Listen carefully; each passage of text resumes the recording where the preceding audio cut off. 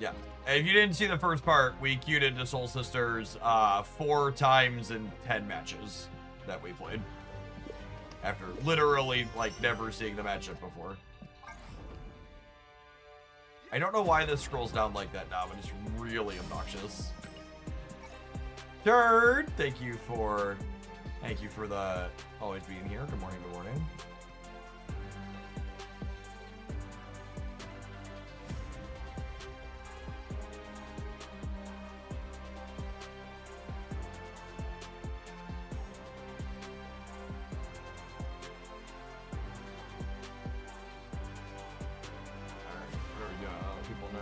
Snapping.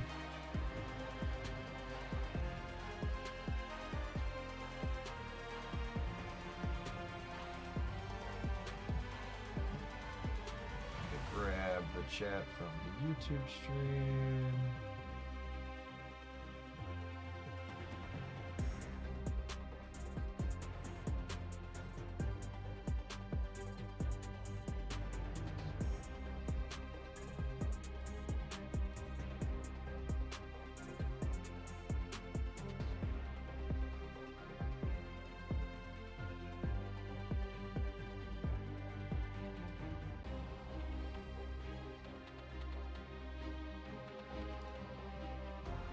The streak lives. What's going on, TJ? Bezzy, thank you for the... It's always being here, gamers. Good morning, good morning.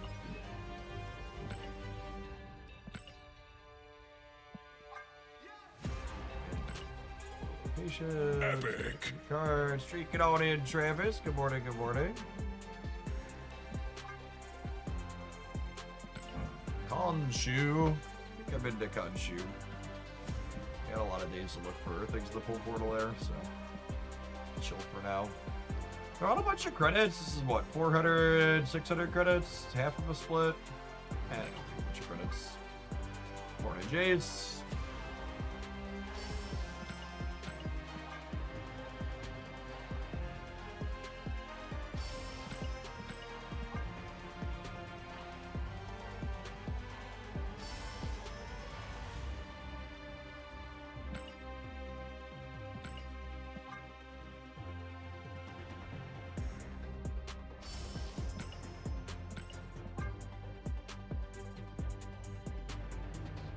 Jason's bullying me for having a life and missing some days. LOL.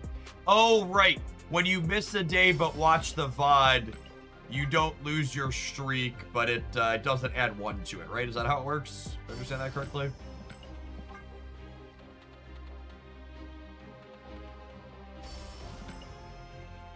Yeah, that's my understanding. Okay.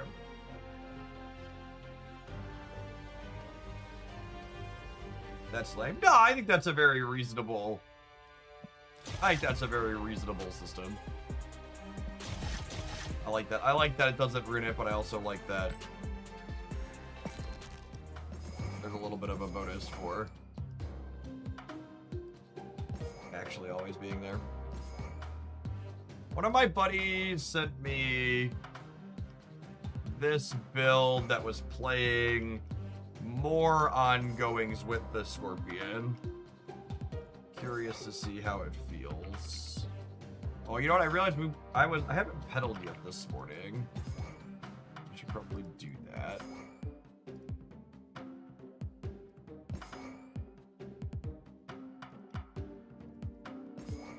Sage Grove is probably pretty good in this game too.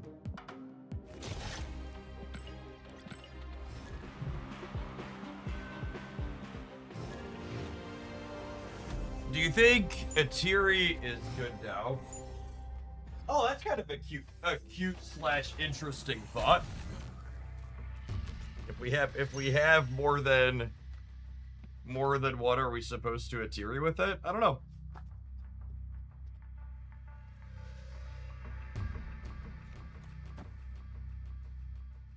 I need to report to Untap that their bug fix did not work.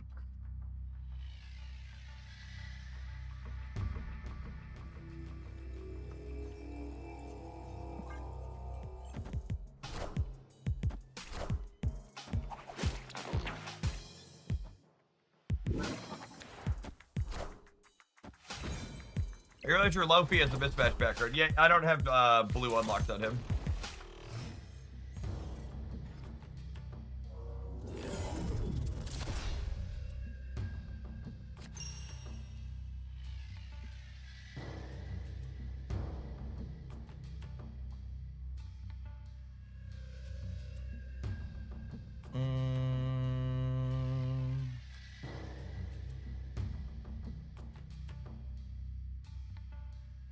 Yeah, this is a weird one. Alright, I'm gonna play this here, I guess.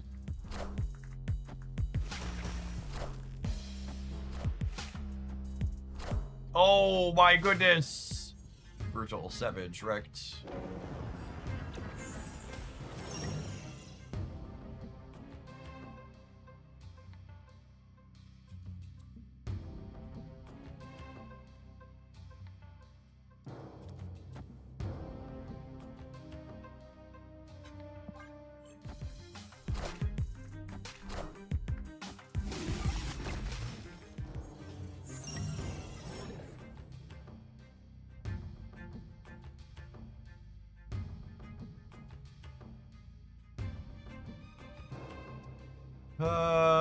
What are we doing?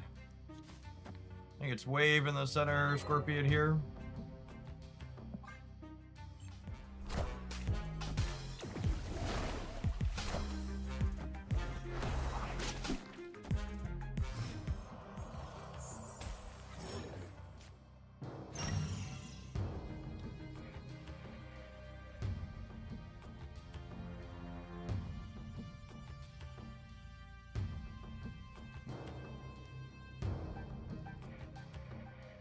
I think when we push them out of here, they should just be in a lot of trouble, right? Do we shield throw to put Diamondback center? Yeah, unfortunately we can't shield throw the center, which sucks.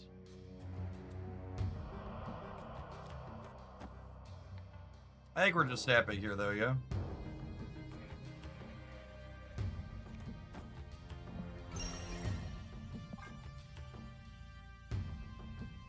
Bad and inconsistent templating, really.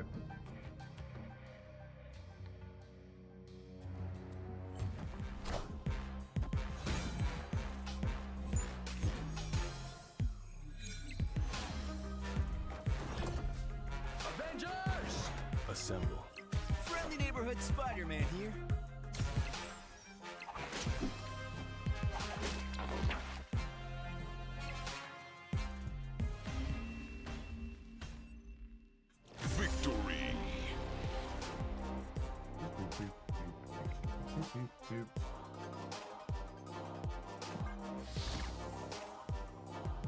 AK, thanks for the raid. Hope you had a good stream. You're just getting started for the day. We'll be on for a good long time. Morning, Spark.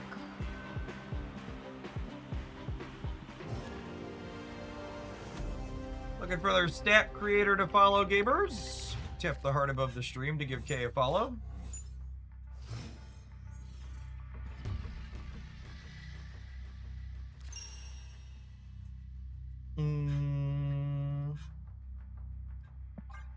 No play on one.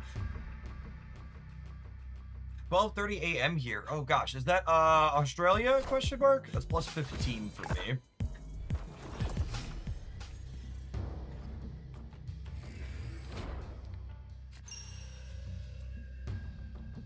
Lose track of my time zones in those areas. It is cool. All right, I think I usually just like punting the Sanctum on turn 2 so we can set up to win the first 4-point Sanctum on turn 3. They're obviously just playing their Doctor Doom. That's how the deck works. We're hoping it lands here so that way we can shield throw. Fantastic. We'll snap on this. We're getting either a US agent or a Scorpion. Either case, they're both very good. Good morning, favorite daughter. How are you today? Thumbs up. Excellent. Vision Iron Lad is gonna be challenging. That being said, we did win the Sanctum this turn, so we've got that going for us. Yeah, Sealy. You don't know what to eat today? Yeah. It's tough. That's a tough choice. Because All the pancakes and all the cereal? Ugh. You know, if you send one of your brothers outside, I bought 4 bags of frozen pancakes last time. I bet there's still 2 or 3 in the chest in the garage. Oh, No. I'm gonna go check. You should go check, yep. Smart.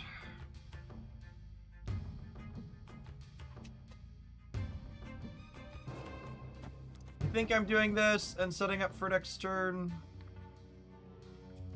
I think I'm punting it this turn and setting up for next turn. It also lets me keep the super full energy for a couple more sessions, which I think is good. Who are you? Just Sasquatch.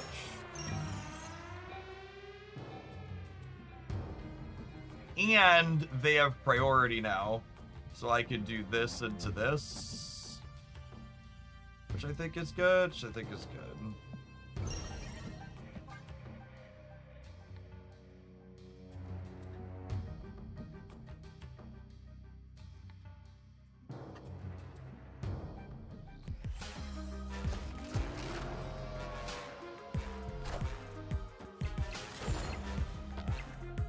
That's unfortunate.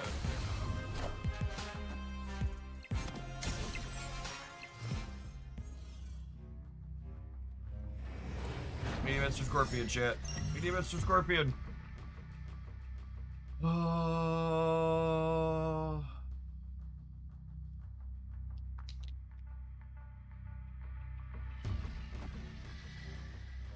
This penalizes every card they currently have on the board.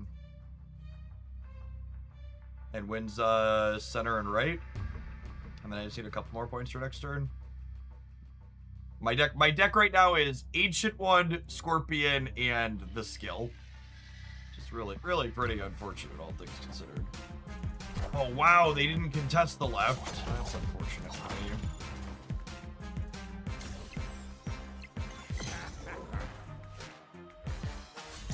Need the Sanctum to go here, probably.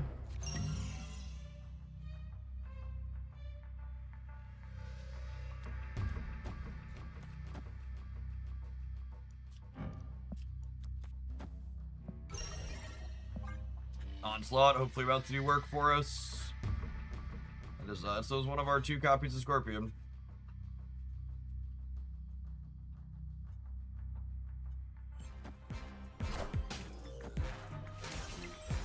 Are ye worthy? Behold my mighty hand.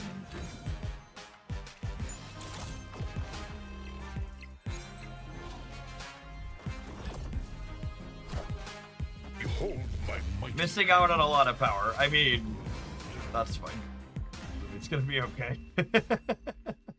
victory.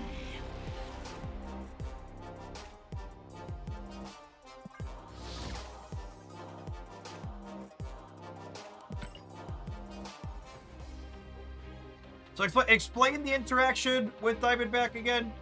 It goes left to right. So if the Scorpion is to the right of the Diamondback, it increases the Diamondback's penalty, and if it's to the left of it, it doesn't? Is that what you're saying, how it works, Derek? That is correct, yes. That's weird, and feels like it should be treated as a bug and changed. Alright, we need to take an ad break. If you're new here, I always take a brief break while ads are running, so that way it doesn't just like happen over the top of the game randomly and be disruptive. I need to run to the restroom and fill my water bottle anyway, so might as well take a bio while that happens. We'll see you in 120 seconds. Gamer, thanks everybody for hanging out. Don't go anywhere. Whether you're just getting started with your drops or part of the way through, you're going to be able to get them all done here in Hopelandia today. BRB.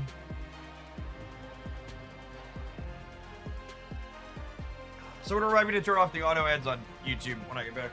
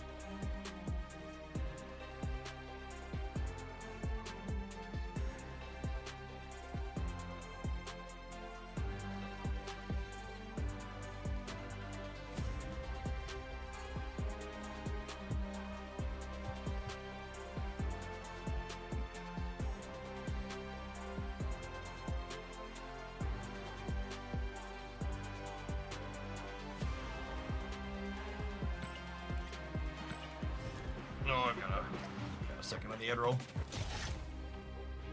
Finish up. Get manual on the YouTube side.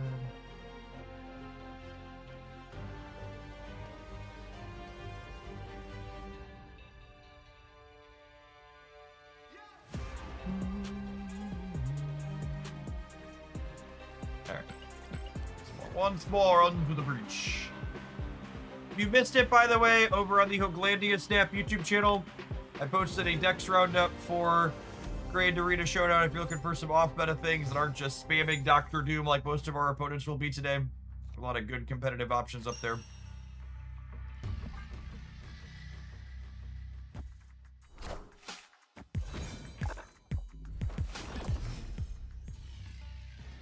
Our shield throw is guaranteed to be US agent. I think I was going to go ahead and Carter 7 cards here. Milla, thank you for the 33 months. Appreciate that. Welcome back. Hoping for 4-pointer to be here. Nice. I'll go ahead and snap. Kamarta is not terrible for us. Had a lot of fun with Ghost Spider and Showdown. Yeah, absolutely.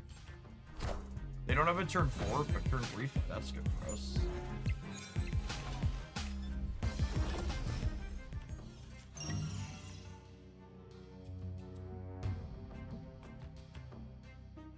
I'm pretty hyped for Snap, and watching other content creators has been rough. It makes me appreciate the work you put into the stream. Yeah.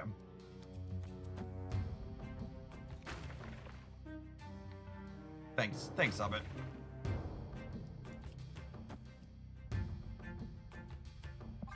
Probably not winning the Sanctum this turn. That's fine. Double Scorpion should set us up well for the future.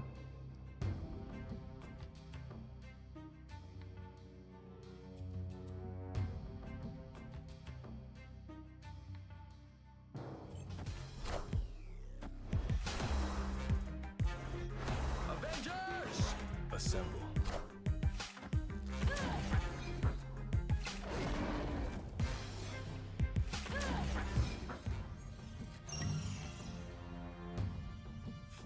So, no more ongoings left in my deck.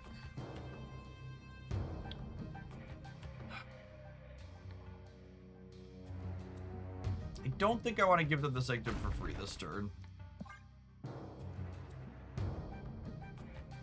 Vibraniums will be ongoings. That's true, actually. This can turn into a 7-power card once I do this. Honestly, could be super relevant.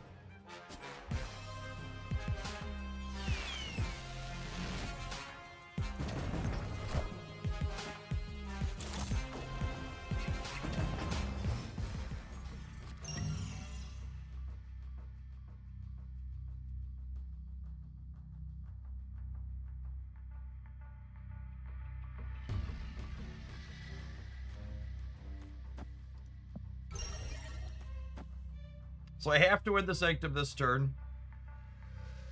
I might as well snap it. I also have to win. Huh? Am I supposed to Diamondback the Sanctum? Whatever they play there is getting -6. And then Hazmat's penalizing them there as well. I kind of think I just do this, because they can't win both of these. And this can't move here.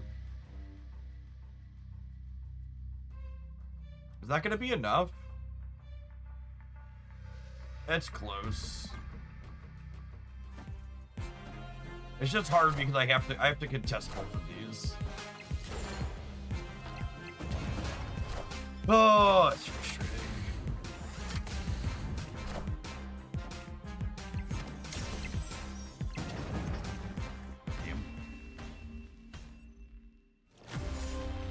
Ancient one looks kind of clunky with so many ongoings. I completely disagree with your assessment, AKBN. I think basically every single one of the ongoings that we're playing in this deck, we'd be pretty happy to make 3 of in a single lane. Also, like, you get to choose how you play your cards out, so, you know, choose accordingly if you want to Ancient one a specific thing. Also, I don't know how you can say Ancient one looks anything. We haven't really drawn it or played it.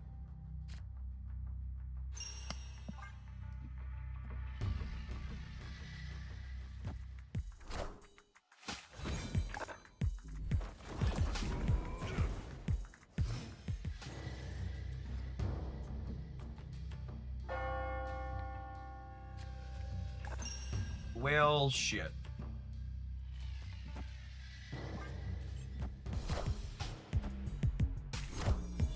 Doom rules all.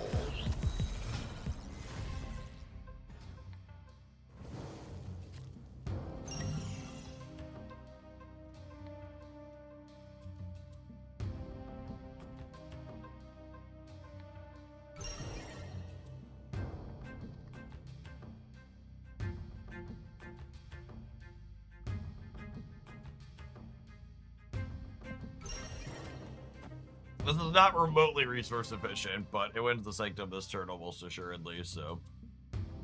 Yeehaw.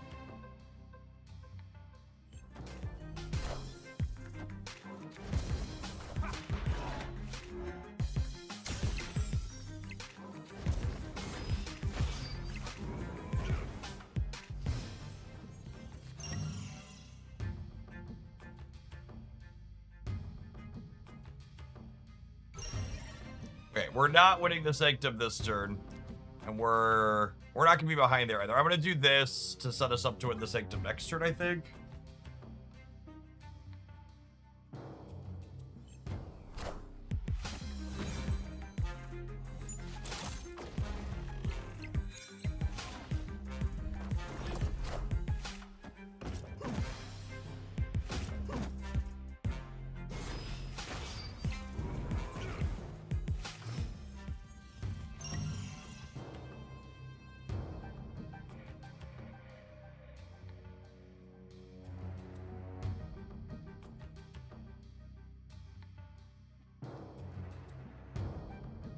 I'm not at a point where I have to win here, so I don't know that I'm snapping. I'm definitely playing this here. It's a question of, do I need Scorpion here or do I need this here?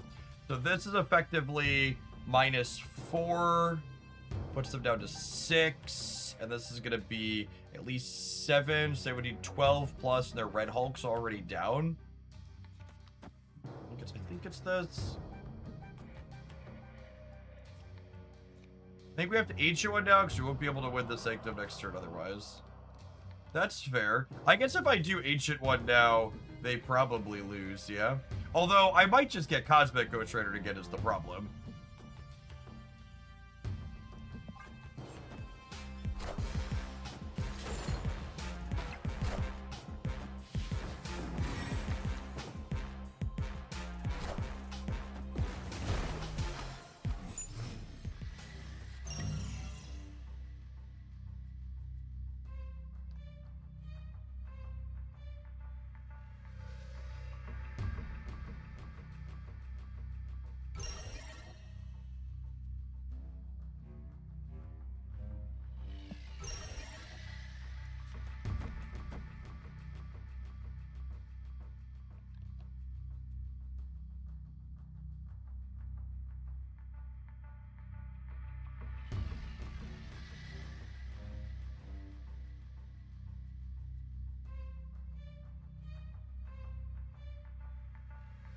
Laufey, no. Laufey and then Tau. Well, Laufey gets tiny if I Tau the US agent, but it makes Tauing the Diamondback better.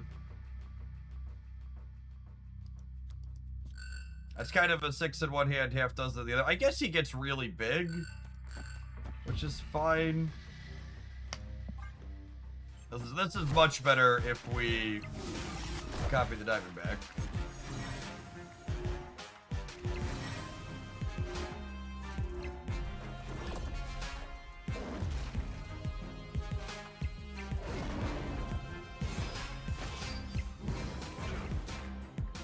Oh, Iska's such a fucked up card.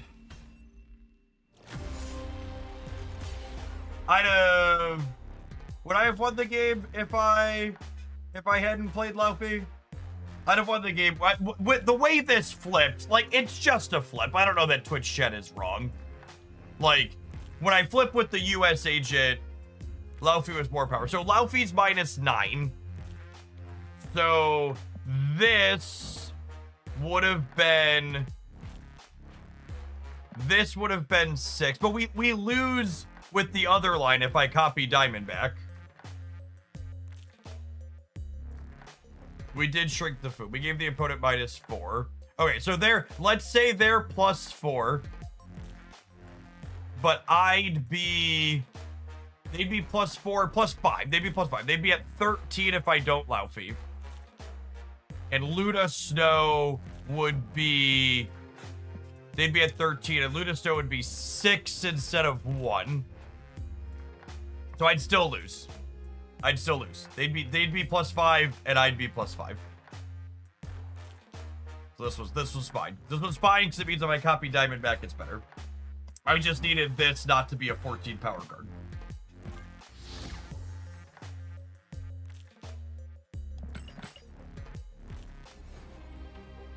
Really what it comes down to is I need to be better about positioning the Scorpion to not be in the front row when possible. Both the games we lost that I lost because I let my Scorpion get Cosmic Ghost Rider.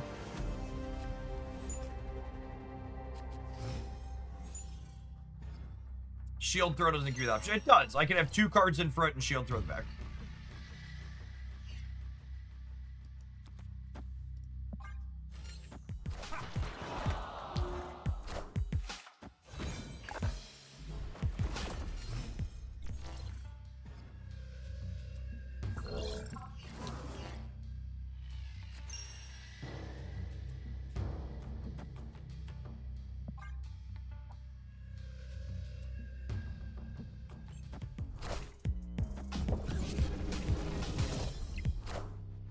Doom rules all.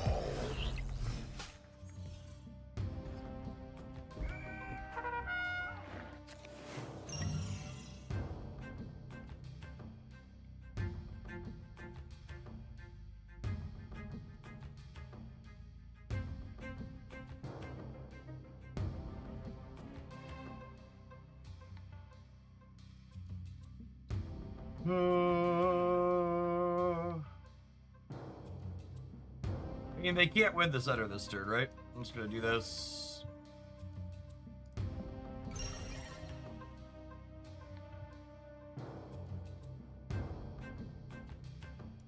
Do you think Ancient One's enough to win the middle? Ancient One might be enough to win the middle, that's fair.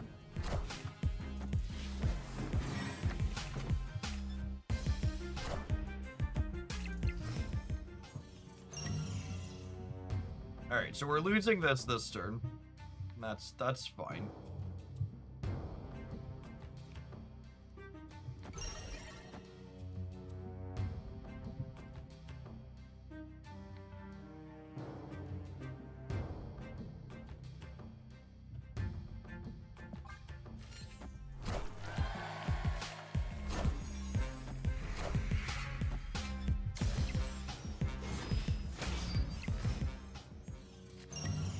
Yeah, Shadow King will hopefully be helpful with Iska.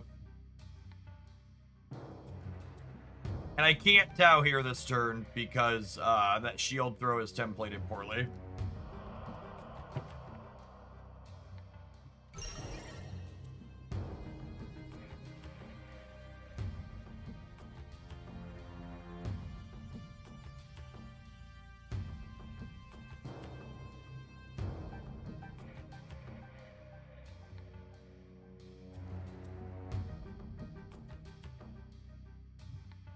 I think that take is awful and silly, Street Fit.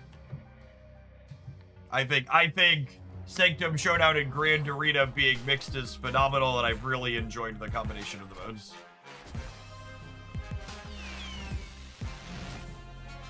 So fun fact, I was literally just typing to my second dinner person, it's absurd that Shield Throw needs 4 spots in a location. Please fix that for next time. It's very frustrating.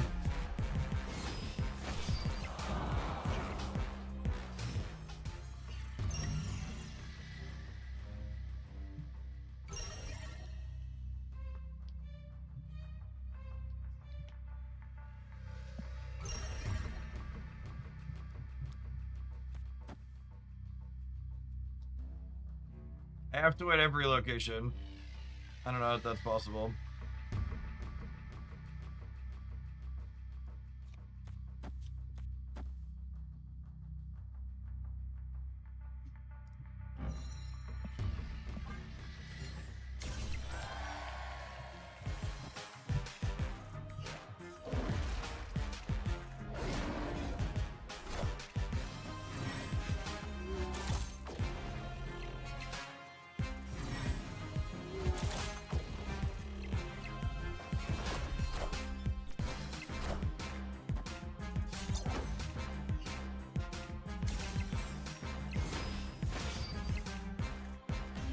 Oh my god, I want every location.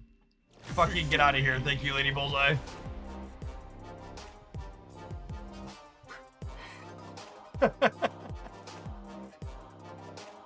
Oh, man. Suck it.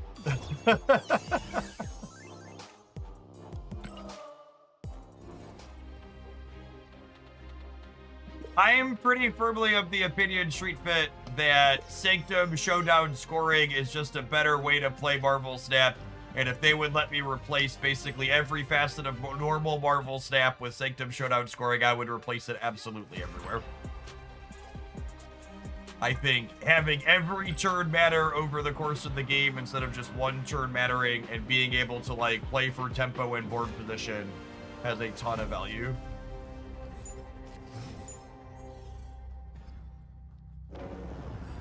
Checking in on the game after a year of not playing so many new cards. You can always tell which people Marvel Snap is Gamer's first card game when you hear comments like that. Because for reference, for people who haven't played other card games before, like just as a point of reference, like games like Magic the Gathering release thousands of cards per year. Thousands with a T. So like Marvel Snap releasing, I don't know, what's like 100 cards a year? Less than that? 100-ish? Is it even 100-ish? Like what? We're averaging what? Like 5, 6, 7 cards per year, 5, 6, 7 cards per month? I'm Spider-Man. Probably less than 100. Magic's ridiculous. Is it? Like, can anybody, Yu-Gi-Oh! Can someone give me a comparison for like Hearthstone and Yu-Gi-Oh? Even Hearthstone and Yu-Gi-Oh! Are hundreds per year, right? Anybody fact check me on that?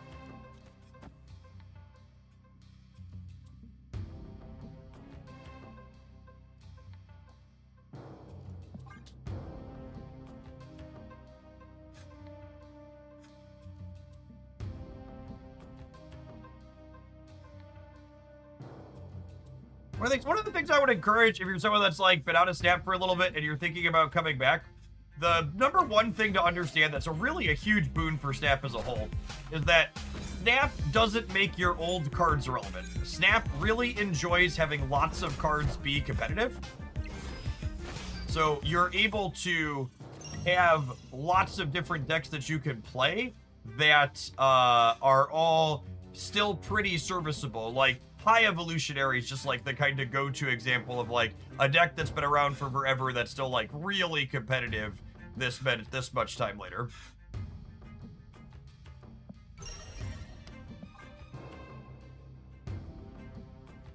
Hearthstone releases like 170 cards every 3 months or so they release like 500 a year. Math. 170 every 3 months is like 600 a year, yeah?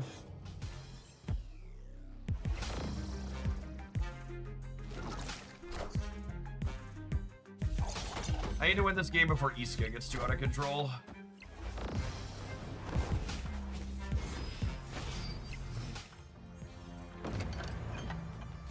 Yeah, and like High Evo's not good by accident, right? Like it's a card that they've pretty carefully made sure to keep good through careful buffs. All right, and then I just want to try and win this turn, yeah? So I'm going to do a Tao. I think I Tao and then I Hazmat.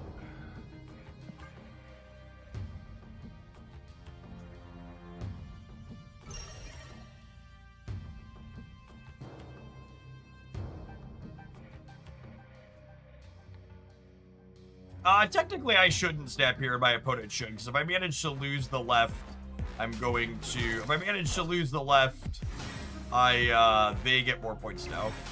And they have to win the left, so they should Snap.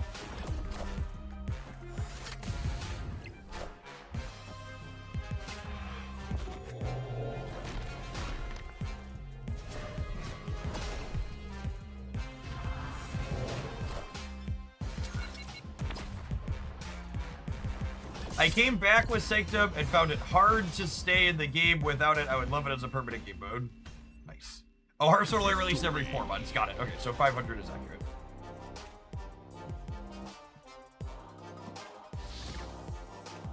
Yeah, I really just like, what's the best way to put it?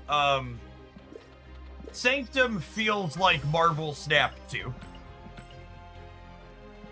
It feels like someone designed Marvel Snap with, what if we had a fast, punchy game, but we had traditional card game gameplay instead of just turn 6 mattering.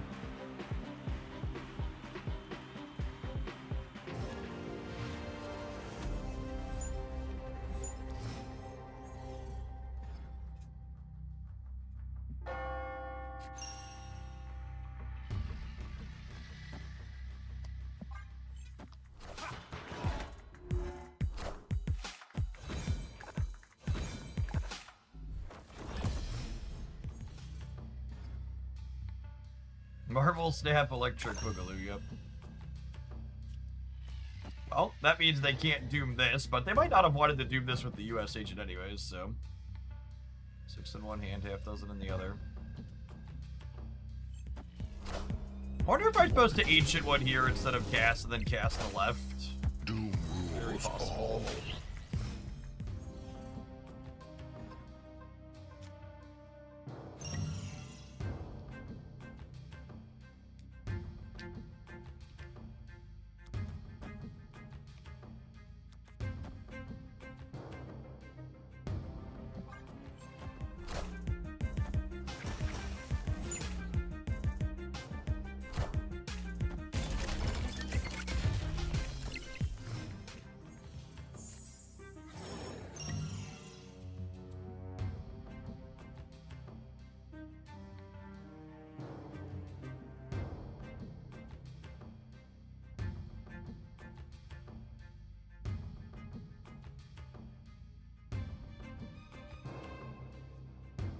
New Scorpions looks to be a very competitive card, yes.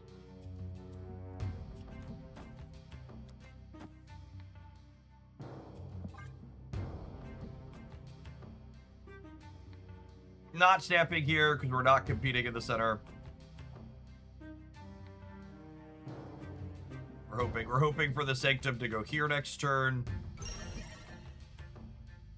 Good snap from the opponent. We need like a hazmat or a lady bullseye.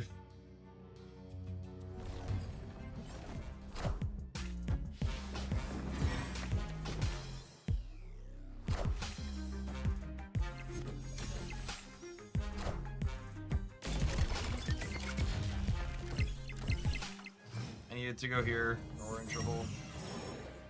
Narrator, we're in trouble.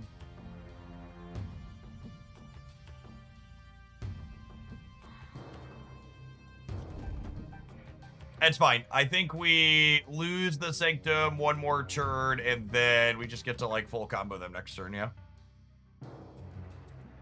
I think we lose the Sanctum this turn, and then they probably can't win from there. Because next turn we get to triple the Scorpion Brand New Day, and get double, double, double with the Tau. And then Hazmat puts some penalties around the board for them to double, double, double. Double bubble, toil and trouble, fires burn, it hazmat's bubble. Yeah, but this is a good step from them. They're winning the Sanctum this turn. Enjoy it. This will be the last turn you get to do that. I'm gonna give you one last Sanctum for the road, bud. Got me.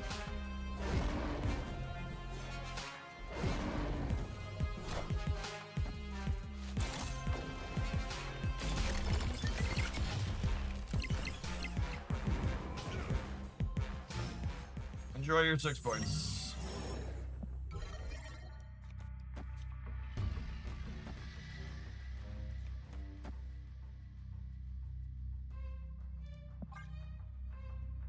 They're the last points you're gonna get, nerd.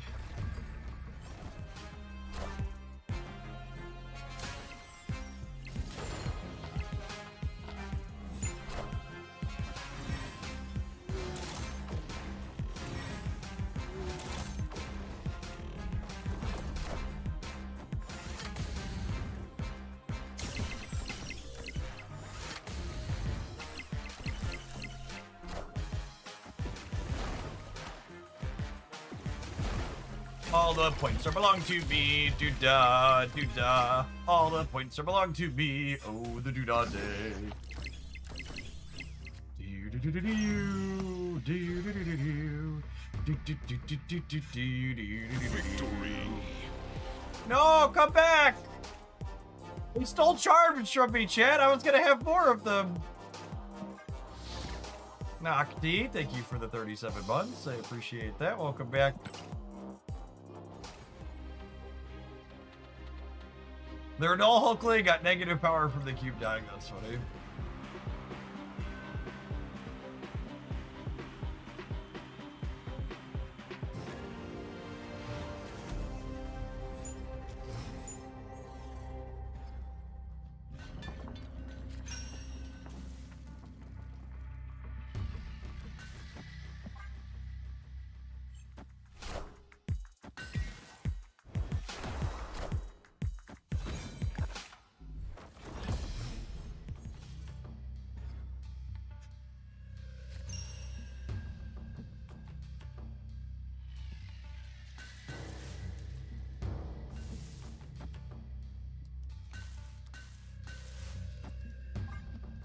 Avengers! Assemble. Doom rules. Yeah, you get 16 if they leave, but that's less than I would have gotten if they stayed.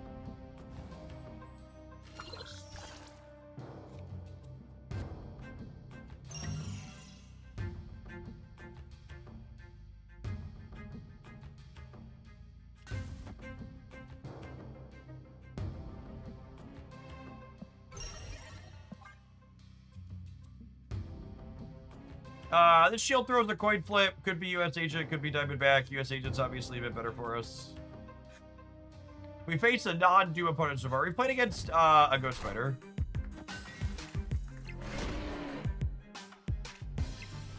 US Agent still wins this.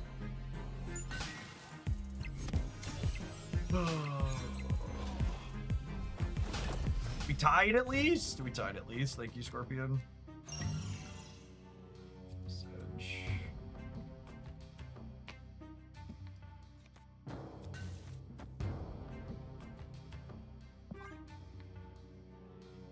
We face a Thanos Supernal. He's not super popular. If you're looking for a competitive Thanos deck, there's one on my Dex Roundup. We had a lot of fun playing Thanos Destroy. Adamantine's Infusion is a really good way to double his power up.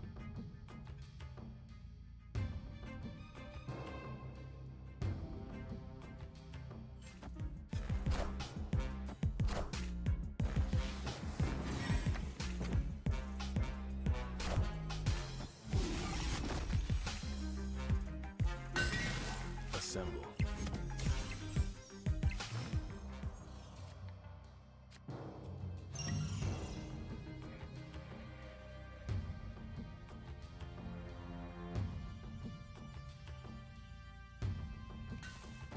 And again, just prioritizing getting Scorpion in the back so that way he can't be Cosmic Ghost Rider.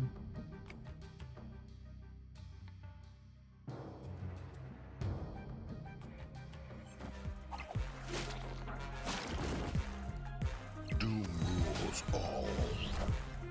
Symbiote Spider-Man to Doom again is wild.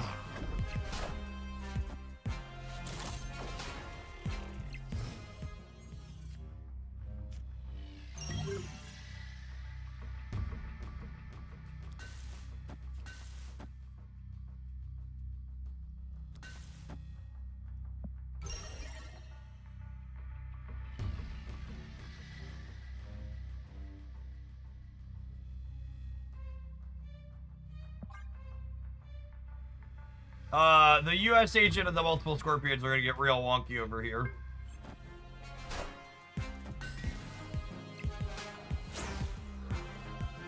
Assemble.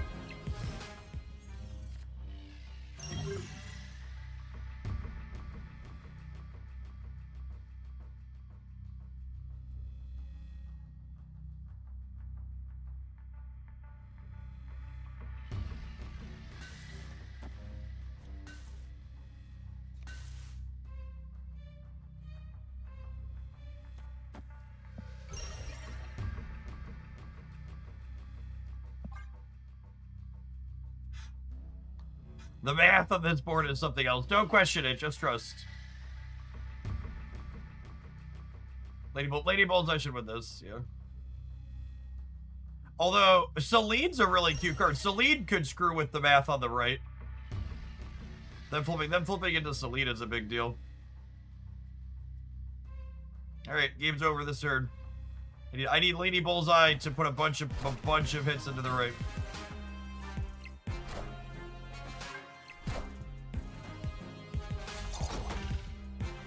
I don't think we put enough into the right.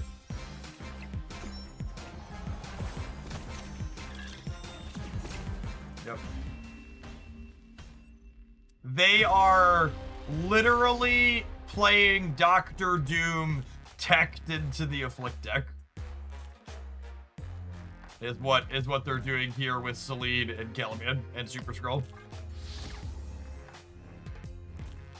Some extra level metagaming. I mean, I'd much rather play against Doom 99. Against Doom 99, we win that match every time. We lost that because they were playing the hard counter to our metagame deck. Yeah, they had Rogue as well. Haven't had Burke Gamers. I'll play a different deck in here when we get back. Thanks for hanging out. Don't go anywhere. Watching all the YouTube side. Thanks for hanging out. Don't forget to kick out over to Twitch today to get your drops in. You got until Monday at rollover to get those finished up. It's crazy how many more likes the YouTube stream gets when I put up a poll telling people to like it.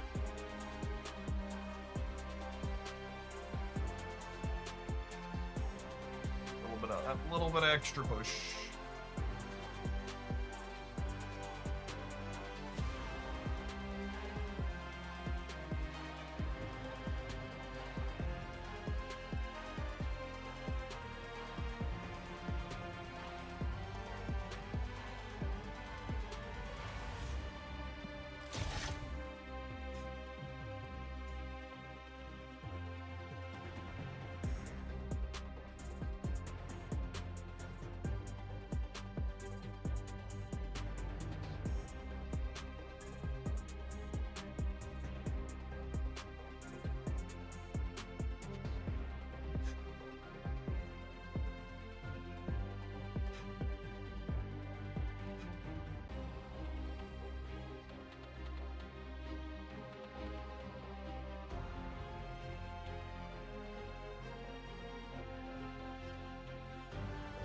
I've been playing Cerebro 3 with Captain America.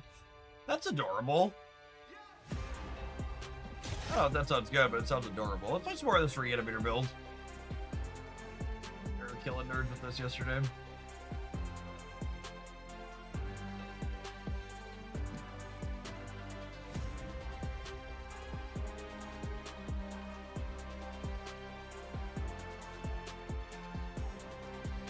See, the Friday effect is in full swing and the vibes market is bouncing back up. Can't end Friday on a negative vibe, chat.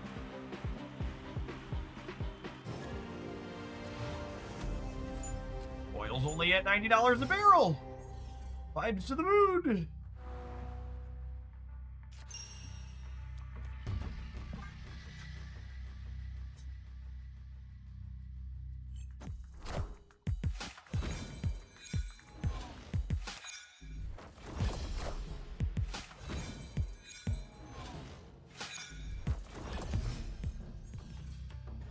Hashtag only 90, exactly.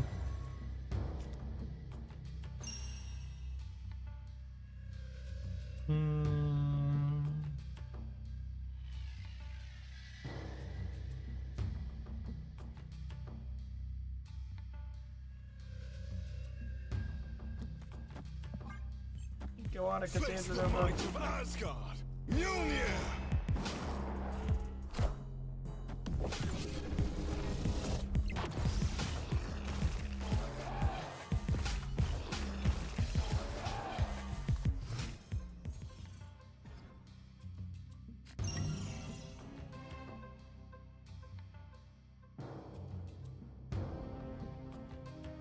I don't have a reanimate card yet.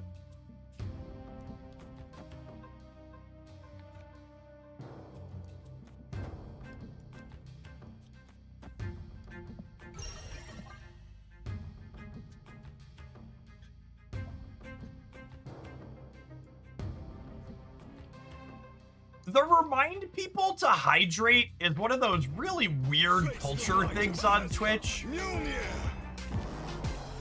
Oh, maybe it's just because I'm a reasonably healthy adult, but forgetting to drink stuff is just like not remotely a thing that happens to me.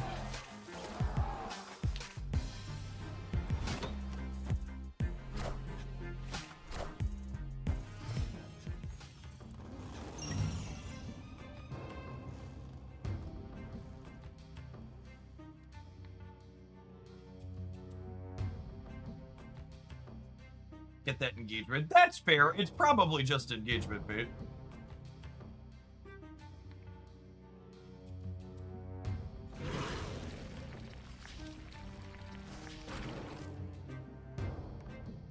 Huh?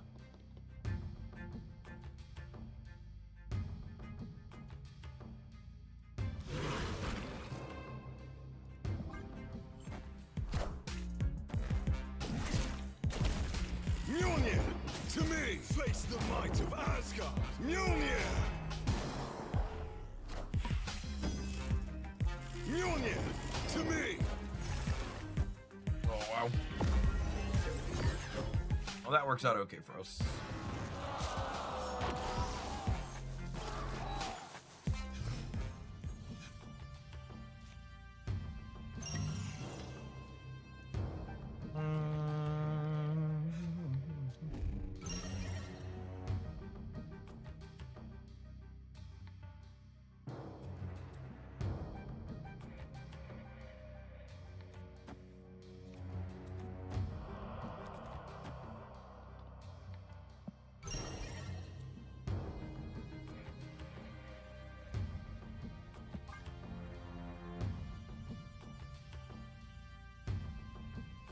Yeah, when we snap back, and then the opponent doesn't win we win the game.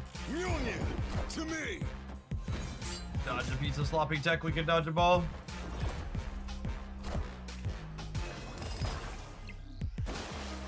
Mjolnir! Mjolnir! To me!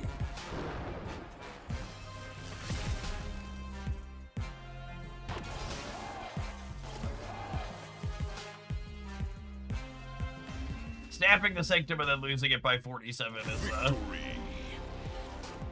think we misevaluated our position here, bud.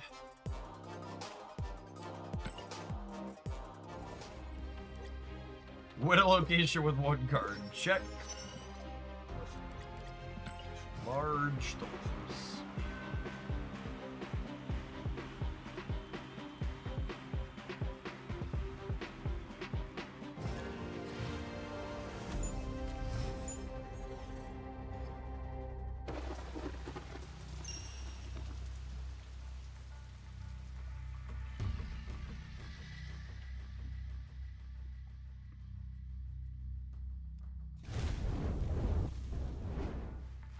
The deck tracker procedure, it's never broken 100% of the time. Which is why it's been an issue for them tracking down the fix. For people that don't work in software, the worst types of bugs are the ones that, like, can't be reproduced on demand.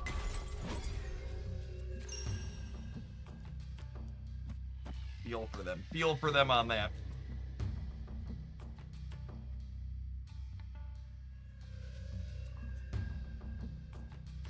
New Scorpion has been my favorite card this year so far. He's up there for me. He's definitely a really sweet one.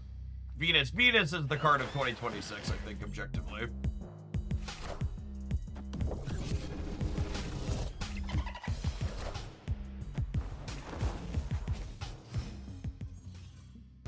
I think this deck can be pretty competitive in Conquest / Slaughter. So, if you didn't see me talk about, if you missed I talked about this in the Dex Roundup for this game mode. Basically, this is one of my favorite types of things to build in this game mode, which is like an inconsistent combo deck that gets to use its arena champion as a guaranteed way to mitigate its inconsistency. So like, we've played this archetype plenty in regular Snap, but having to assemble thing to blow up, reanimate spell, and card that lets you blow up just isn't super consistent. And this one gets to basically guarantee that you have thing to blow up with Thor, which makes it really nice.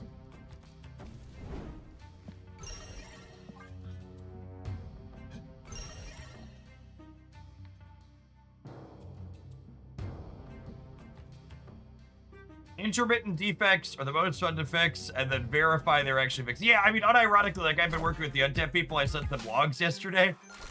And they were like, then they patched it yesterday. They were like, okay, update and let us know if it fixed. I was like, I think it worked. And then we logged in this morning, and, like, it didn't work again. So it's just like... Oliver, thank you for the 2.5 years. I appreciate it. Welcome back. Behold my mighty hand. They have a Wrath card, might lose a Sanctum. Are you aware that my Cassandra Nova is 16?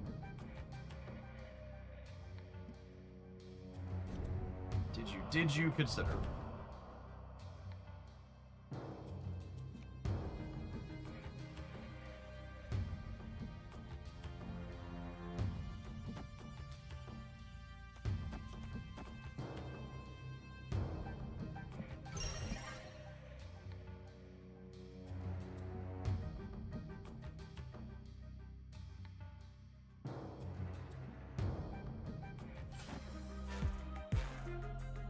Face the might of Asgard. Mjolnir.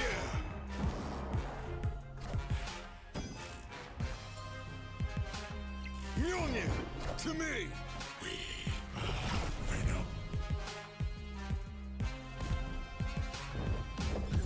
Do you think Scorpion makes Afflict a tier deck? I think Afflict was already a tier deck. And Marvel Snap has an incredible... Oh, they fucking got us, gamers.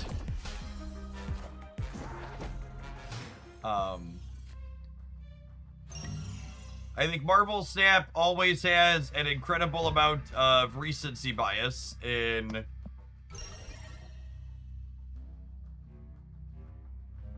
the types of things that C play. Oh, you know what though? They can play regular Magneto not on here again, right?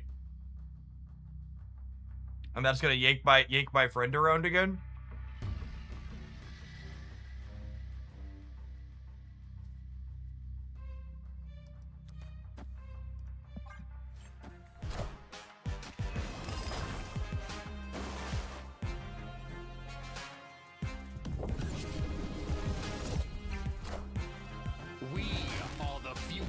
Sorry, I meant A tier like it's super good now. Can you give me an example of an existing A tier deck?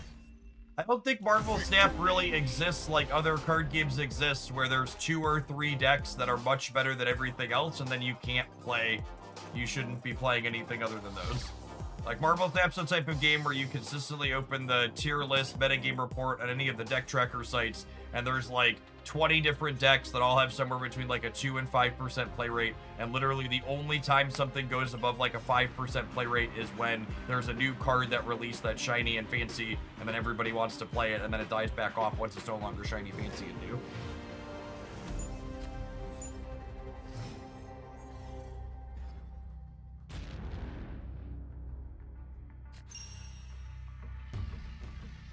Two non-Doom opponents in a row? That's illegal. That's illegal.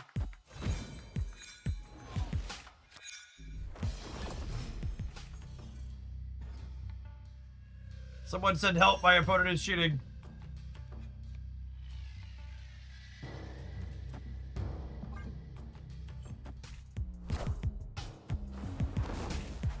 Face the might of Asgard. Mjolnir.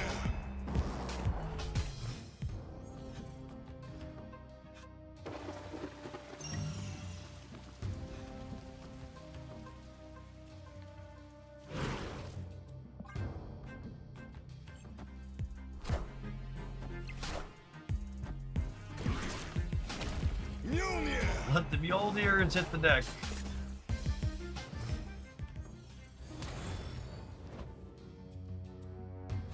Sir, a second Mjolnir has hit the deck. I repeat, sir, a second Mjolnir has hit the deck.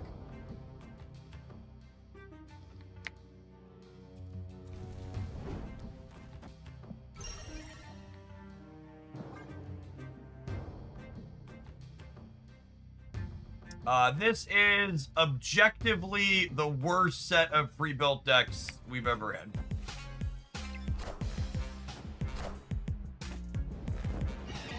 They're really bad.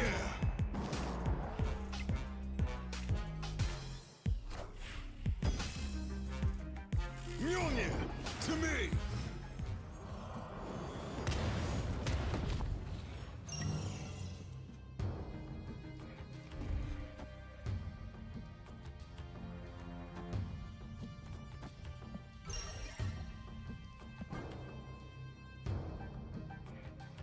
Is the app not able to make separate queues?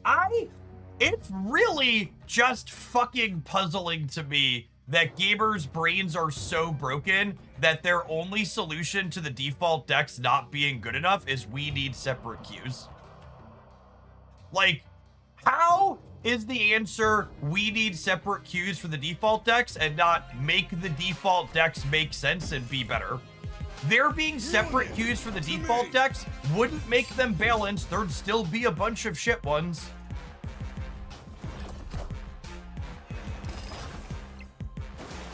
And just consistently, every single time, that's always people's suggestion is, what if we had a separate queue for the default decks? It's like, no, just make them playable. This isn't Magic the Gathering. They don't need to be bad by design.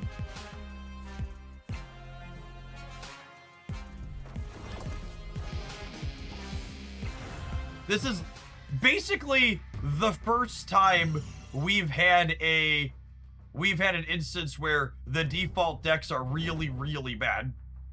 They are consistently very competitive. Yeah, he can still move once you reanimate him.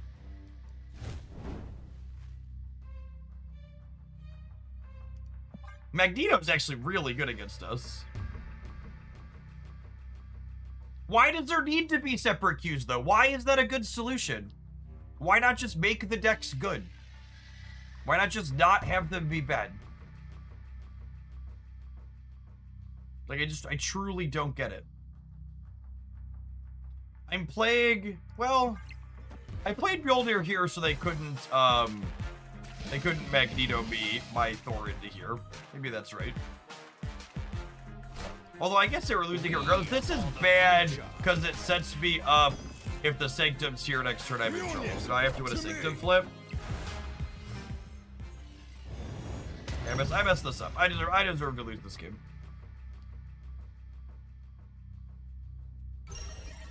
I deserve to lose this. I shouldn't have played this here. They could have pulled this here, and then I'd have beaten this. And I was winning because the Sanctum was at -15. This was my game to lose, and I lost it.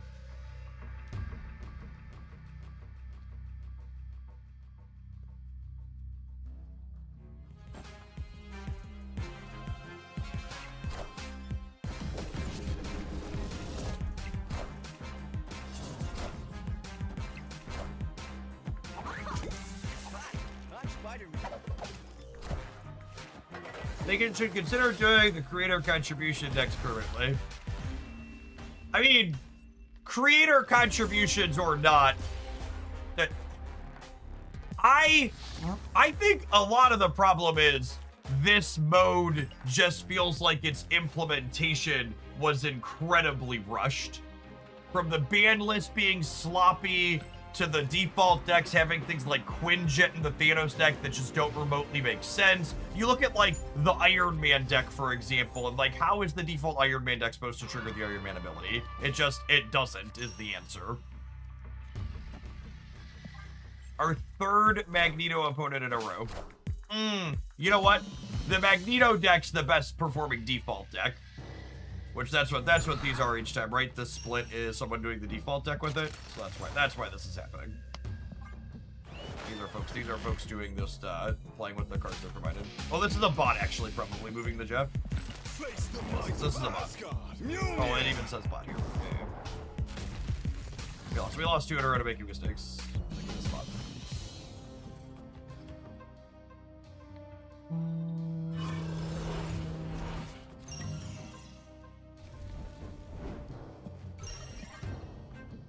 Also, Magneto has the season pass card, so when weekend missions go up, people you play your pet. That's true. That's not a thing yet, though. That's not until 2 o'clock this afternoon.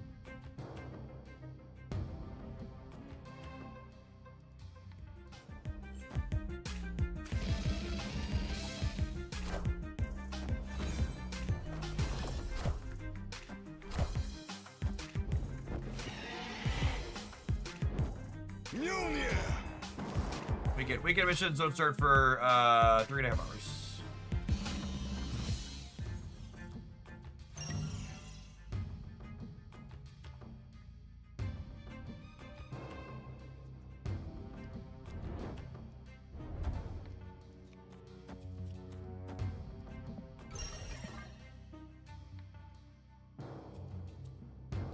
I guess it's good that the Magneto deck is the playable one, given that it's the weekend mission card. That's true! If you're trying to get your weekend missions done as a free-to-play player, it'll be a lot less painful than it otherwise could have been for you.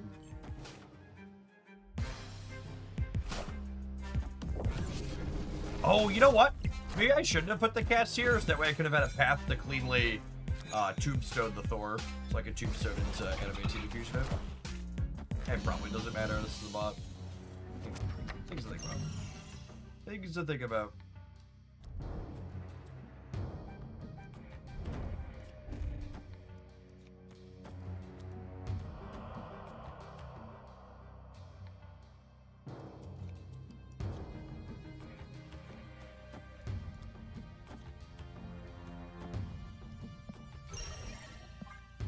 Let's get rid of the negative power raptor before Veta beats. There's the hammer as well.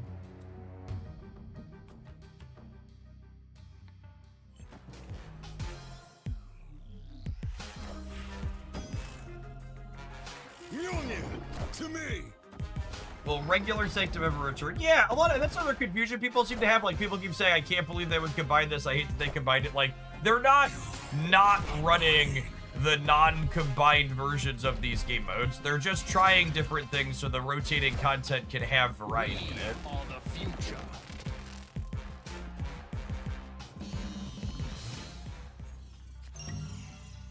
My goodness, Magneto is so good against us. We're actually going to lose to the bot.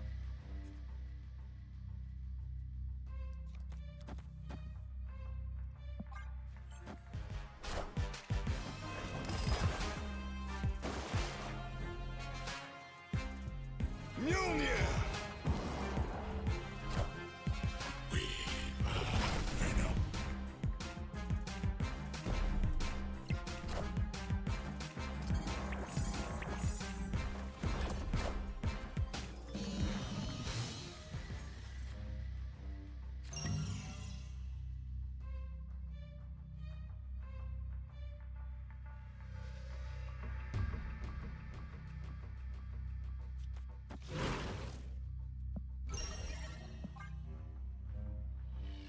Voice Sanctum was like available at least once a month. It's such a good way to play them. I agree. It's just replace Conquest as the actual answer to just be an always on game mode.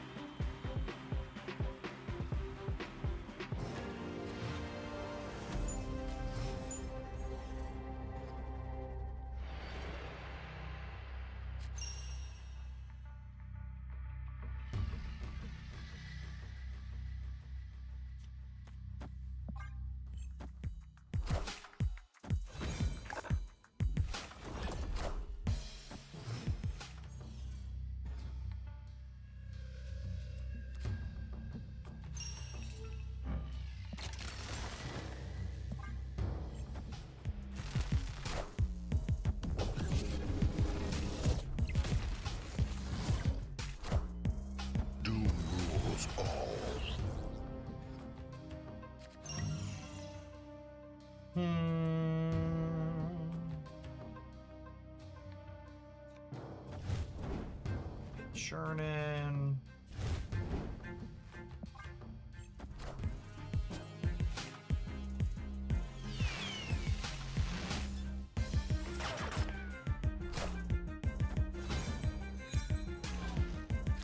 It's really funny that you can tell that these Scorpion decks are competitive into... You can tell the Scorpion decks are competitive into the opponent's archetype because this is not the first person we've had doing like Luke Cage and other wonky tech card stuff to be good into them.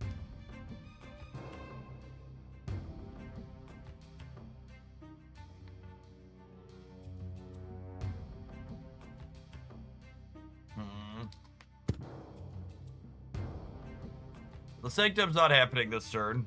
Our fastball's a little awkward because of Luke. I think it's just this for now.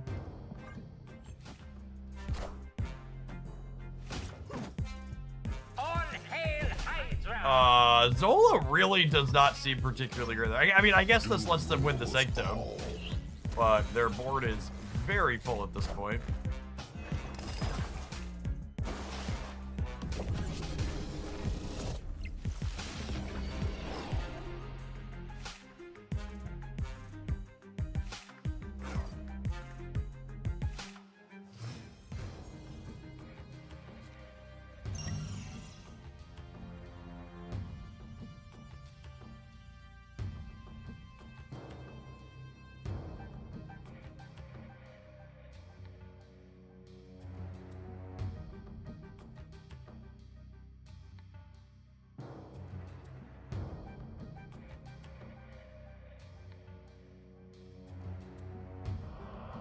So obviously I'm sapping. I think I'm miserying and then hoping to draw a reanimate spell next turn.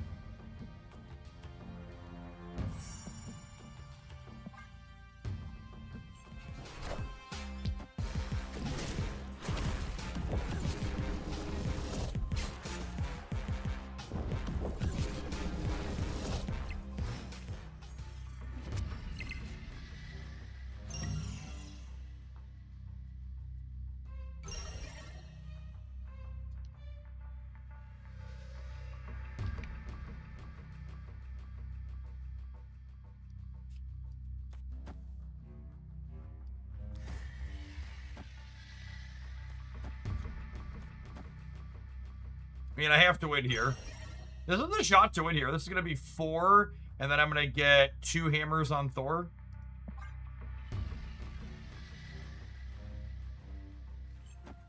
They're playing again, too. Face the might of We'd have beaten that if we drew Mjolnir. Phoenix Force or Fire Lord.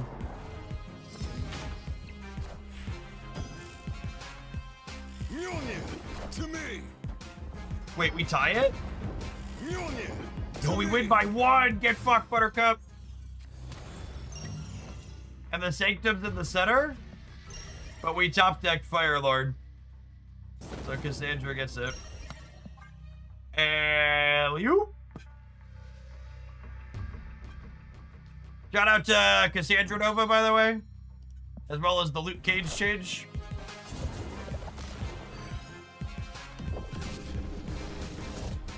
There's my big lady. Victory.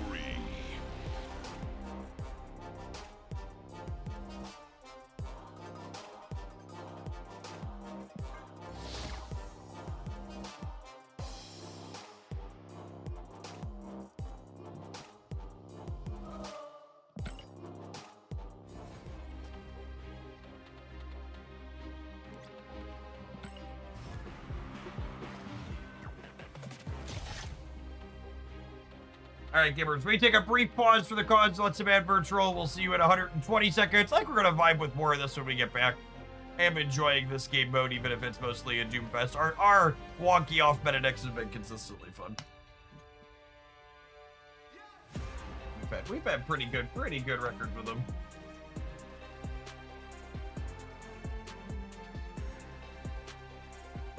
This Doom deck seems bad every time I look up your crushing one. I mean, they're close to be fair.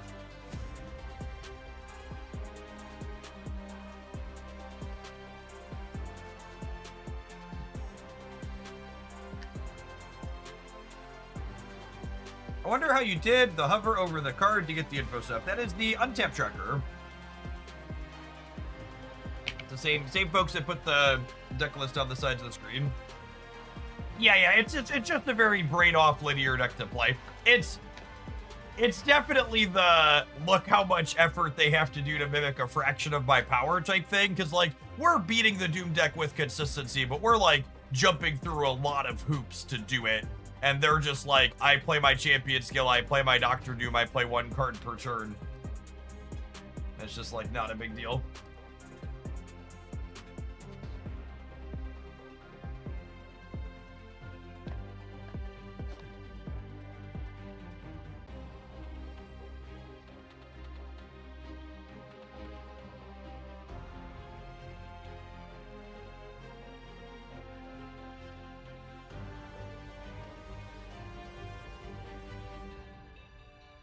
Oh, the Iron Man deck sounds fun. Yeah, we should try that from the next roundup. Maybe we'll do that next. I haven't played any Iron Man.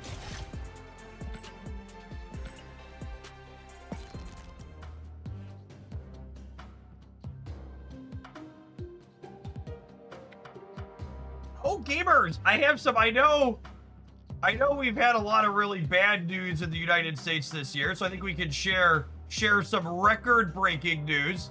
The United States, even though it is only July, has broken a record for this year, and it's... Oh, wait, maybe this is bad news, too. It looks like we've set a record for the number of measles cases in a year, and it's only July. But hey, we did beat last year's record already.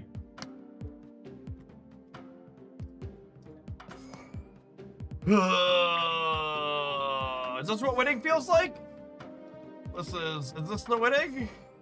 How much winning can we handle?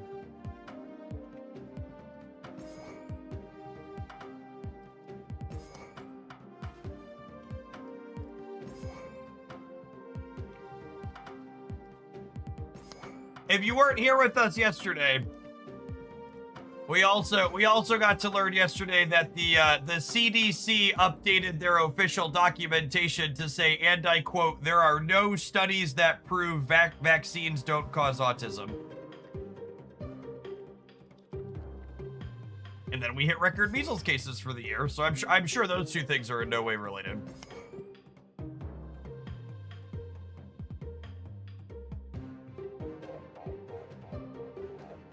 That's not how studies works. Whoa, whoa, whoa, whoa,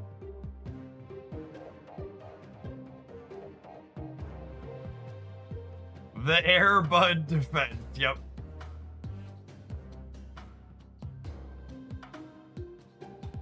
Alright, so this is the deck turn. What does this champion do? It's, after this turn, give your champion +2 power for each location you're winning. America, fuck yeah.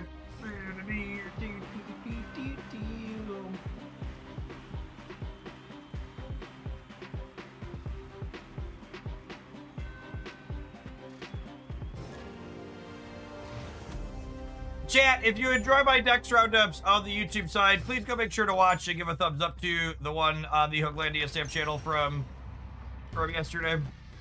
After streaming for 12 hours, I ate dinner and then I stayed up and I recorded a YouTube video. So if you want that to happen more frequently, give it some engagement.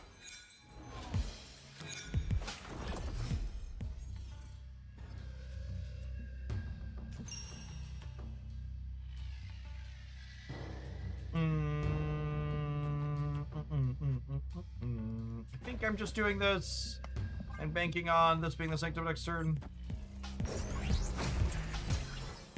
Face the might of Asgard, Mjolnir!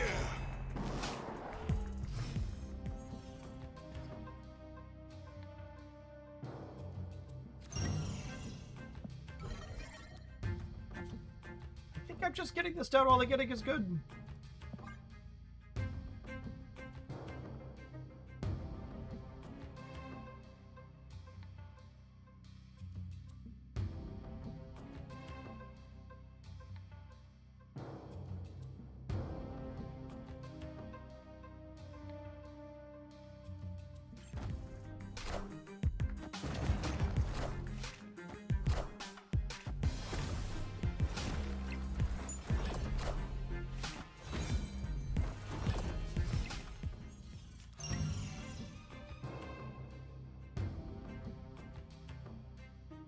Everyone is playing Dr. Doom decks. Wow, are you saying my opponent's not everyone?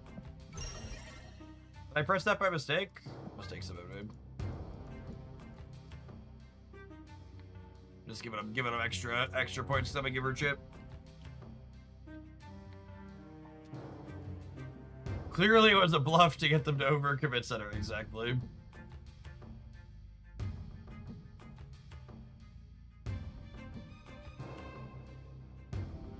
We should have Tardax on lock. We just need the Sanctum not to go back to here. Dodge a Phoenix Force, we can dodge a ball.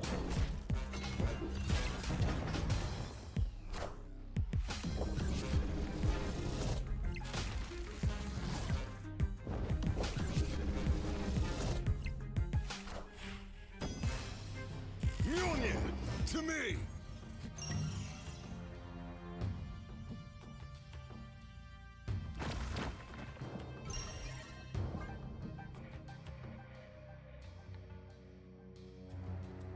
The combination of Vibranium Mines and Big House against their Cassandra Nova Reanimate deck's a tough beat.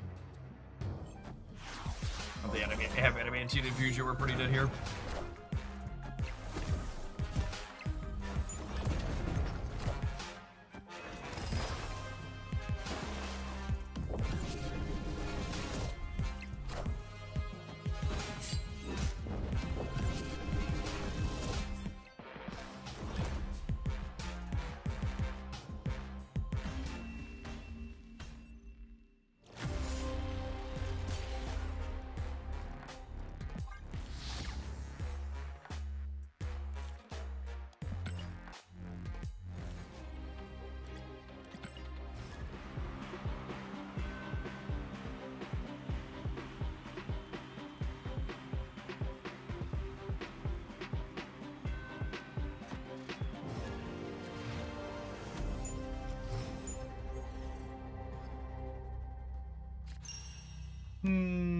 Tarantula. Lovely.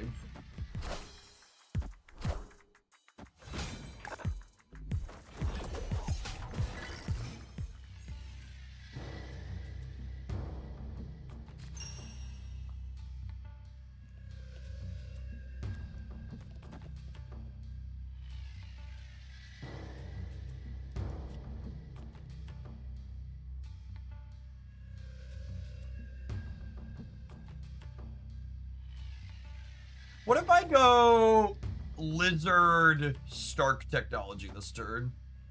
That's the only one. I was gonna debris it up for next turn. Doom rules all.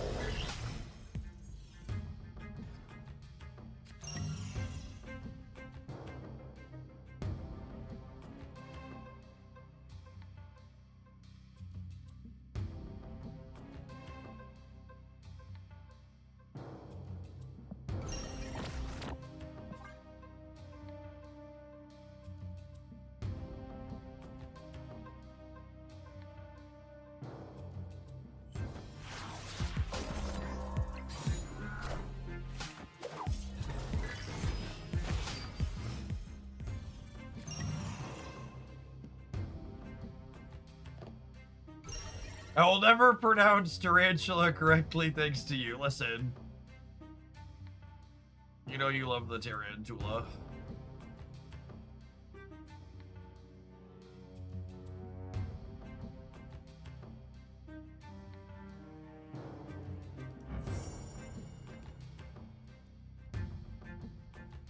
I don't think 14's enough to win here, unfortunately. They're probably just visioning, yeah? This ties it. They're probably just visioning and this ties it.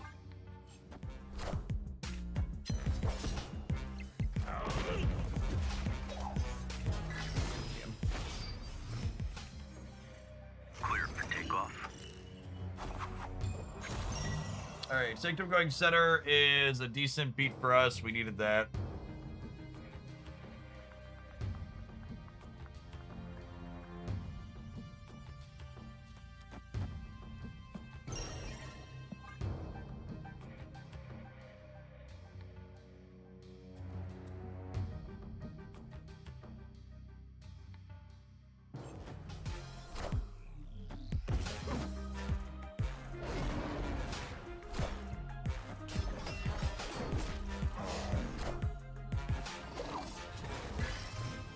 Well, Tarantula means we tied the center at least there.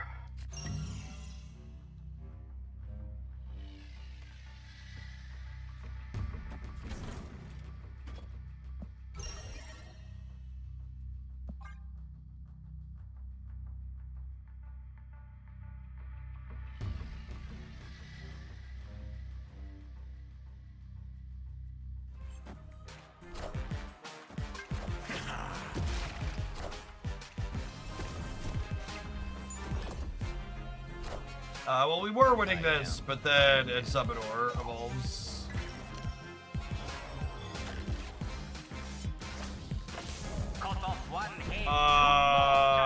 Okay. Well.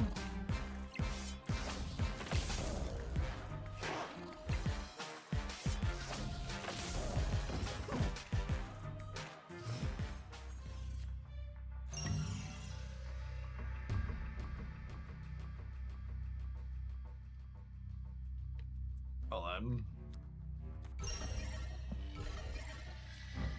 Of all the turns in Marvel Snap, that was certainly one of them.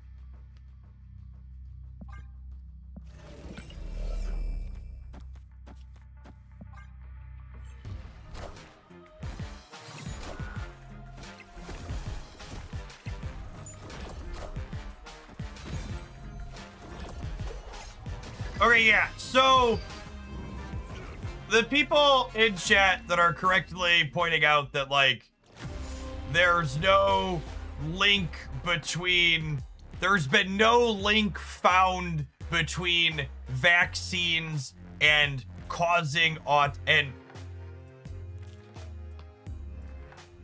what the Trump administration did on the CDC website is basically a real-life pedantic version of using strictly correct definitions while also being very fucked up and misleading and causing active harm to children.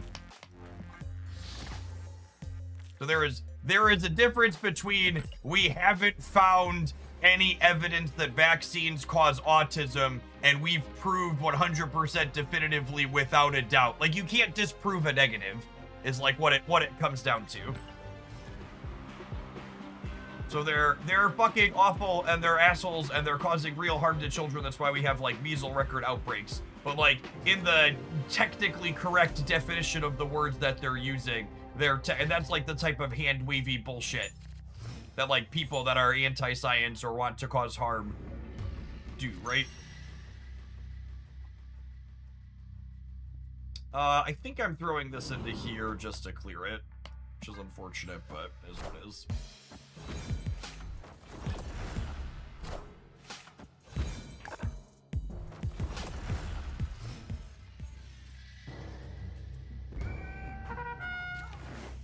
Can you try building Afflict with Mr. Fantastic? I feel like I'd be surprised if that's better than doing the Captain America stuff with that card.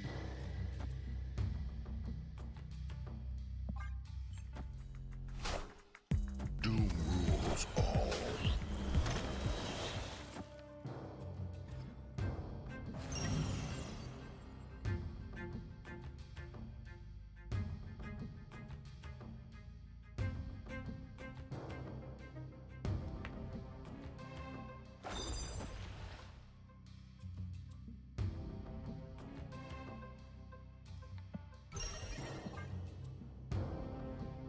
Well, we're behind on the right, but we're winning the left this turn, so I'm gonna snap.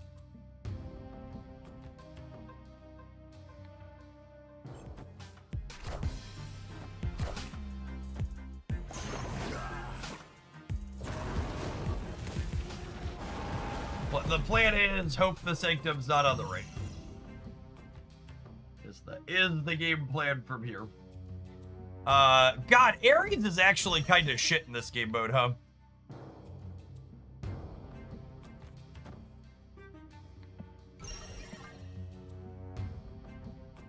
He's probably not triggering consistently against this deck. I don't know that I'm into this deck, chat. I don't know that we're going to play more of it. It does not seem competitive into Doom. Kind of surprised that it has good stats.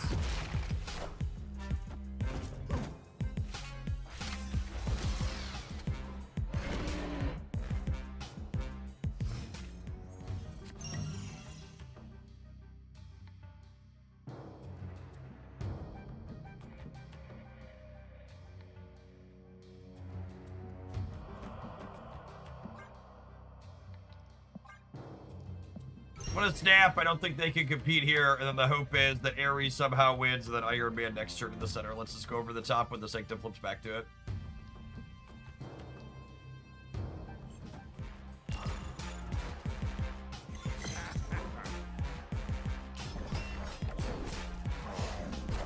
Sometimes lucky.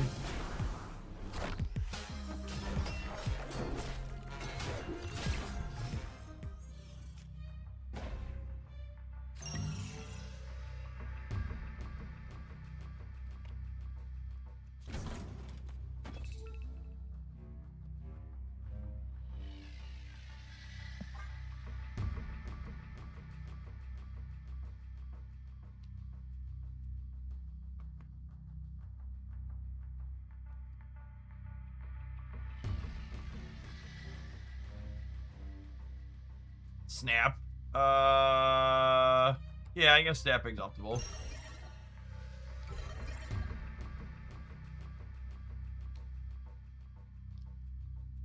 Just 5/5's winning. Whoever gets the Sanctum of the Surge winning anyway, so I still give them extra points. I am Iron Man. Steggy boy, oh Steggy boy, the rock you are a moving. Victory. All right, some very specific things had to go right for us to win that. I guess we'll give it another try. It's earned at least one more ticket, I think. But definitely had to have some key breaks go our way there. Clutch rock indeed.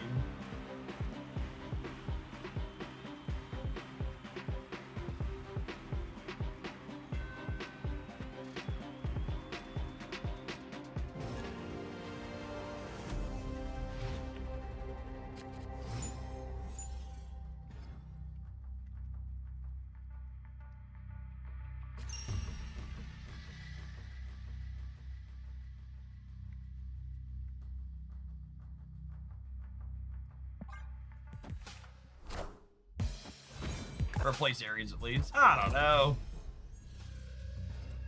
Maybe, I don't know if there's a better card for that slot. Drawing our deck upside down certainly isn't about to help this matchup. Doom rules all.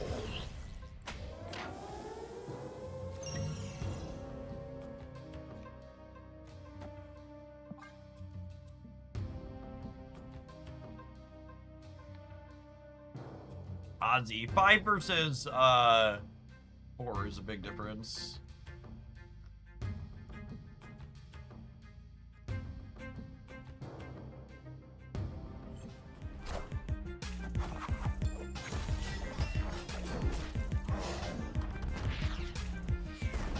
Well, them not having a turn replay makes up for us missing earlier a little bit.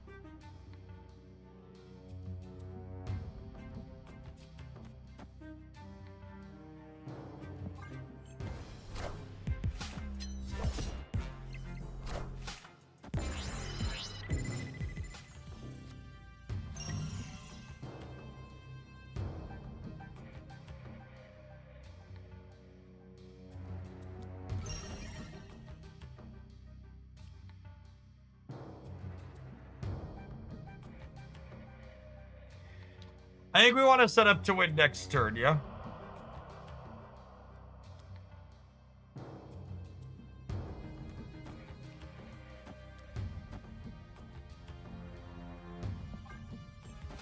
Hell, can you understand me?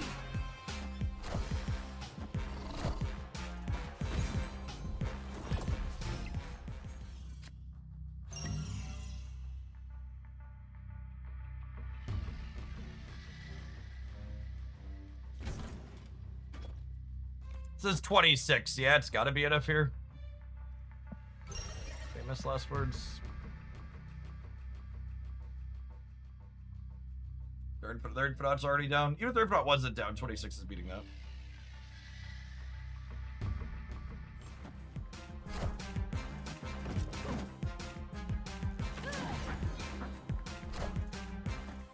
That's kind of funny happenstance in the center, but it means they can re-top deck the Infinite to win the Sanctum next turn if they hit the 1 and 3.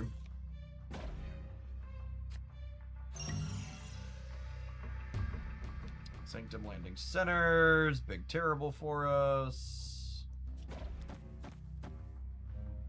I mean, I have to win it. So this is one of those, you press the snap button because I have to win the Sanctum for the game to continue, so I might as well.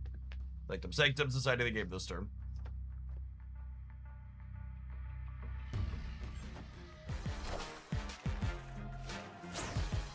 Oh my god, they had no place. I am Iron Man. Oh.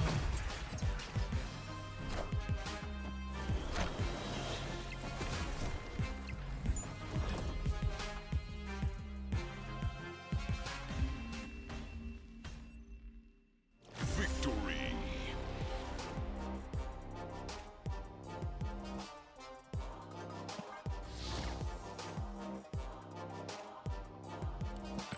I'm playing one of the best versions of the best deck in this limited time game mode that's poorly balanced, and I've only lost 2 times. I copied this deck off the internet. Yes, did you want a cookie? Like, where are you telling us?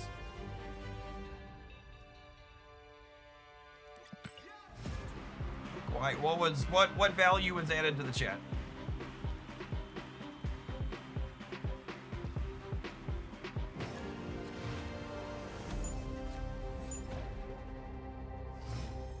I want a cookie. That's fair. Don't we all want a cookie?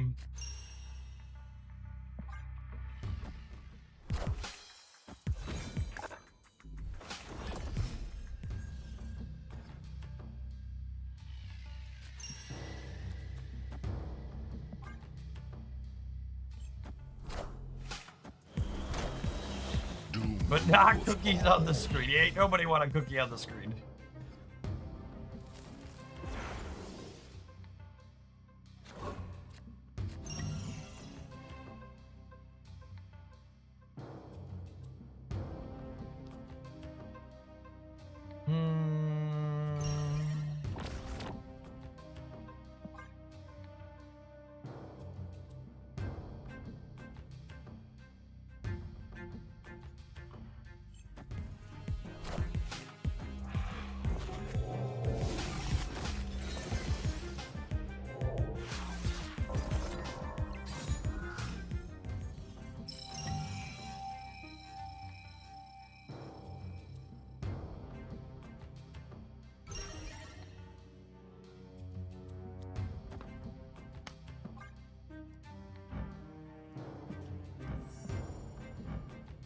This was a Shuri as well. They missed it though.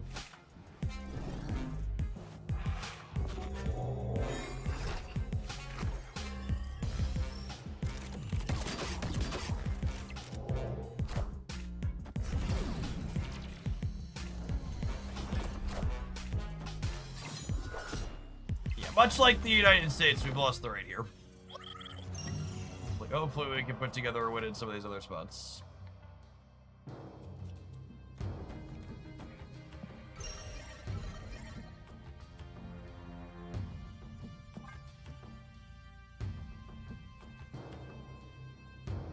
How do you feel about this mode compared to regular Sanctum? I think all of the Sanctum modes are up there for me in terms of enjoyment. I think Sanctum scoring is just like one of the best ways to play Marvel Snap. Wow, that's brutal.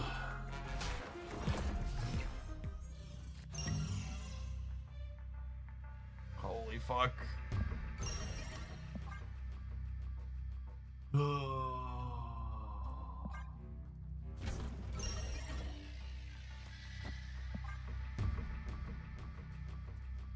I think, like most of the time they put up limited time game modes, the game mode is poorly balanced.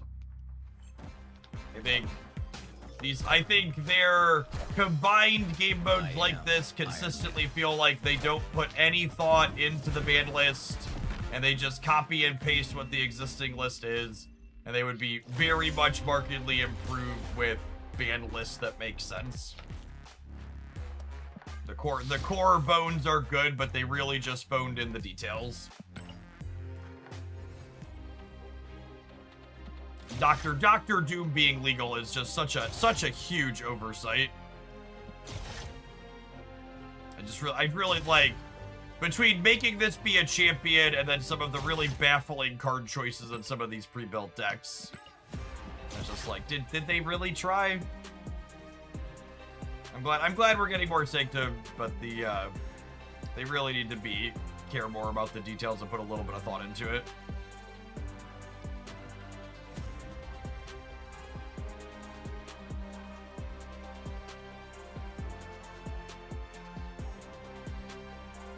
All right, we can take an ad roll. I'm gonna run and grab my lunch because it's 11 a.m. here, and I'm hungry. We'll see you in 120 seconds, gamers. And I still have tickets. I guess I still have some tickets.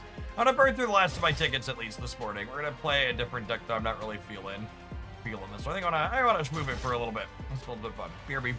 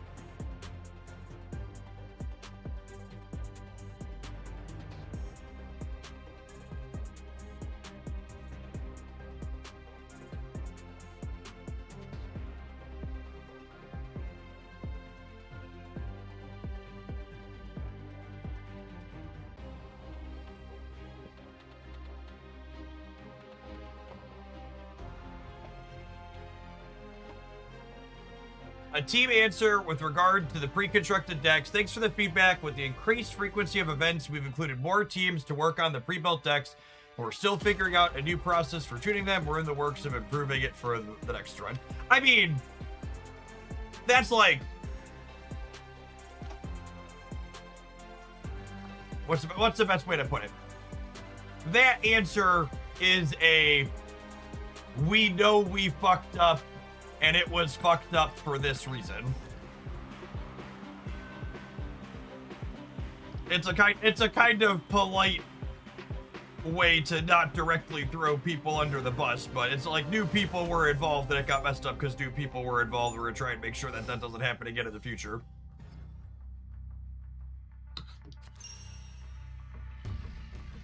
Hey Ben, thanks for always being here.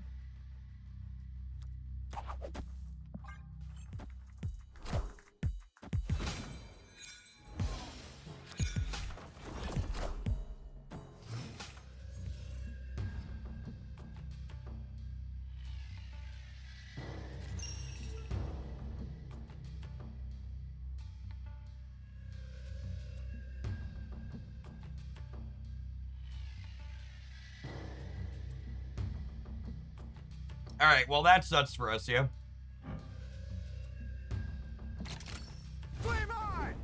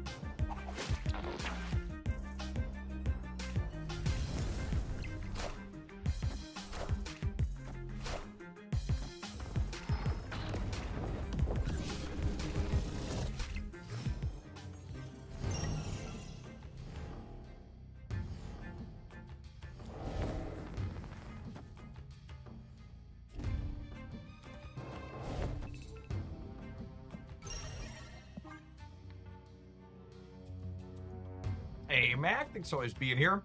Apologies for being quiet for a little bit. I'm gonna stuff my face on the way back to our normal talking to himself. I'm gonna continue clicking buttons while I eat, though. I am the Sorcerer Supreme.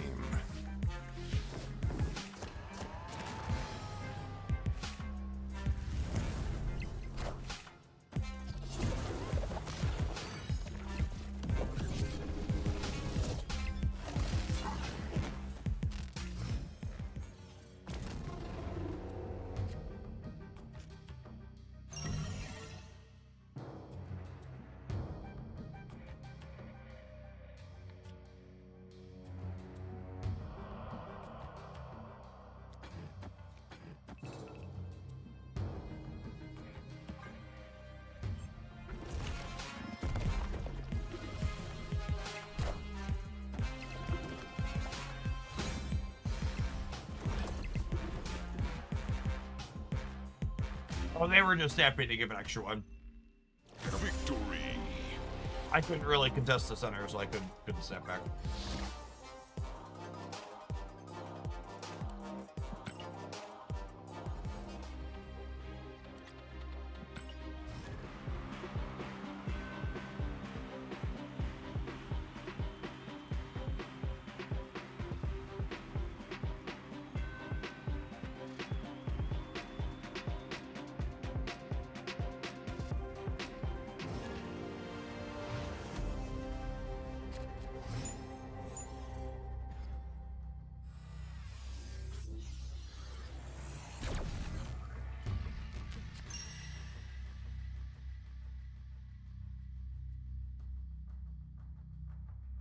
I just torch on one? I think I just torch on one, given the option.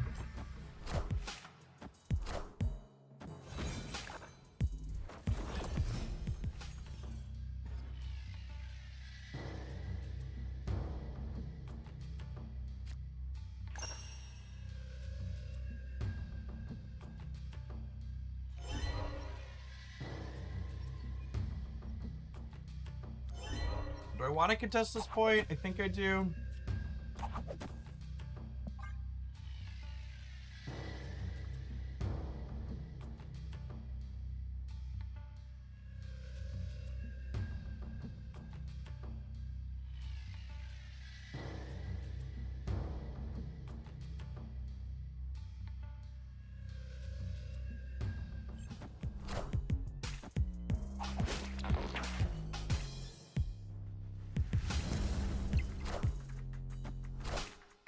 Doom rules all.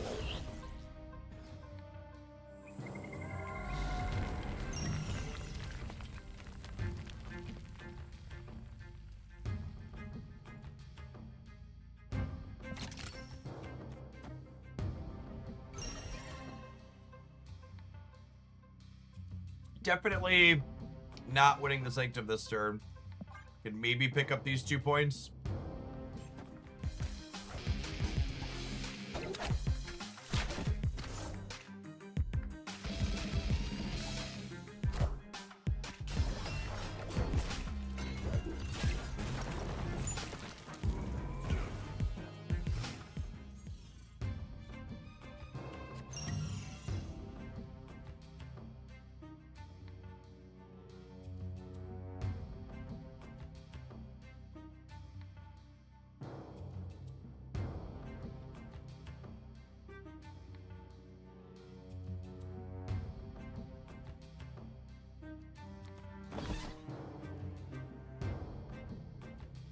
I think this wins the center this turn.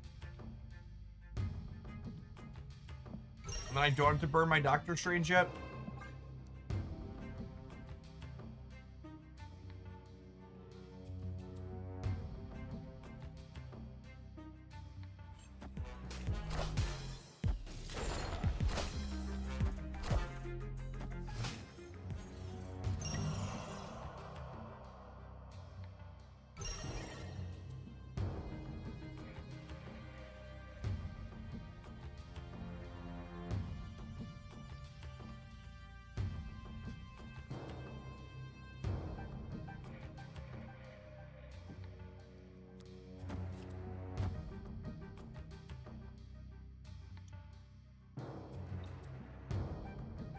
think we win this, yeah?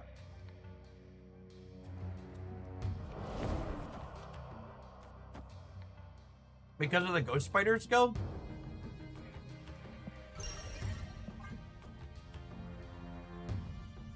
We're gonna pull Punk over here, and he'll be 10.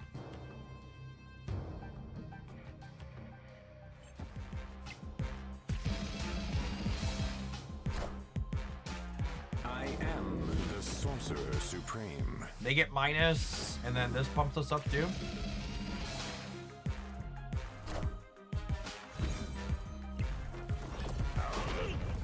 Yeah, nice Red Hulk, nerd. And then I win the center too, and because they snap me, the game is over. Someone asked, is there a replacement for Spider-Punk? I think this deck's a lot worse without Punk, unfortunately. If you want to play move decks in any game mode, Punk's a very worthwhile investment. He's a pretty unique effect in that he's a payoff for your cards that move your cards while also having a built-in move himself. Spider-Punk's arguably one of the better cards in this mode in general. Sanctum in general.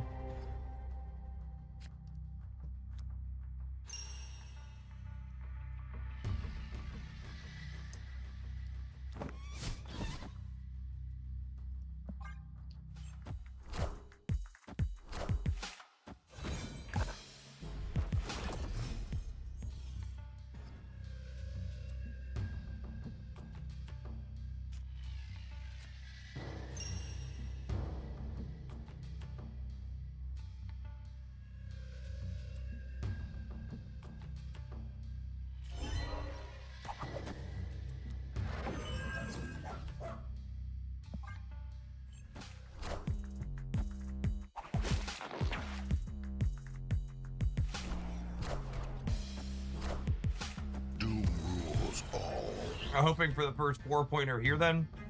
We can Sparky this back.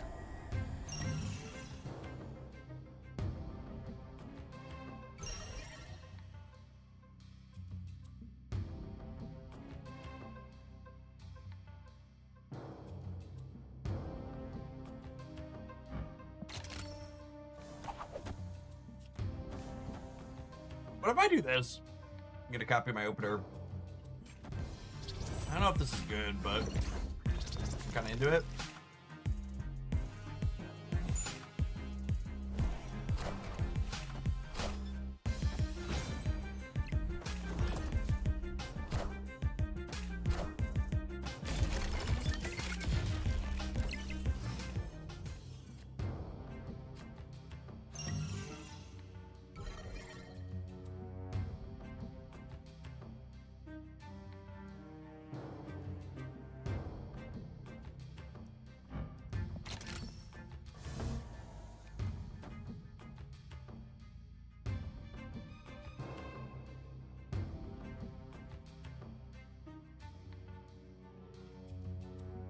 Am I winning? Am I winning the left side? I'm gonna have 2, 4, it's 11, 13. I might not be winning the left. They can play a 6 drop this turn.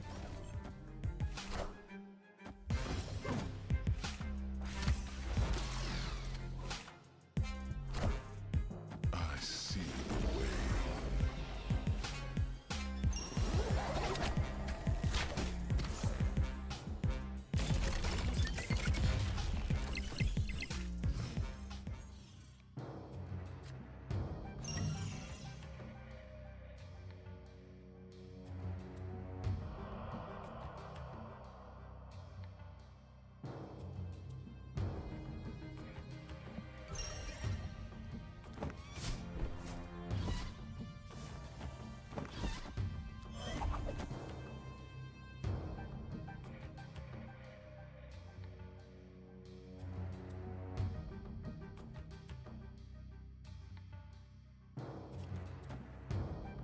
I think I want to make this big, although I probably need... I'm gonna wait, because it's not big enough to beat Giganto, and it might get big enough to beat Giganto. I need the Sanctum to go center next turn. So I can Heimdall our friends into it.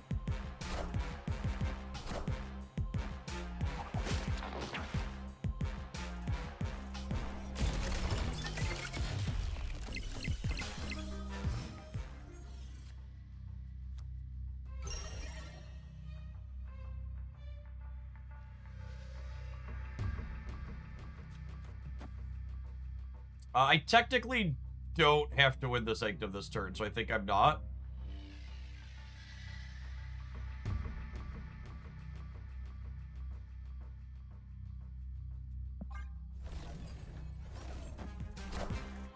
I see the way.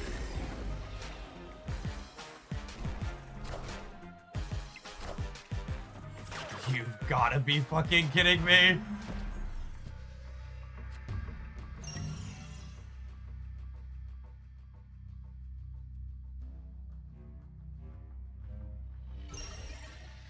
Fucking gore.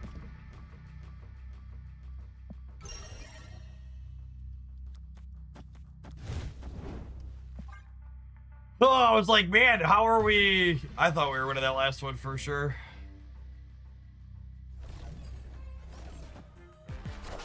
So unfortunate. Are ye worthy? Yeah, we're short on the left here. We might get, or short on the right. We might get the left, I think. We get the left. We're just short on the right. That's frustrating that they just have a random Infinite, bigger than Infinite fucking Emperor Hulkling. Lose by 1 point.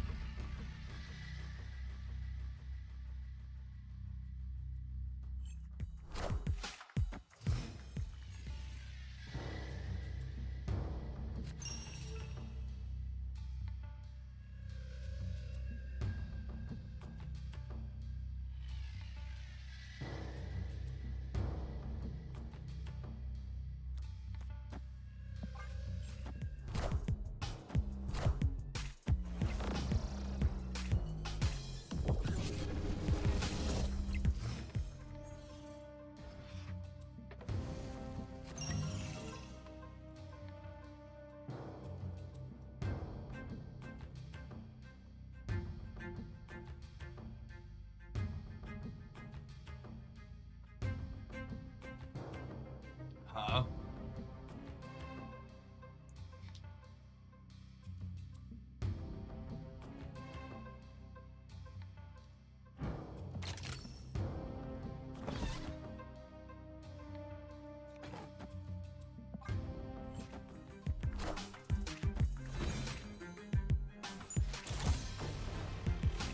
Oh, they're the Scorpion deck. I saw Cassandra Nova, my brain went to the Reanimator deck, but... Yeah, okay, that makes sense.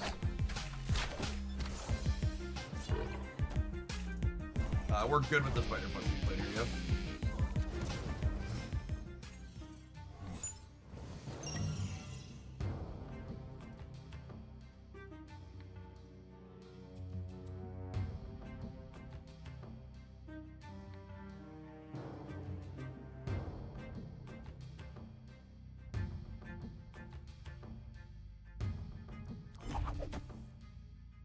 This ties the Cassandra Nova on the left.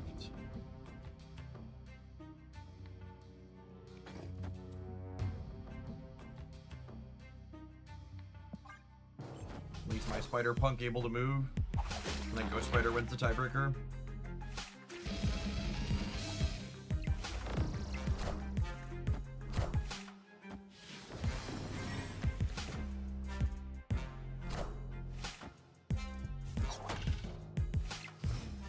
Brutal.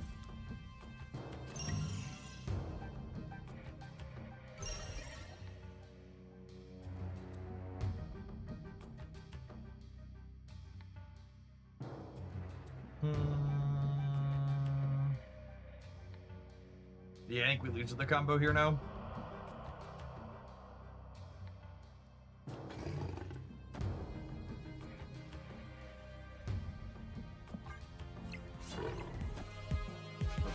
is about to get very, very negative. It's like bad here, we're super dead.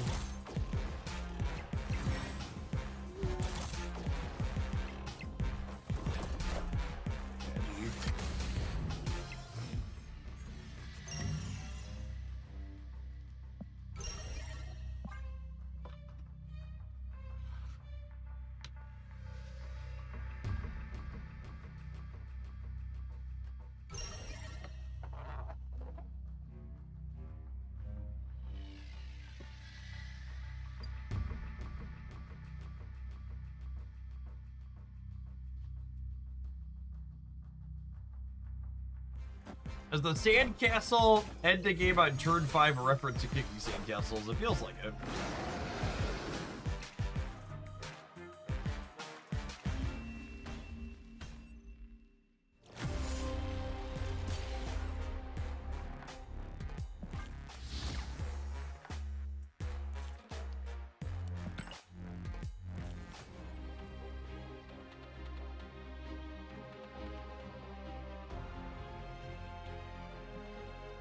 Out of tickets in here? I think I would be out of tickets in here.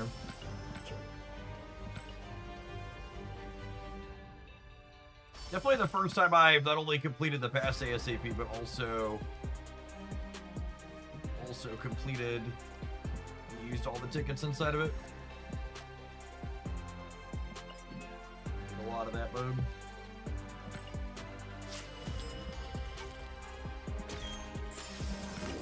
Play some Misfit toys, eh?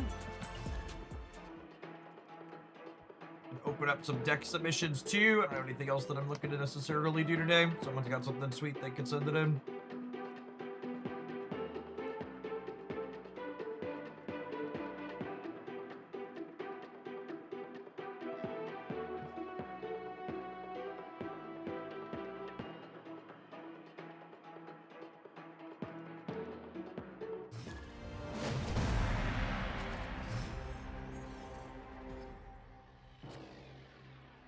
Oh, snap.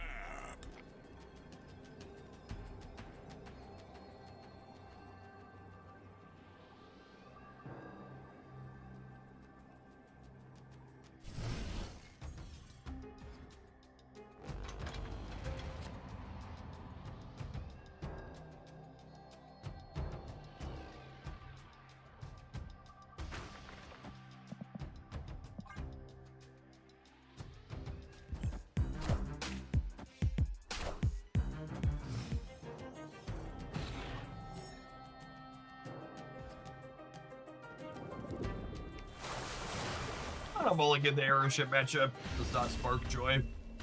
And as is classic Aeroship gamer gameplay, they're sweating.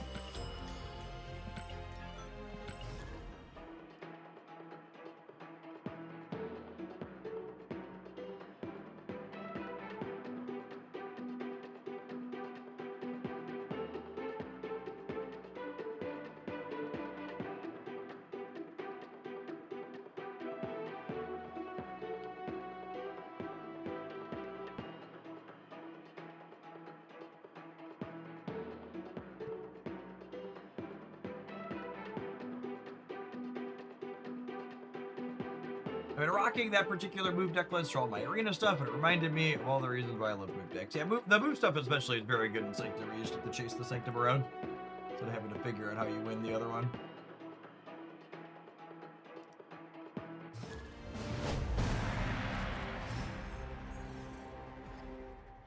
Opponent snapped.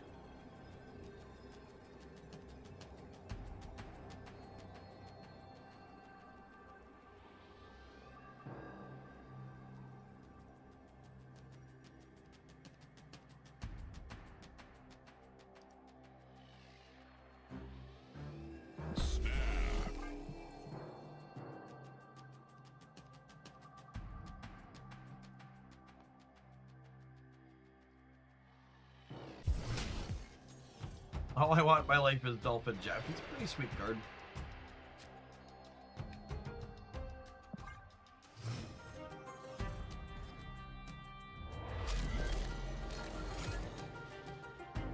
no Triskelion.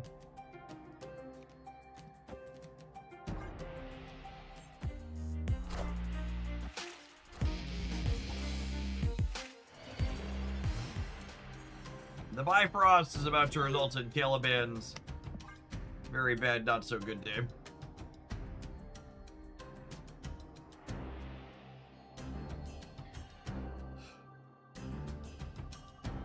Go ahead and issue him some penalties here.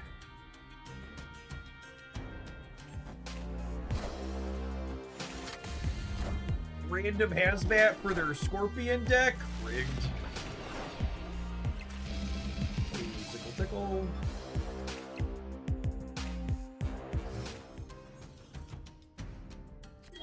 Alright, then we'll move.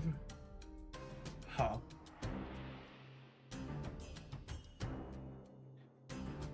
So part of me wants to do this to tag the Zabu and then blink this, but this is guaranteed blinking into Monster Metropolis, so maybe I give up the -6 for the sake of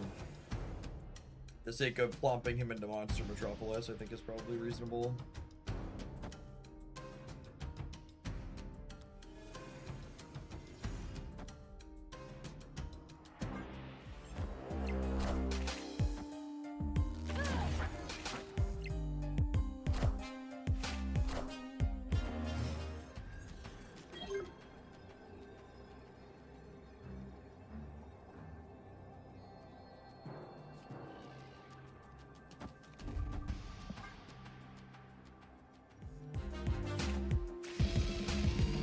Tickle.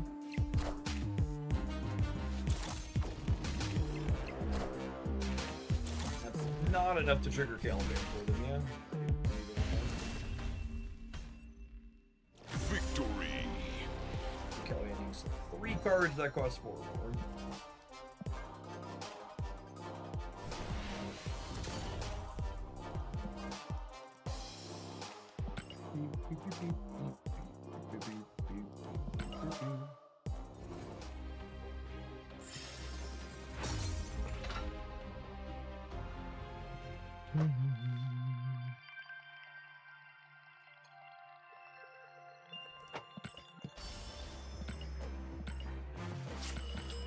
Onward, upwards, backwards, forwards.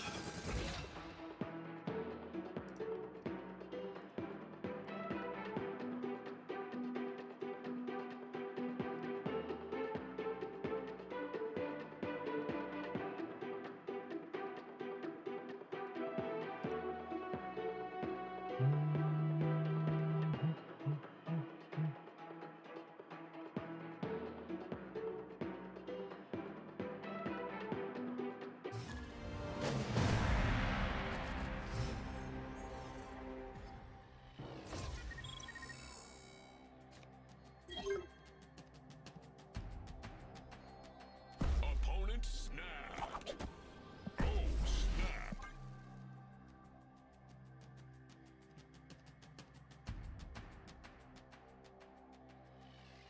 How are you liking Scorpion, Spider-Man, Brand New Day? It is really weird that that is Spider-Man in the same. I've just been calling it Scorpion, Brand New Day. That sounds real weird. Scorpion, super playable. I've liked them a lot.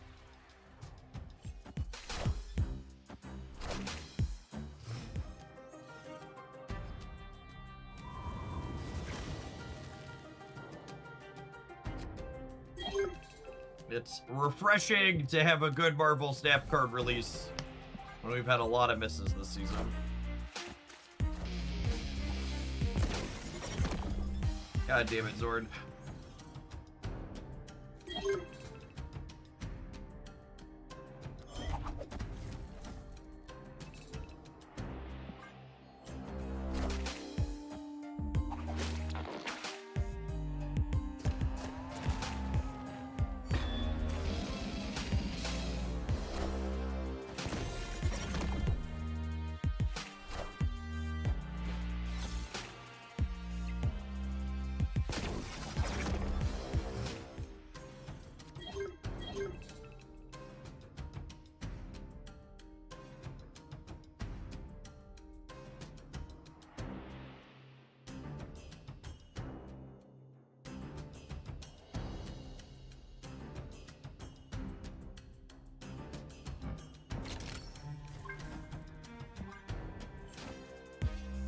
hoping their card goes right here.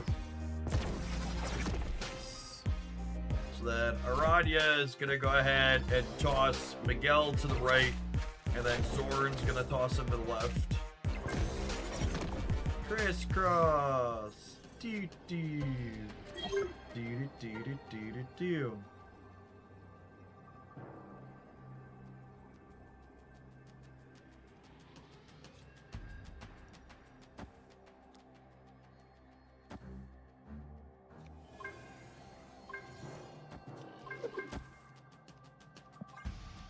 This is going to turn Miguel into either Scorpion or Infinite here. And Caliban's also set up to trigger.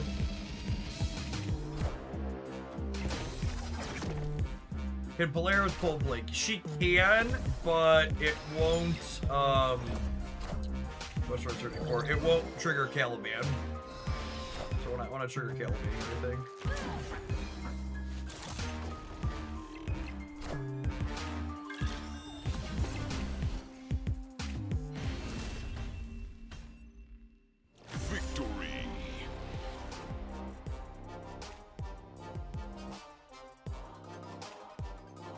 It also would impact what we're able to blink out. Like if I do that, I'm blinking one of these two, and there was a Laufey in my deck in 2 6s, so I'm not guaranteed to get a 6 if I pull blink in that way.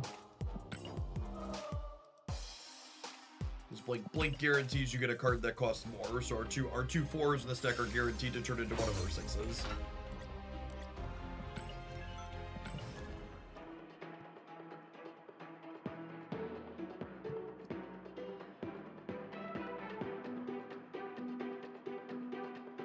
-4 Fisk seems like a bad card. Yep. It's not great. Not great.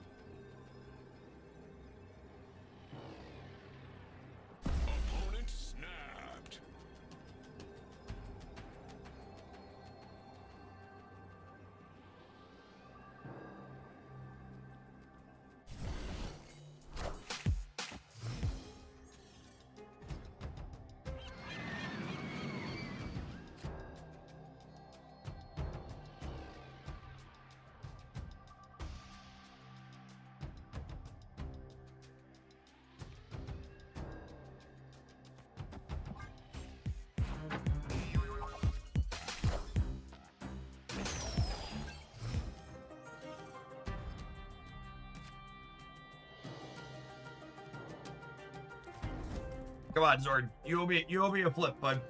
You missed the last one. Thank you. You just gotta keep Zord on his shit, and he'll do his best for you.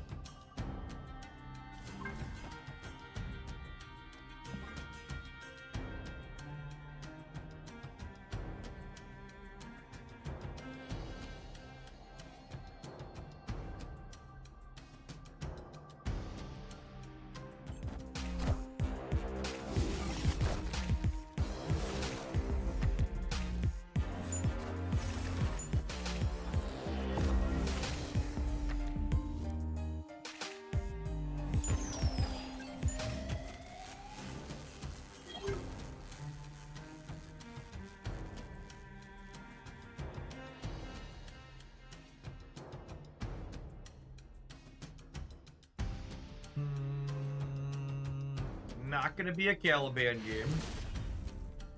Victory. opponent unhappy with how the game has gone so far. All right.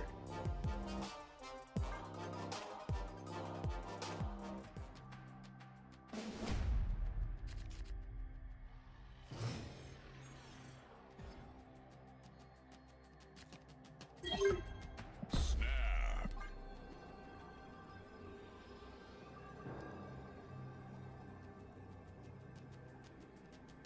Opponent snapped.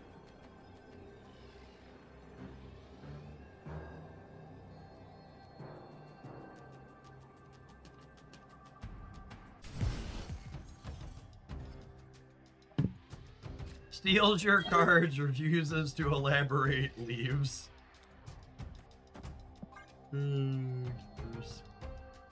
Mill players are a special sort of something else.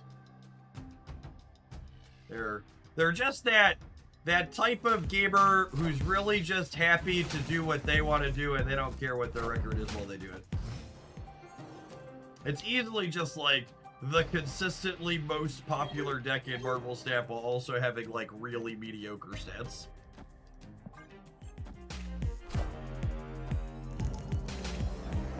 Man, there was 2 cards in our deck that punish that Gladiator.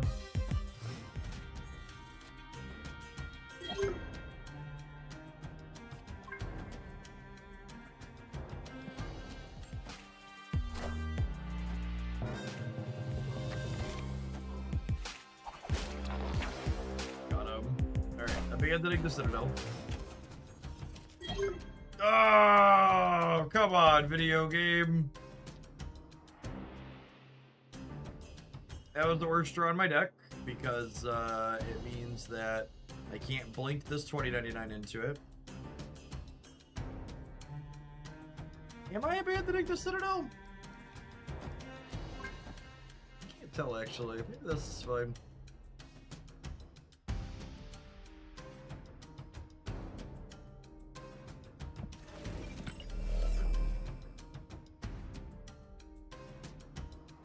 Yeah, I'm gonna do this and it'll trigger Polaris this turn and let us know like what we're getting.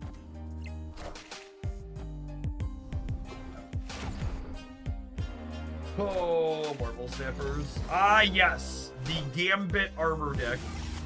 All systems go. A tried and true Marble Snap classic.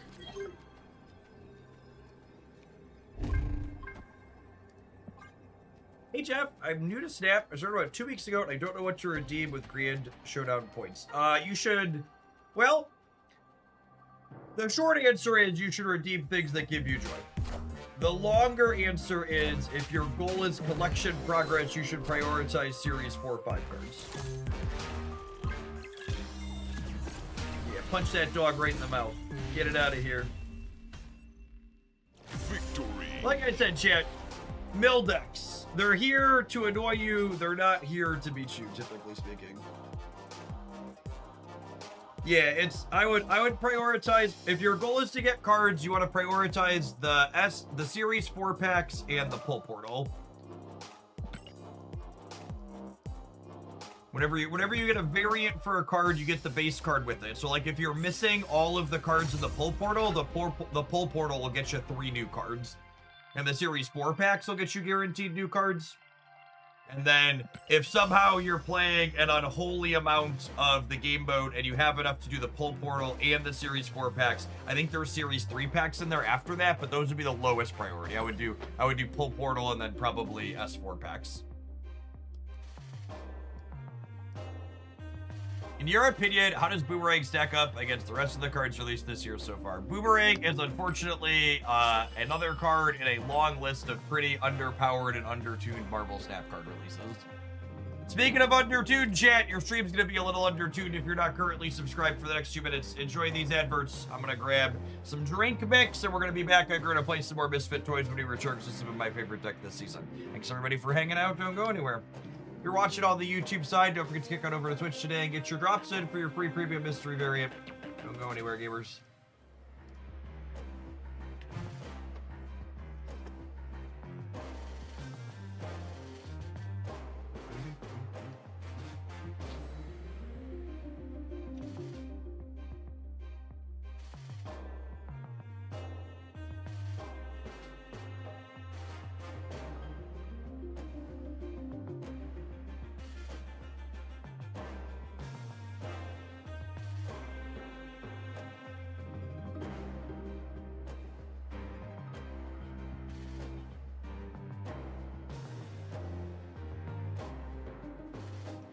Pole Portal also consistently has a Series 4 card, yeah. Pole Portal is Scream, Mysterio, and Magic. That's true. Scream's not a particularly good card, is fair. How much does the Series 4 pack cost compared to the Pole Portal pulls, though?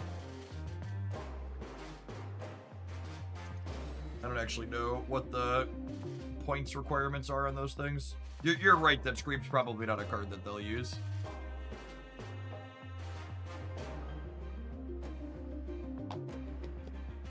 The S4 packs have a chance of rolling extras as well, which has some upside. The Pole Portal can't do that. You're just only getting the variants. Excuse you, it's Gunnar Magic. That's true. If they're new to the game, they might not have a Gunnar Magic yet. That's a trick question, chat. Pretty much every Magic's a Gunnar Magic, so you just need a Magic variant to have a Gunnar Magic.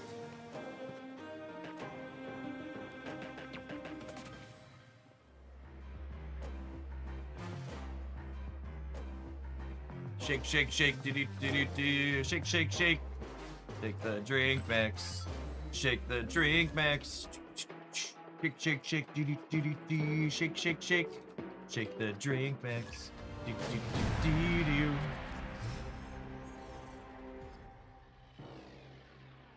We were talking about hydration earlier, and I was talking about how I really don't ever have a problem remembering to stay hydrated. And some folks in chat were saying that they were. You know what makes it really easy to stay hydrated, chat? Having your hydration taste delicious. Which is why I'm shaking up some of my advanced drink mix. It's got electrolytes. It's what plants crave.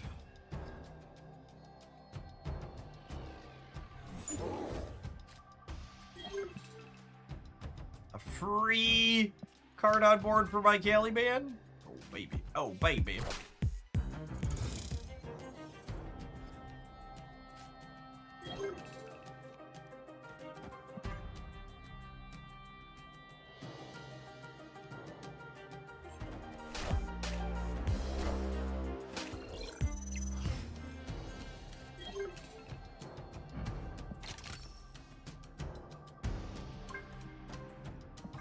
Drawing both my 6s with Blink in hand, as said.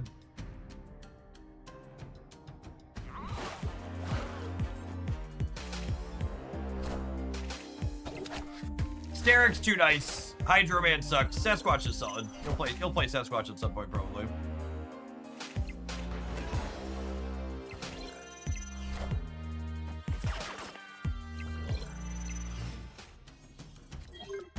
Luke Cage. This fucking monster. Alright, fine, you got it, bud. We're not 0% against Luke Cage, but it's gonna be boring enough to play into at 2 cubes a pop that I'm gonna go ahead and give the opponent the win they desperately need.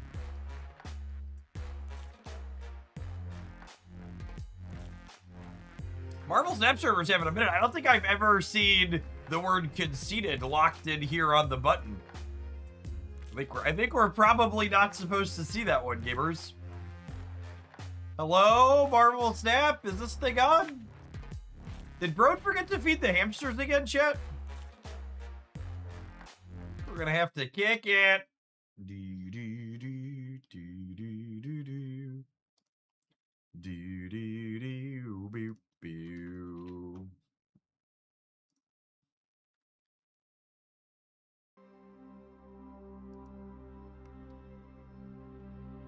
Oh, is AWS having some issues today?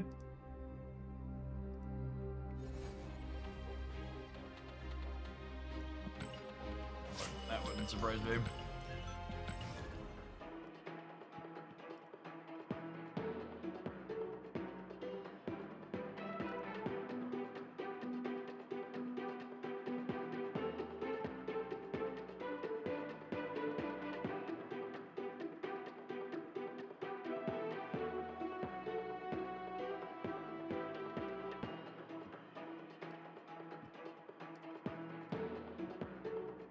Beep, beep, beep, beep, beep, beep, beep, beep, beep, beep.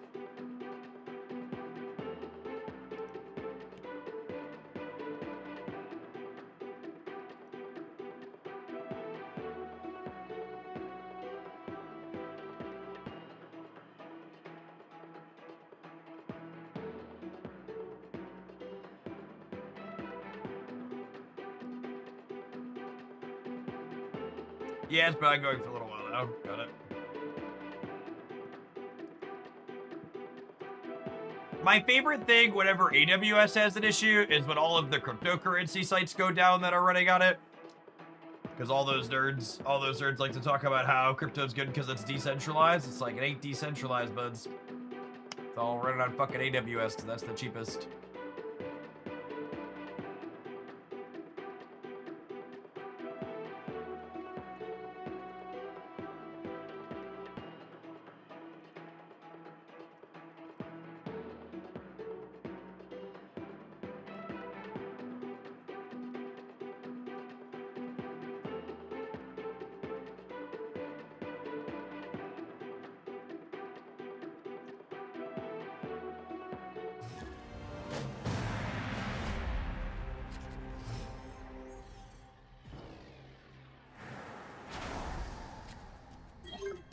Oh, snap.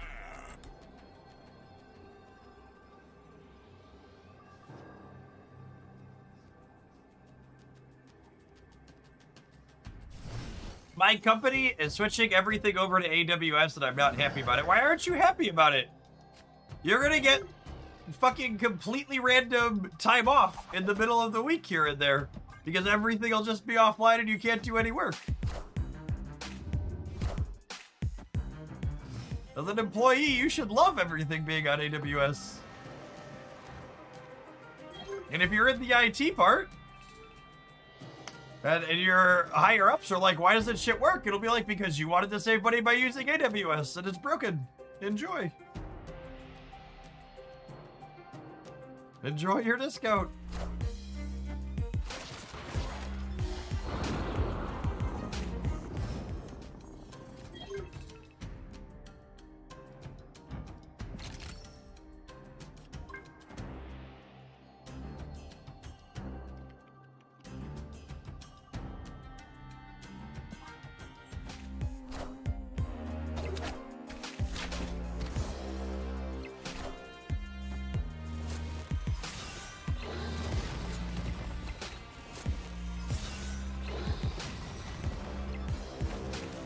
Well, the Proxima landing in the Warrior Falls is actually great for us. Oh, I need to not draw Scorpion. I need to not draw Scorpion. Don't draw Scorpion. Don't do it. All right. So this goes here. And then we blink this into Scorpion brand new day.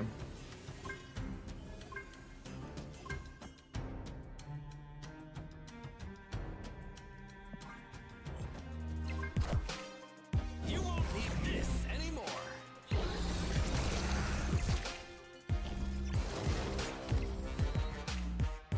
I am reborn.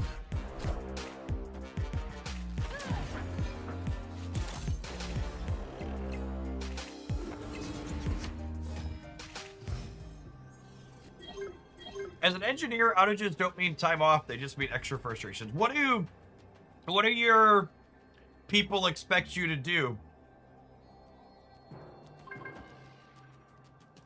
while there's an outage? Real question.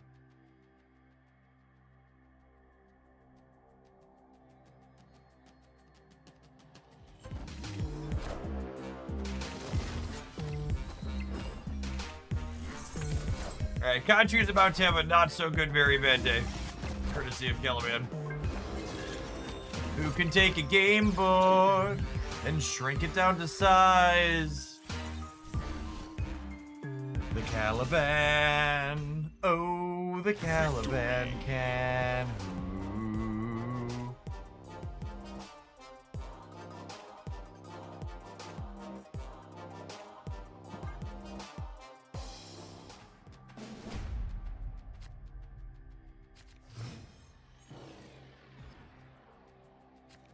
Ooh. Snap. Happy Friday, EXO. Thanks for always being here.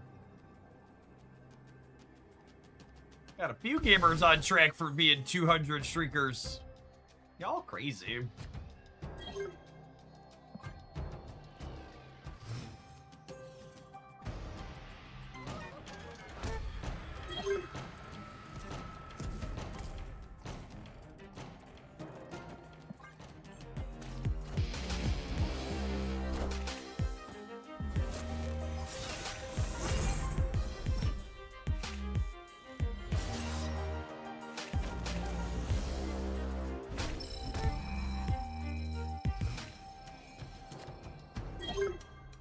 Oh, Chad, if you're not keeping up to date on the news on this Friday, day of days, we're doing tariffs again, this time with Canada. Also, we're definitely not mad about being disinvited from the bridge opening. Please don't put in the newspaper that he's mad. Clear for takeoff.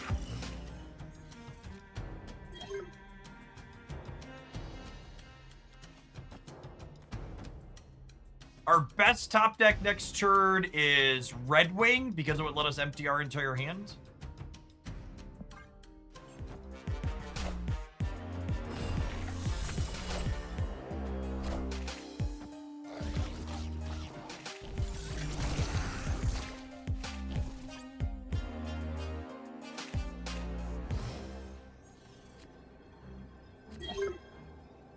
Blink. Alright, so we'll go this,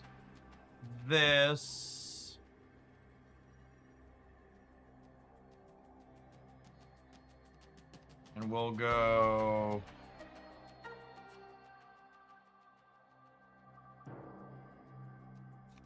this,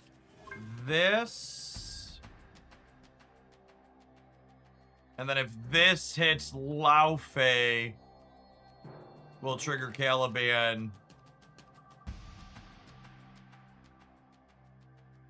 We're triggering Polaris regardless.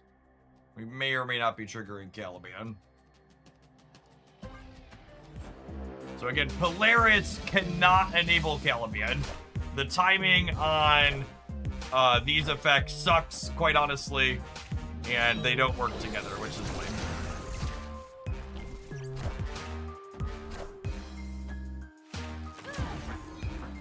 We hit Red Wing, so Caliban's not going to activate now. Thankfully, Polaris pulled the ringer. Appreciate you, girl. So you can even see this is lighting up now because its condition is met. But the way the objective cards work, all their objectives have to be met simultaneously. They don't go in order. And it notably works like differently than end of turn stuff. Like end of turn stuff, they resolve in the order you played them. And these, even though I played Polaris first, it doesn't matter that she turned this on. He still doesn't trigger on the last turn. Wish me luck trying to send 1.3 terabytes of video through AWS servers right now. Godspeed, Gorim.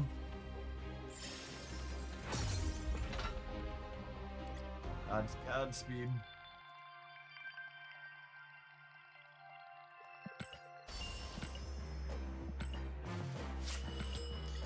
Right, I'd maybe check the MD5s on some of those when you're done transferring them over.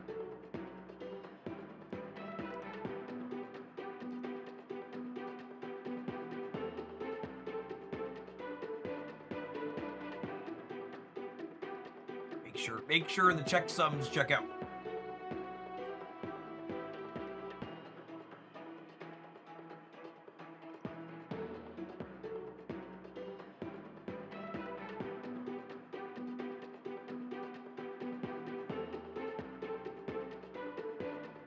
MD5, what year is it? What do I use for checksums in 2026?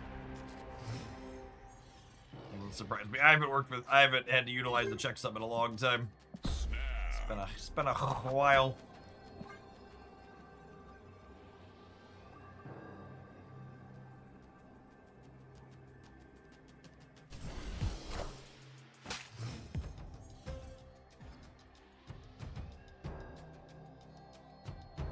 Does a trust me bro work? That's fine, trust me bro.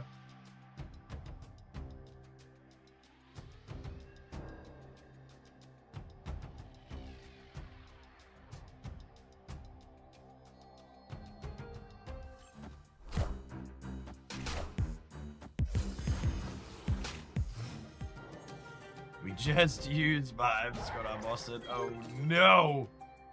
Weird Dimension is spooky. Their demons are in trouble though.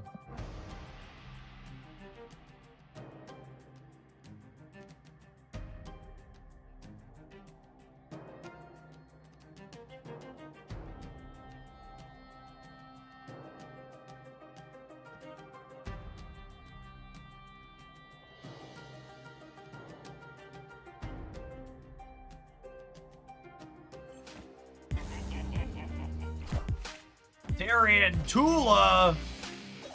Oh, man. Alright, just the sandbar. That's ideal for the home team.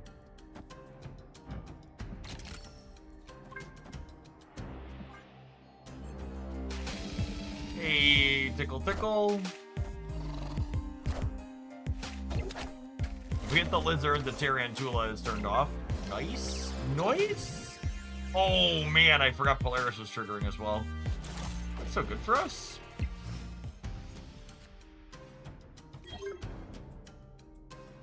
Oh, I was really excited about the blink, and then I realized the Infinite was already in my hand. Sag.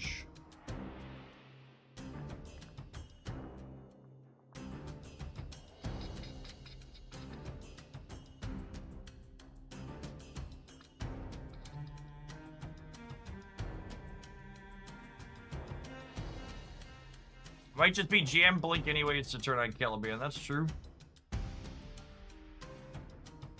How do we ever feel about I was gonna say, how do we feel about like a frisky hard cast Infinite? Is that ever real?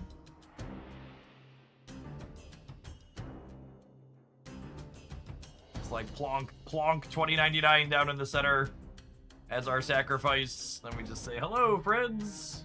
I'm here. I'm here.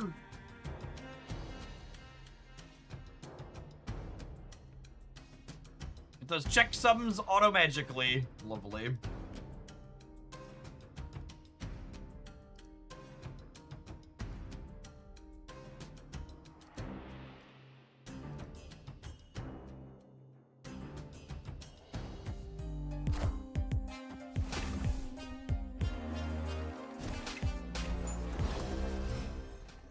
Hello, hello.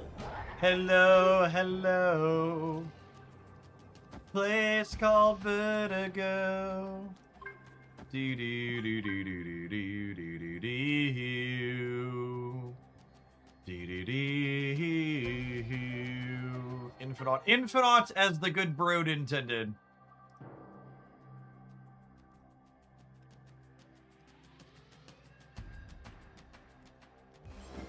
Hello, so happy.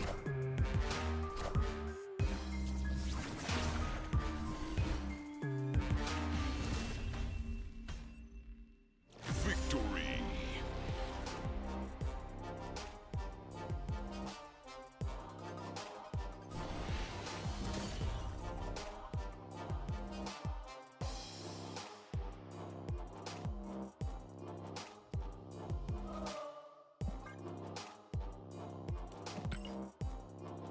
Wanda wanted to bake us a casserole, chat. Let her be.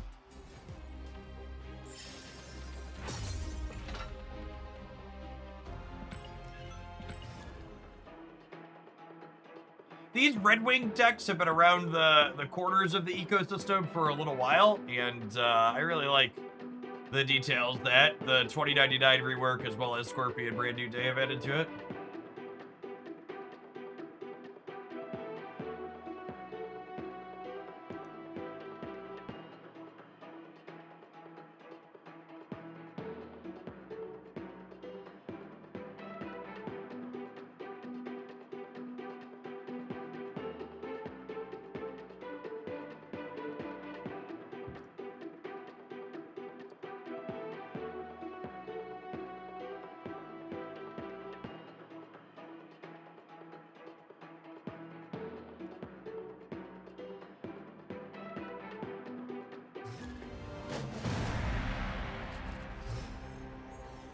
But Jeff, 2099 is just bad Spider-Punk. Yeah, let's see Spider-Punk enable your Caliban.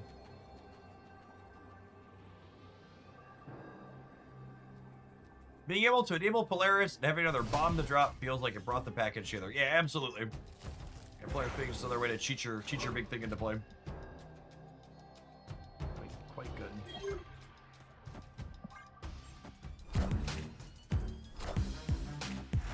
Now if I could just stop drawing all of my sixes, that would be great.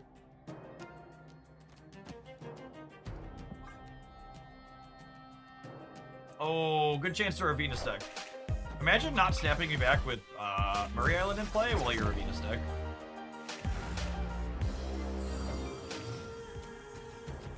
Numbers do be crazy.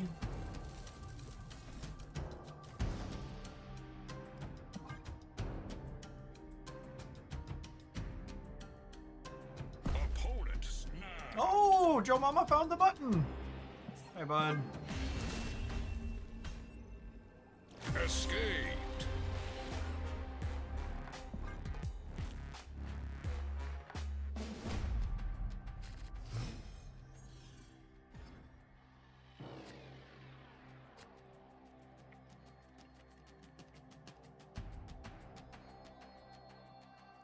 Oh, snap.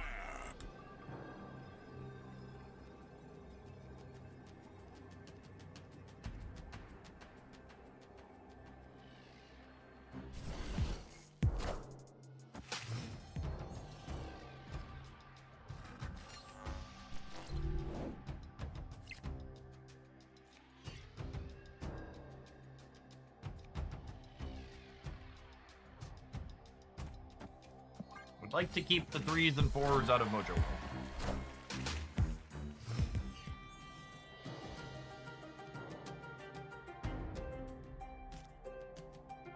Mother of God.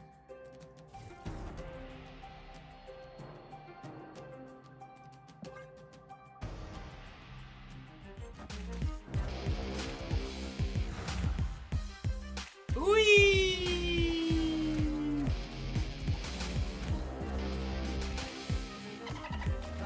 I'm Spider-Man.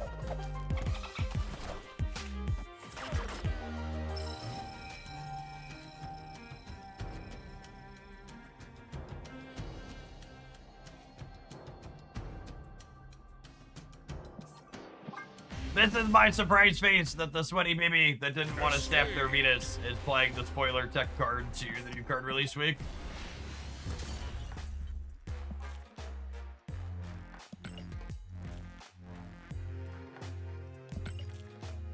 It's honestly been so long since we had a playable card release. I've mostly forgotten what it felt like to get hard countered on a new card being played.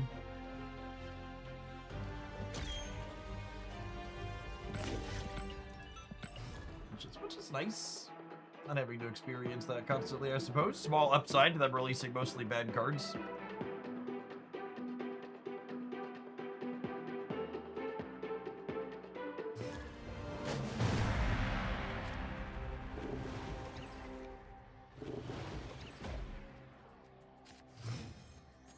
Alright, one cost Monstro. One cost Monstro. Unlucky. Unlucky. Can you believe how unlucky we are, chat? Didn't get a one-cost Monstro.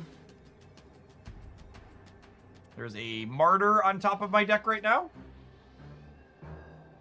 Eat your heart out, Howard. Monstro is here.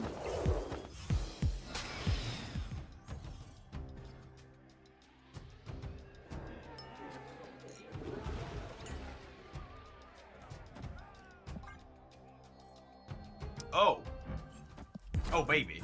Oh, baby. Oh, baby. Oh, baby. Oh, baby, baby. Dee dee dee dee dee dee dee. Dee dee dee dee dee dee. Alright, so there is a Squanch on top of my deck. Take those. We take those. Time to get a Squanchy.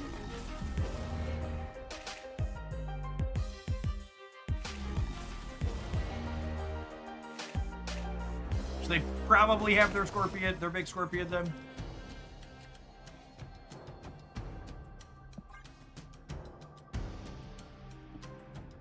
Ares could also give us information about what's on top of our deck. We can look at the total power and then break it down.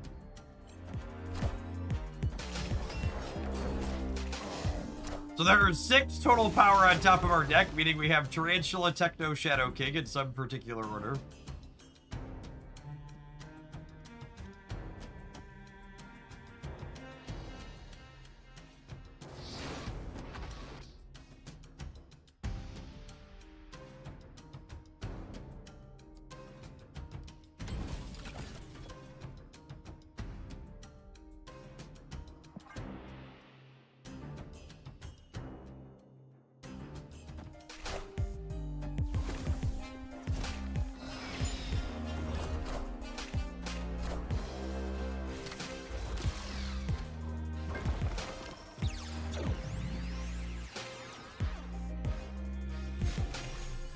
This is basically a Howard-less Howard deck. Yeah, that's a good way to put it.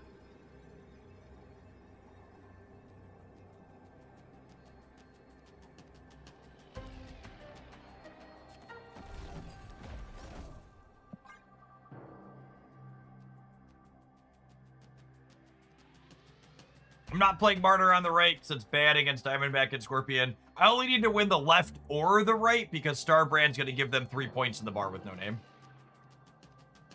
So hopefully we're going to 23. Pretty good shot to win this. I think even if Scorpion comes into play, we're close on the left to they will Scorpion.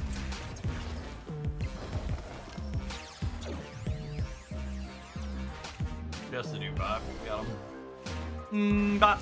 Dot the Doombots.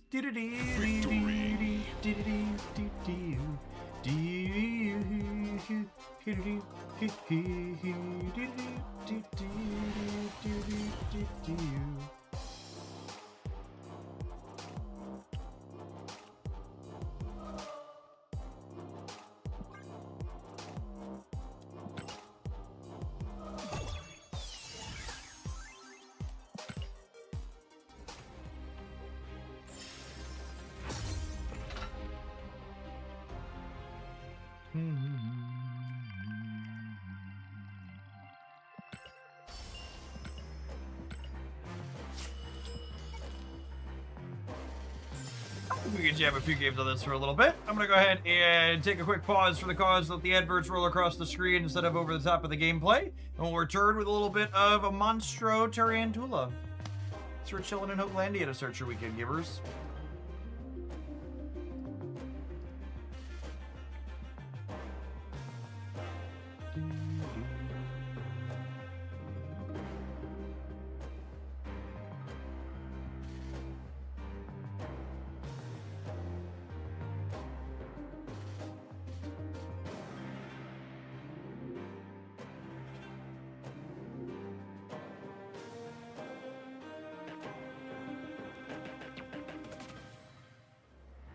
Oh, chat, my ticker here says the vibes are up because of easing Middle East tensions. Did we get positive news? Because last I heard, old Donnie Boy said we were going to bomb them like we've never bombed them before.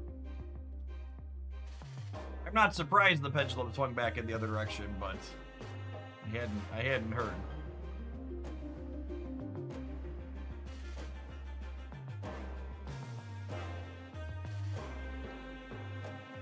They're up because LeBron signed. That's a sports ball reference, yes?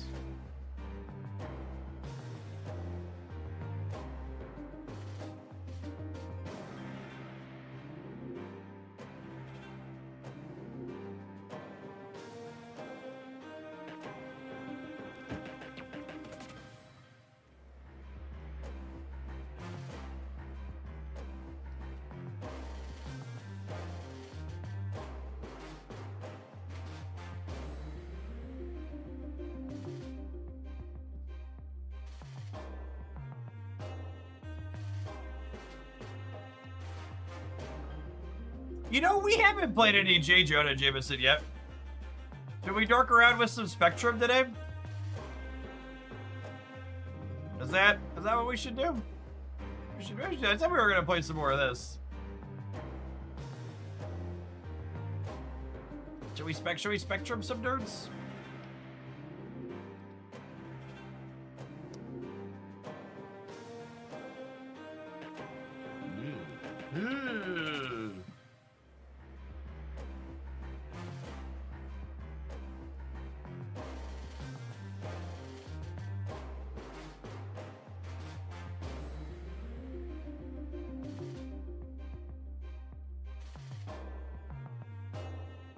One, 3, and Cerebro 3. You know what? Fair, honestly.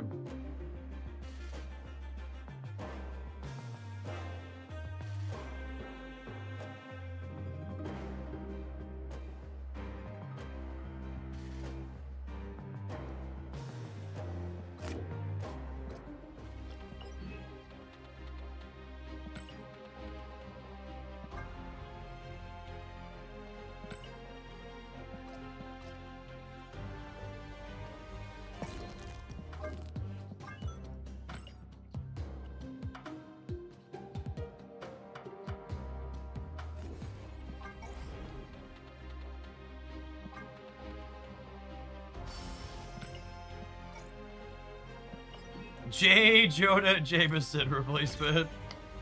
Log in. The replacement for putting J. Jonah Jameson in your deck is logging in. You get him for free 99.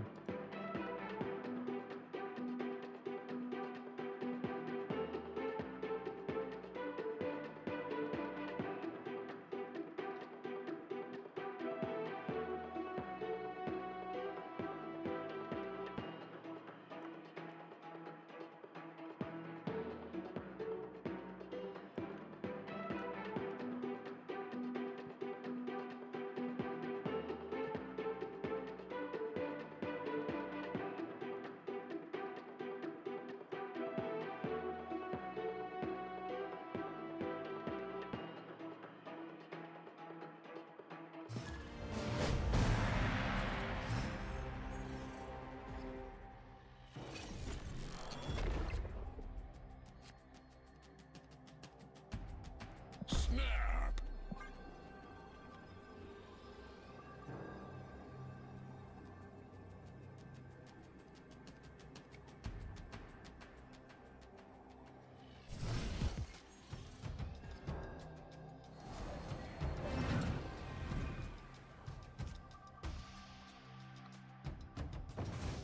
Oh, speaking of rigged, chat. Imagine queuing up with the Spectrum deck and getting the Smithsonian Museum as your first location. Ask me what it's like sometime.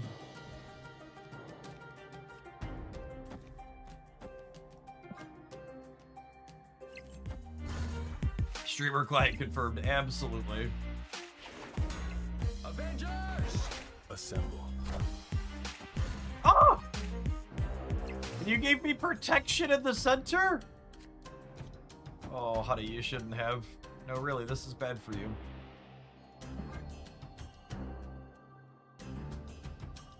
We want to draw anything that's not Moonstone next turn. We want to be able to play 2 cards out.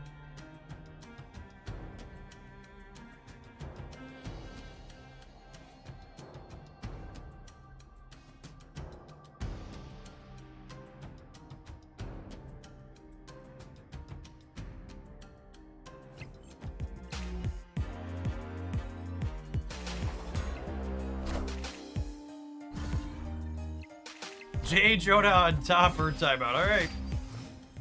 You asked for it. Excellent. Although...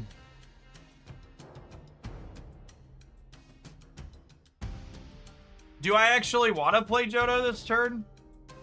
I don't know that I do.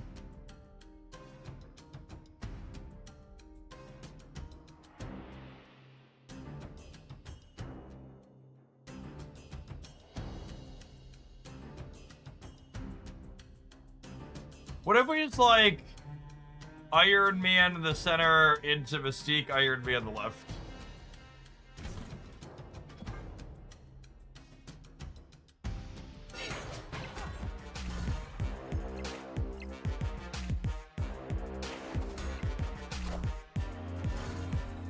I am Iron Man.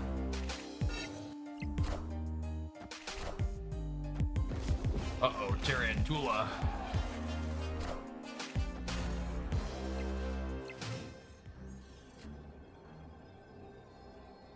How big is Aurora on the left? Aurora on the left, plus Zombie Mr. Fantastic.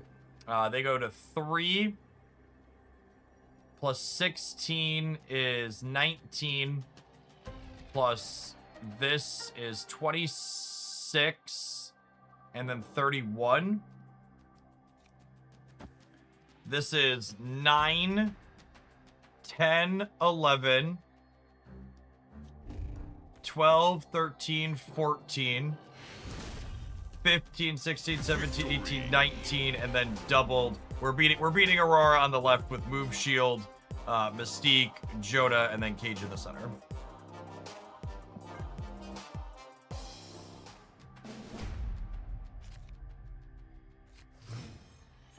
Counting is busted, chat. Oh, snap. Imagine being able to count. Fun fact, the person who donated the money for whom the Smithsonian Museum is named after has never visited America. That's interesting. Why did they donate money for the museum then?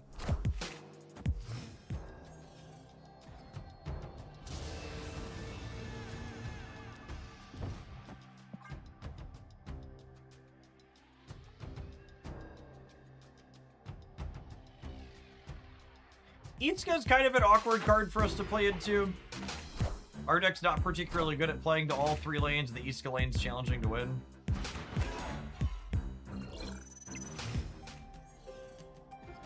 Is Scorpion and testing impactful enough that Magus pass on turn 6 to be worth exploring the synergies? Maybe.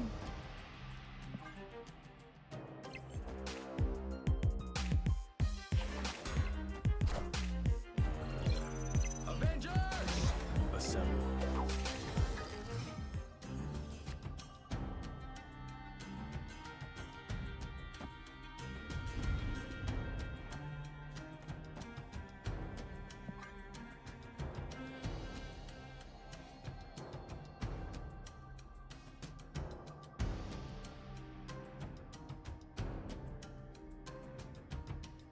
We're hoping to draw Carter, Cage, or Cosmo next turn.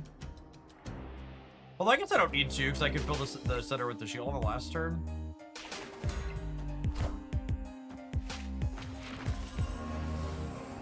Assemble. I guess it doesn't matter. I guess Moonstone or Iron Man are technically better, thinking about it.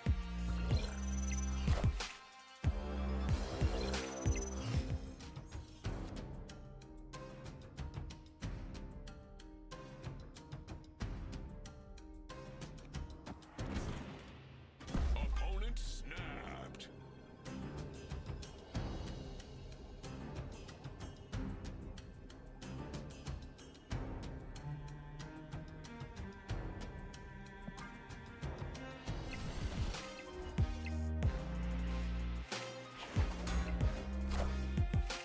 I am Iron Man.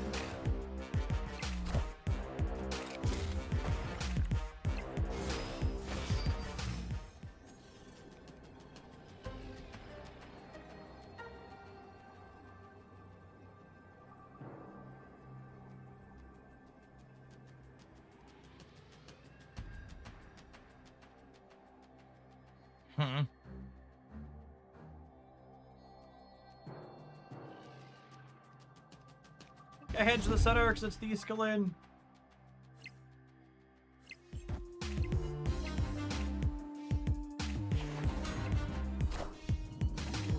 Knowledge is power.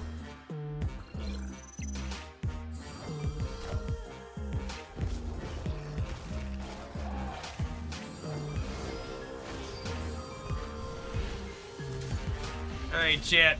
Old school beat new school. Victory. Spectrum asserting her dominance as the superior 6 drop that gives +2.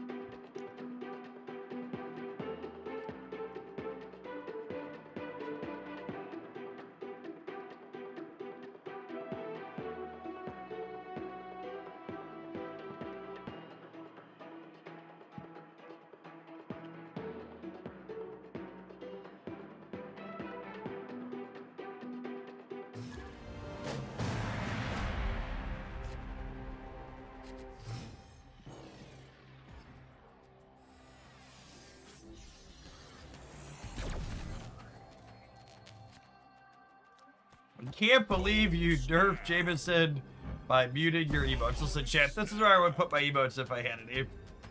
They're perfect. They're perfect just the way they are.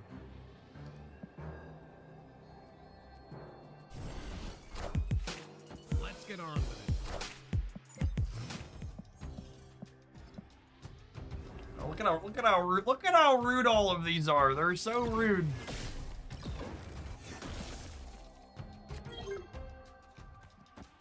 Speaking of rude.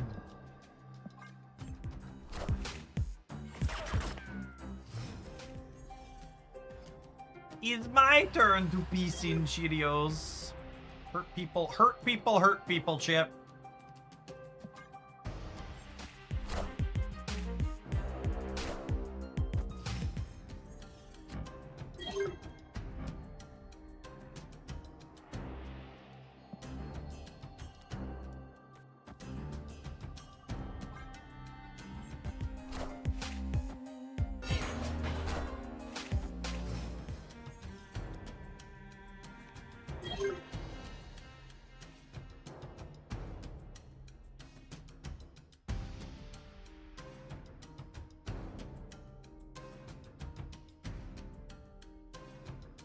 Well, I mean, they're not triggering Caliban. And this gives me my Spectre back. My Spectre back at +5, so she's 12. I am Iron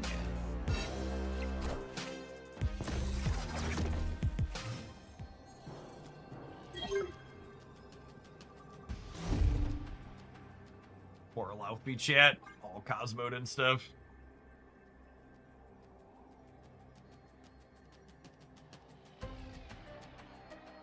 Ongoing cards are so rude.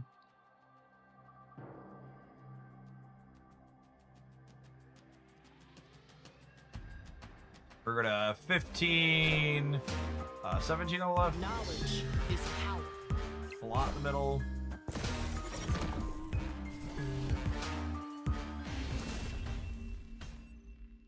Victory.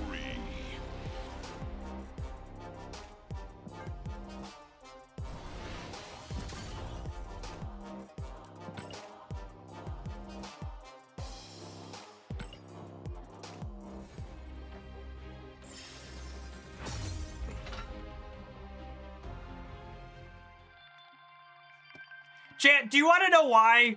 We've talked a lot about they've had a lot of bad card releases in Marvel Snap recently, and I wish we'd have more playable cards. Unironically, I wonder if shit like this is why we've had so many bad card releases. We have our first somewhat playable card to release in like weeks. I used to respect chicken dinner, but that's fading fast. You're intentionally overtuning one card at a time just to shake up the meta and drive the short-term engagement. Players end up chasing the latest must-have card while the rest of the game gets sidelined. At some point, it stops feeling like balance changes and more feeling like we're being treated like cash cows. I've lost a lot of respect for the design that you're taking. P.S. Is it as boring as Star-Lord? No, but it might as well be. Lipstick on the pig doesn't make it any better, gamers.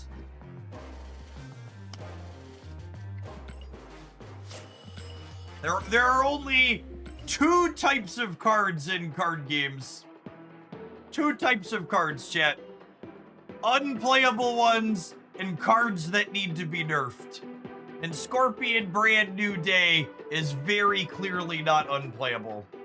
Never mind the fact that, like, they've released so many bad cards recently that you should have a small pile of tokens if you're skipping all the bad ones. You had plenty of resources to get Scorpion Brand New Day if you really wanted him.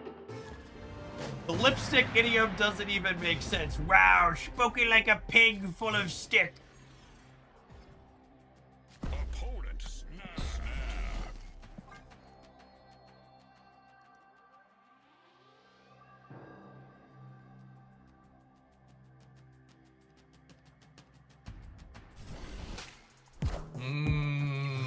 Pig stick. Oh.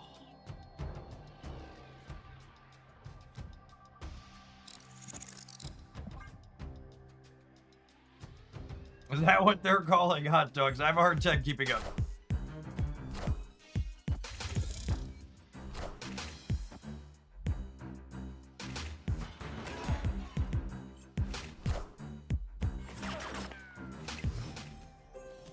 $1,000,000% barricade.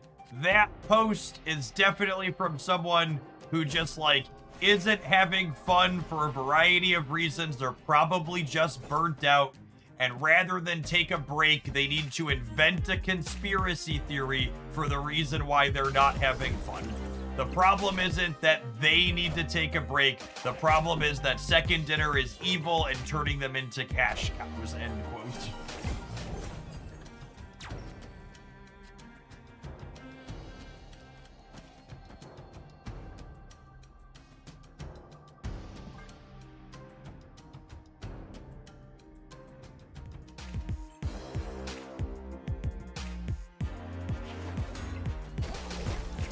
I wish I were a cash cow, yep. Can you please play a Strange Supreme deck? I haven't seen him in a while. There's a reason you haven't seen him in a while, gamers. He's, how you say, not good.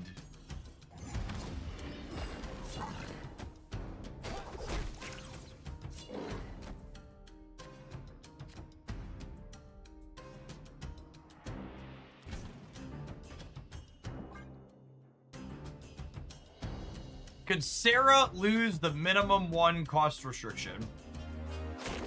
I like the consistency of...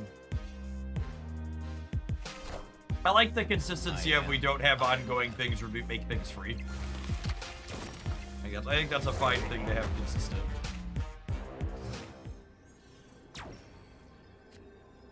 Wow, chat! Can you believe this? They've nerfed my Luke Cage, and now they've taken power away from my Iron Man. How much longer must I suffer for Second Dinner's greed? All right, how big is this? So they go to at least 22, and then I'm losing here, so they're going to 24, and then Jonah's -1, but +4, so he's 6. And then Iron Man doubles that, so I go to 30 here, as opposed to this as base 5, as opposed to 4, 6. I think I need the points from this here.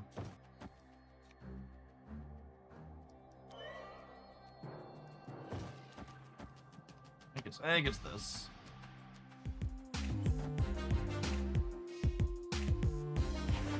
We really needed Spectrum as the top deck this turn, unfortunately. Oof. Yeah, definitely needed Spectrum.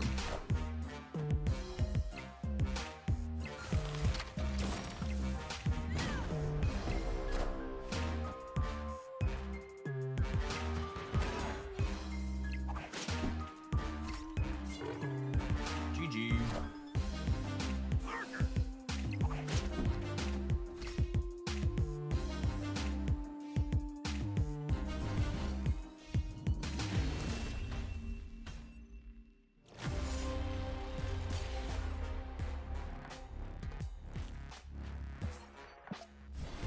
Boston, thanks for the over 6 years. Appreciate it. Welcome back.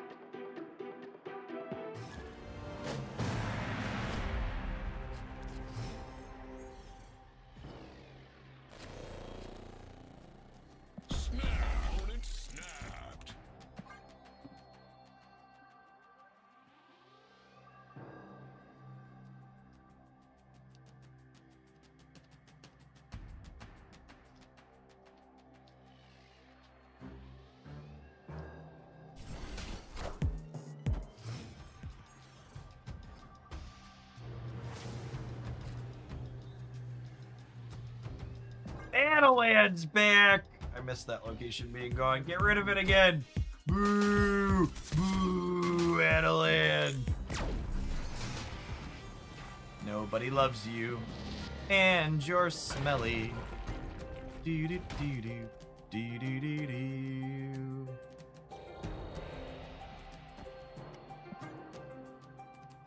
I've lost my namesake chip. Unlucky. The good news is their hand has 6 cards in it. We only have 4, so like they're getting the worst off on Adelan. Hate Bishop Green Goblin. Man, it's been a while since I played against Clog. Good option for Goliath. Your favorite other ongoing card? Although Goliath's pretty good.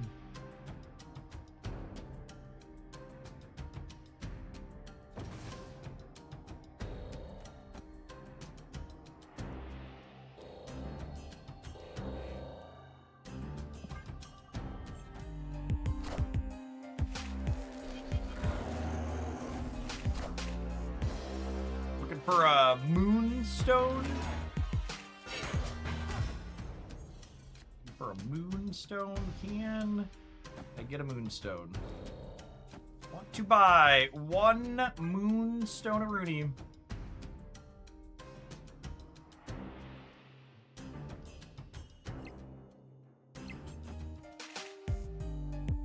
Annie, are you okay? Are you okay, Ani? Ani, are you okay? Are you okay, Ani?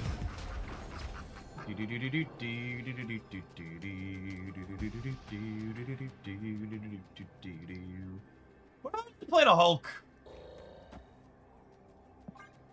Any oppose? All in favor?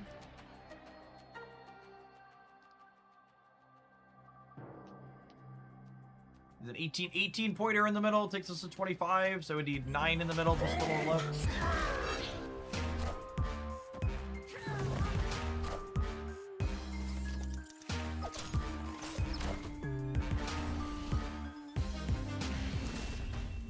Well, that's a Celestial Burial Ground card, right? I was like, oh my goodness, they have an Echo in their deck? That was a Burial Ground card. Whew!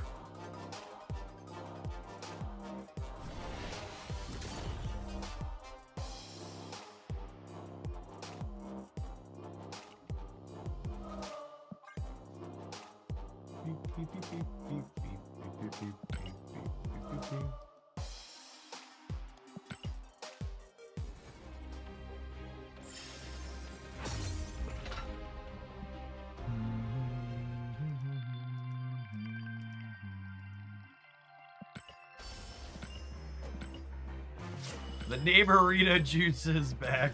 Yep.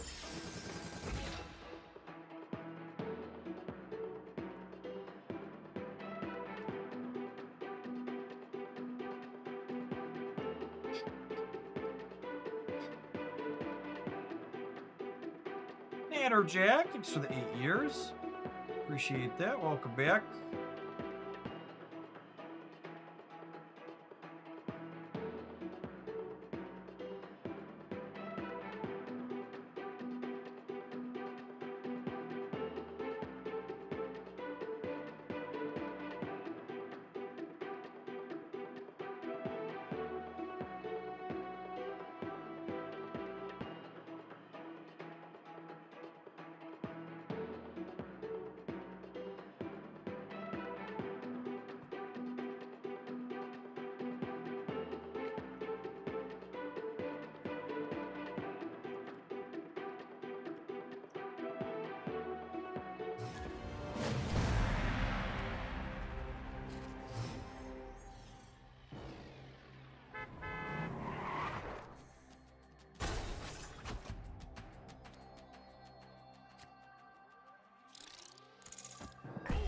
I'll save the Chaga for now in case we find a copy of Carter.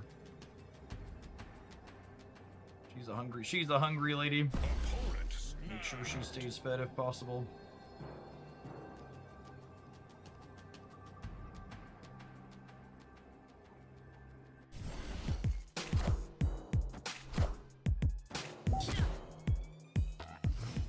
Did I just get echoed? Chat! Chat, I'm being bullied! I need to know!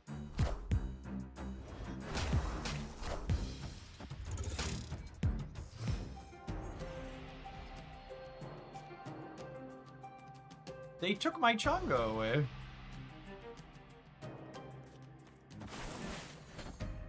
Well, that's awkward. Are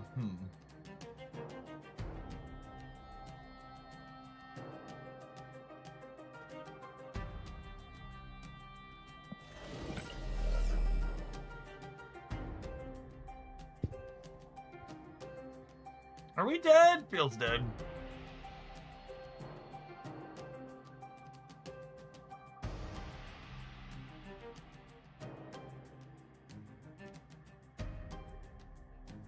I am chilling. I think I'm chilling. Rad, thanks for the tip. Appreciate it. Deck-based matchmaking, something like that.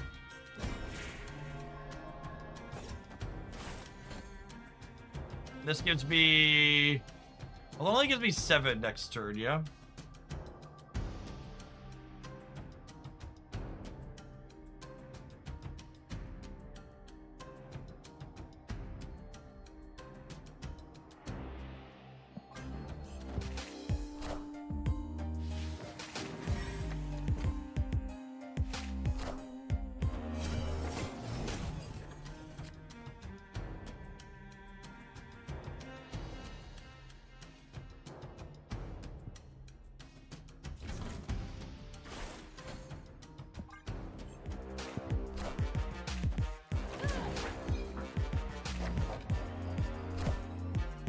I am Iron Man.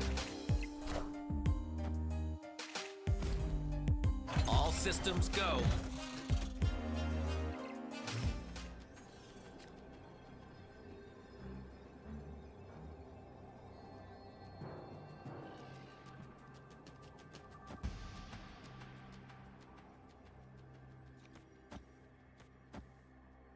Oh, I didn't order for Mystique. Mistakes are made.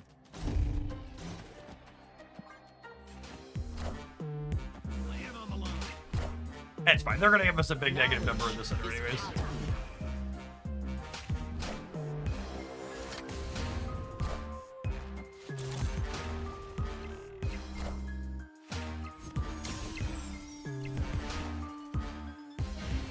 Yeah, we lost by 4. But it would have lost by more if we'd have played Mystique.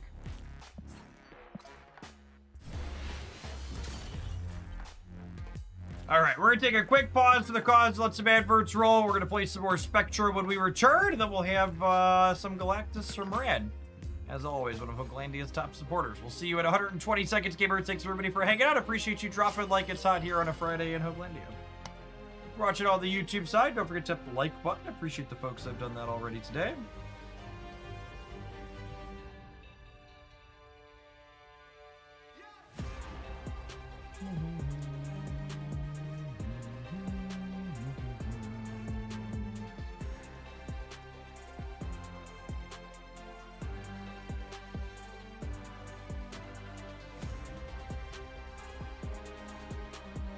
Losing by 4 is proof enough that Scorpion needs a nerf. Yep.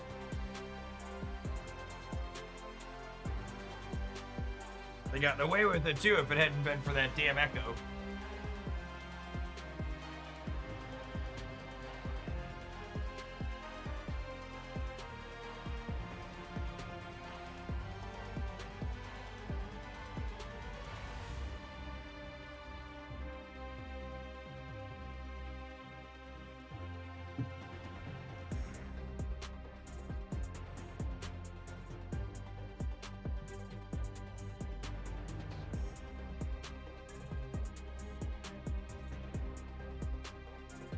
They'll nerf the multiply part. I really hope they don't.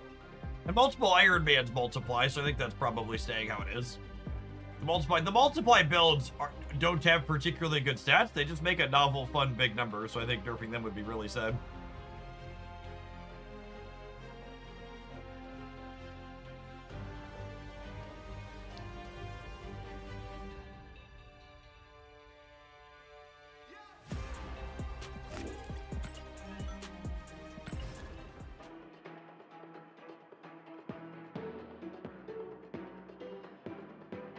Howdy, Dex.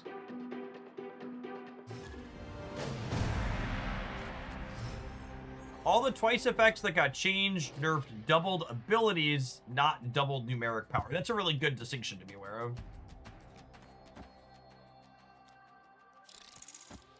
Oh, snap.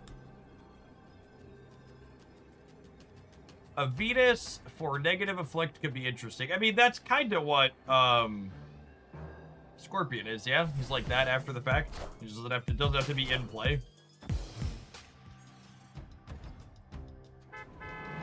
Are you suggesting like they should have a cheaper one that only works while they in play?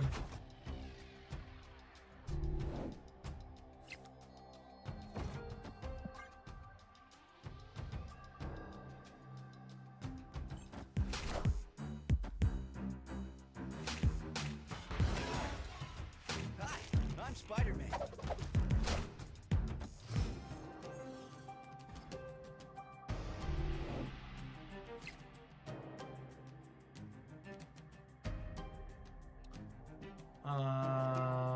Yeah.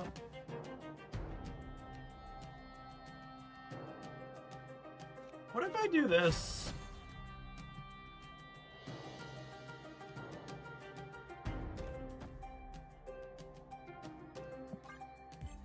Just like go wide here.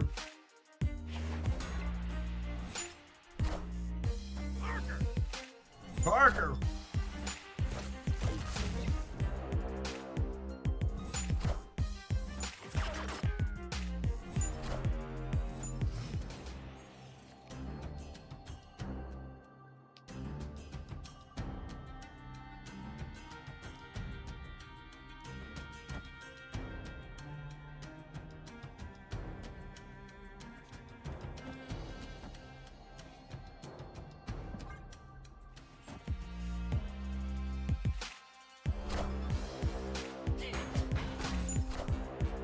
Let's get on.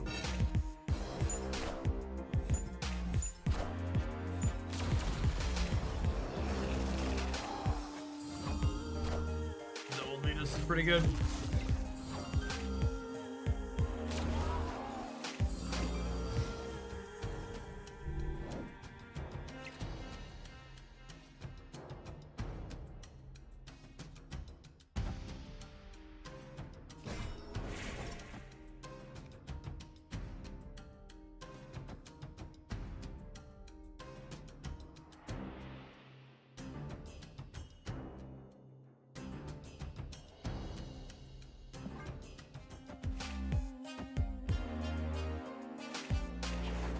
Look at us, a lot of points in the center. Double Carter special. Parker! Much like the United States here, we've lost the rate. The hope is that we can salvage the other two lanes.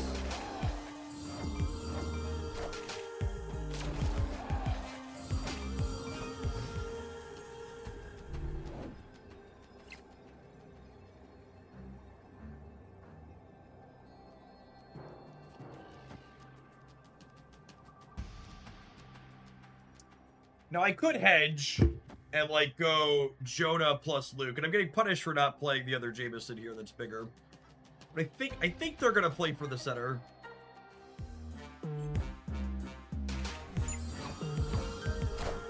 I think I just want to be as big as possible here. Assemble.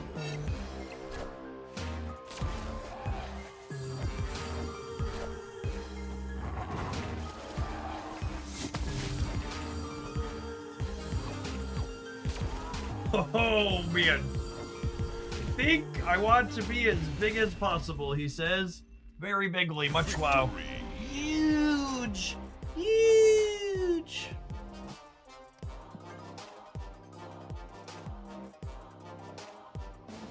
Jonah won that game. We did. Jonah did win that game. Unironically. They gave us a really efficient thing for me to copy and spread around the board. Snap.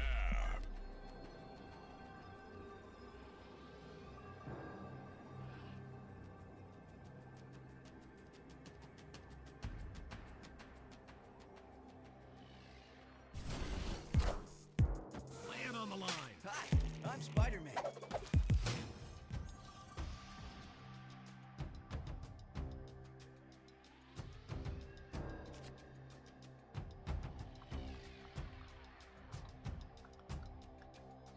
Contesting Moonstone. These kids have no respect, Jace.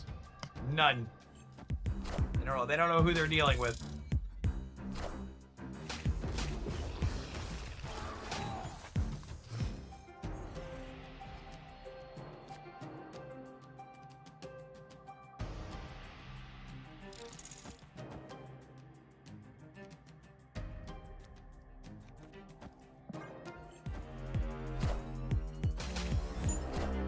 A zombie Scarlet Witch for little old me? Kind of surprised they didn't play her in the Avengers compound.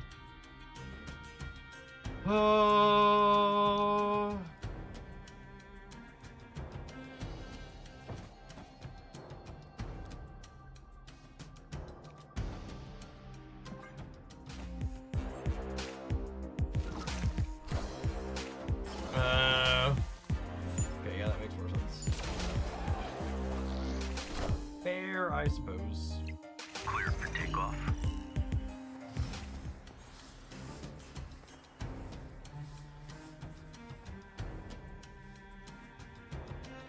You're late, Moonstone. For a very important day. No time to say hello, goodbye. You're late, you're late, you're late. All right, Luke, I need you to go to the right. I should have just put the Luke Cage on the right to start chat. For this game, potentially. God damn it. That's so annoying. Why do I have to be so bad? Why do I have to be so bad? Is that a good draw? What do we think? They can test the center every time, yeah? Oh no. Oh no!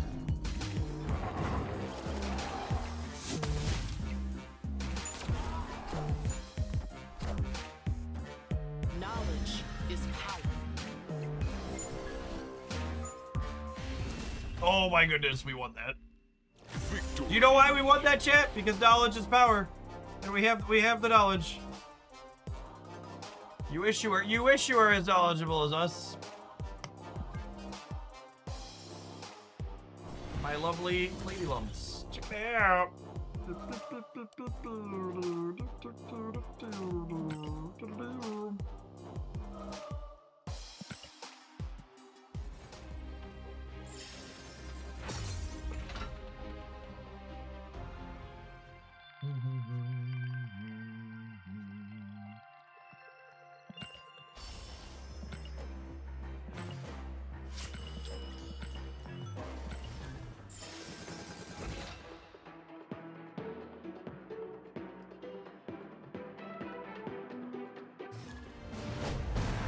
Destiny will arrive.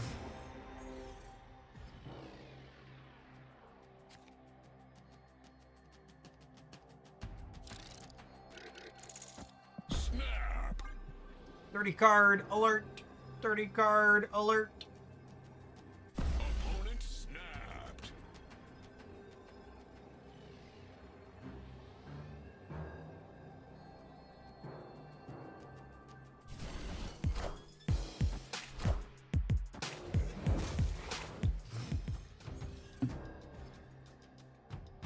I'm excited for them to already have.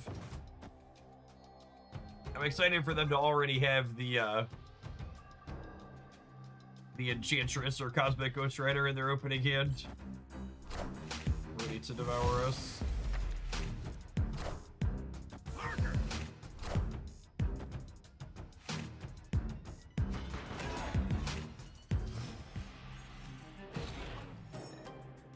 Why not both?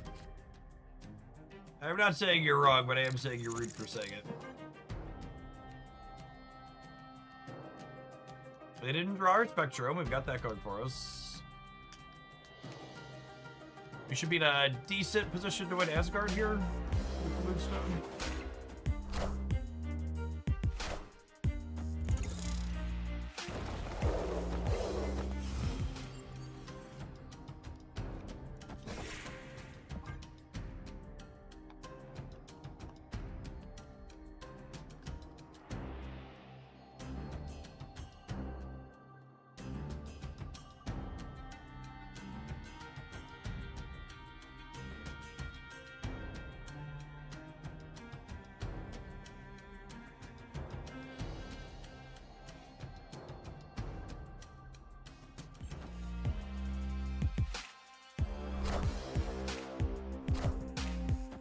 Almost said we don't really want to contest the Carter path, but looks like we're not going to be given an option in terms of that.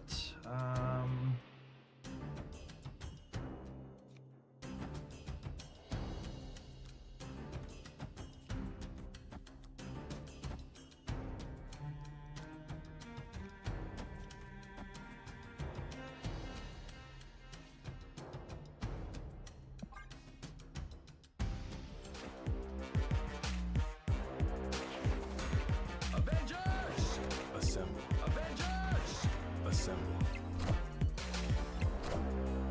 Lay it on the line.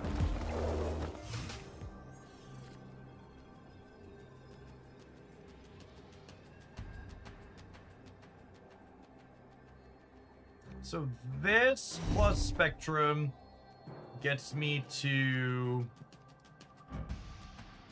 This is 12 right now. This takes us to 16. This takes us to 20. Spectrum takes us to 26 here while keeping them honest over here. I think I like that. We're getting 6 in the middle as well.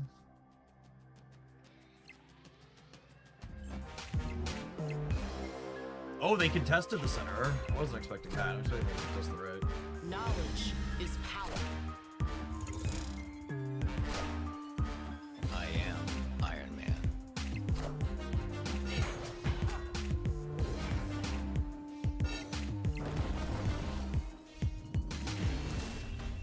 Playing for the center without counting if you beat Spectrum is certainly a choice. They actually... They were only tying the center before Spectrum. Like, even without Spectrum, they weren't winning the center with that line.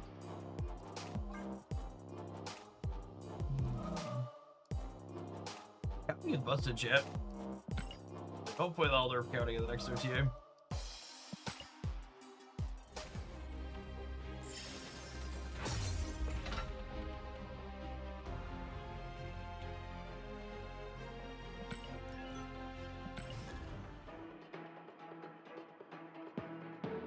Like she says, knowledge is power. It's true. It's true, you know.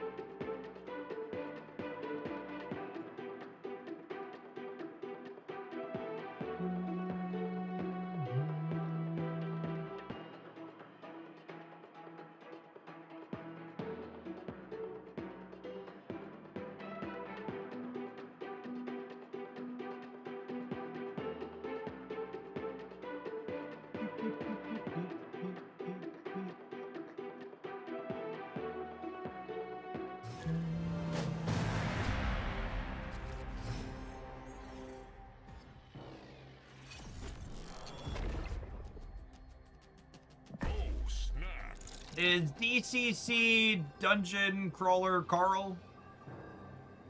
I've seen gamers talking about that. I'm not familiar with it myself.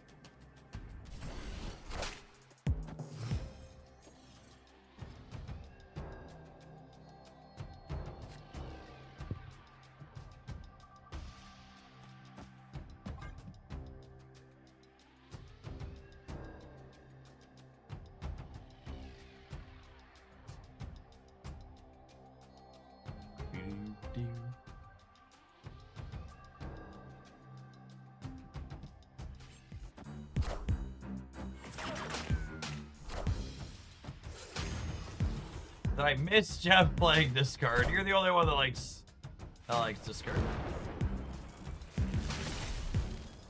Poor Ape. Yeah, the only one.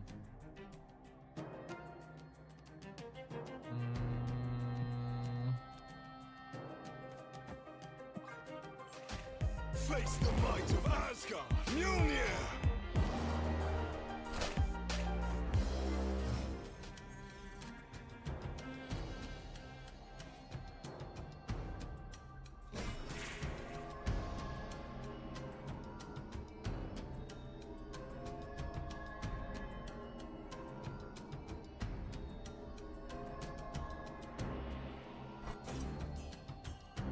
I'm torn. What's this?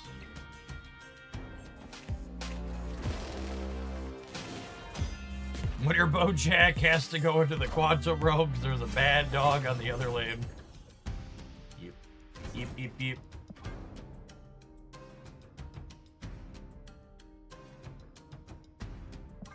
Oh, they might be a Shadow King deck. That's a good call. I think I should play for the center. Yeah. I think I usually shove Shadow King in there archetype.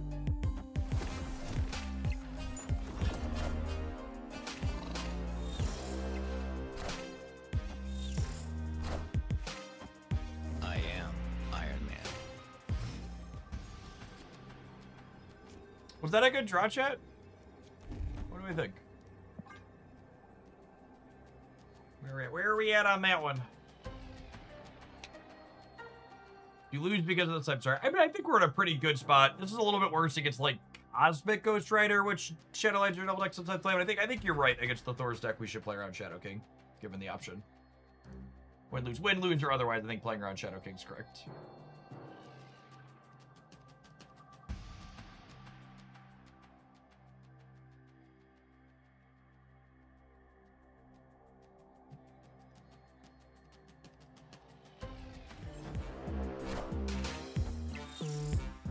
Yeah, buddy. Union to me. Yeah, buddy.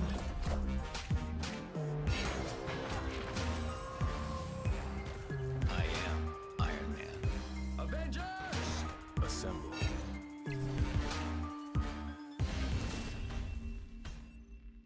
Victory.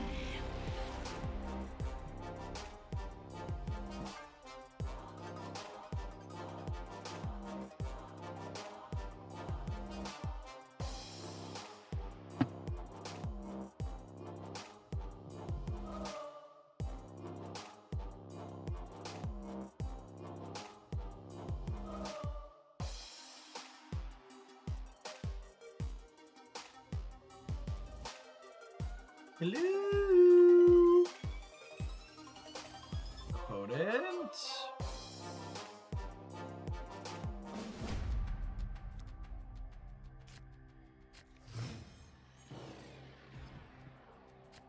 Snap.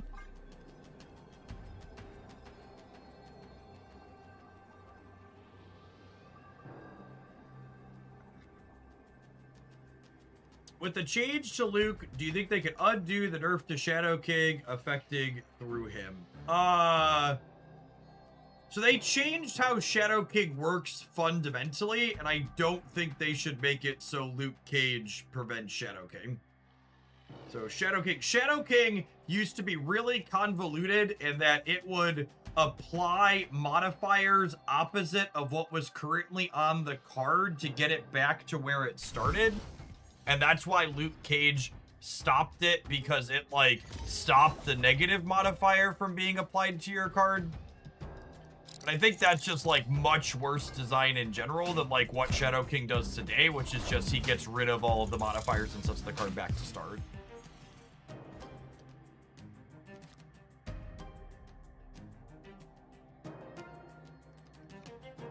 Speaking of setting cards back to where they started, what do we think is the timeline on when we're going to get a card that restores the text box to a card?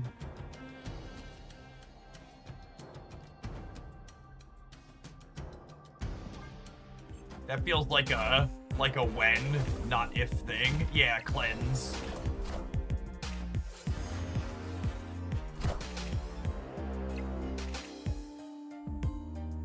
Blue Guardian. Assemble.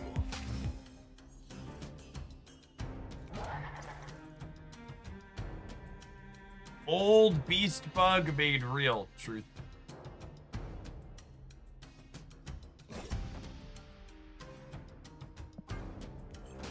Face the might of Asgard. Mjolnir.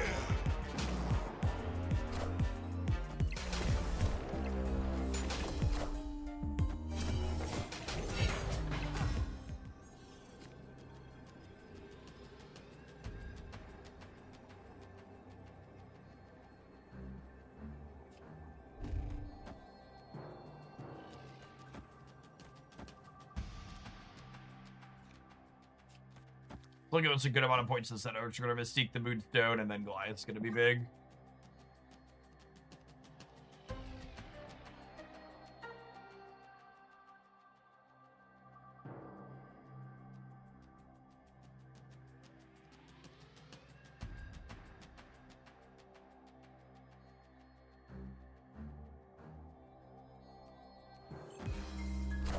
Yeah, hedging the center is definitely correct here.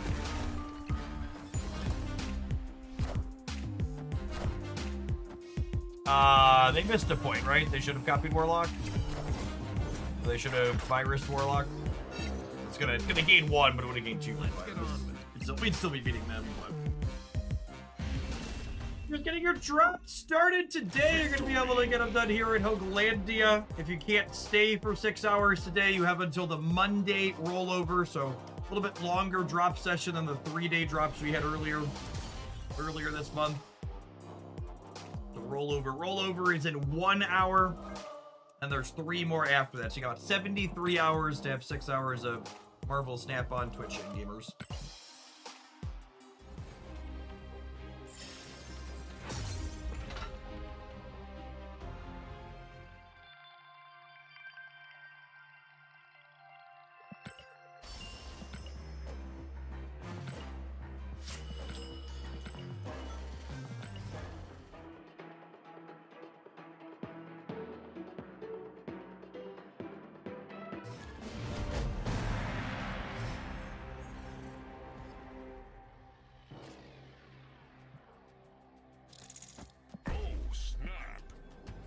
Shrieker, I will not be. No. I have a very, very finite amount of weekends out at the camp house. You're heading out to the camper this weekend.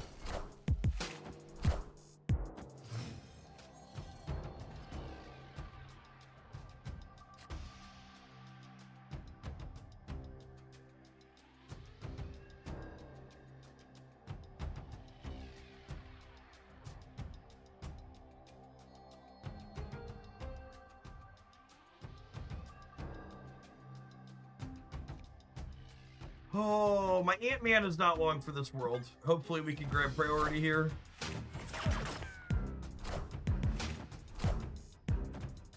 Unfortunate. You think they'll update objective cards to see each other trigger at the same time? I wish they would, but I kind of have the expectation that they don't work like that as is because of some technical limitations, so we'll see.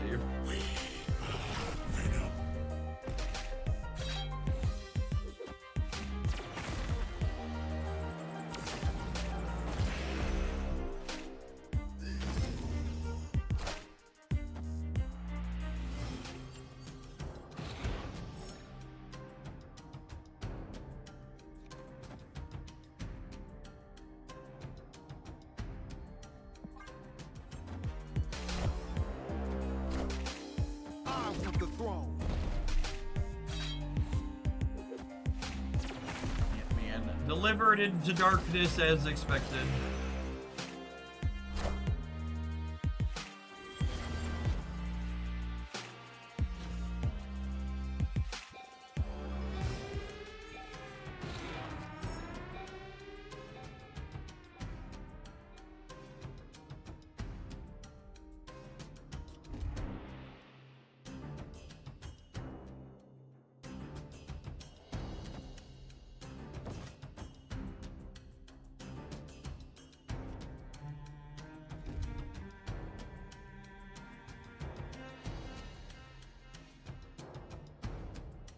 Fist Tower 2, yeah. Feel awkward turn for us.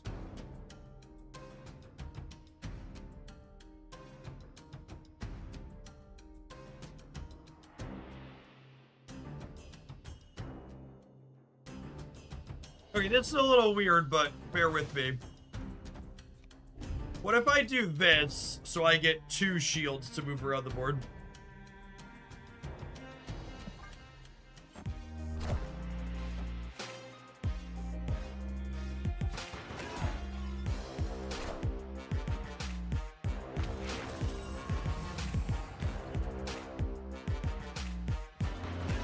It gives me more flexibility in how much power I can put into the right.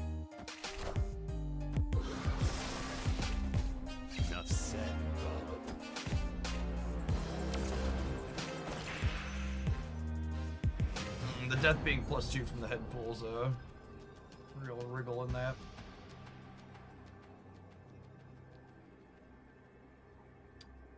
This is +2 here up to 5, and then only 11.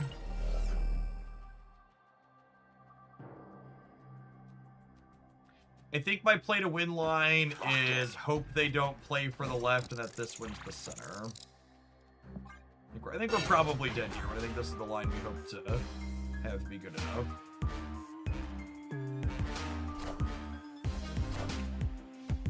Got him! Got him, slick. Victory.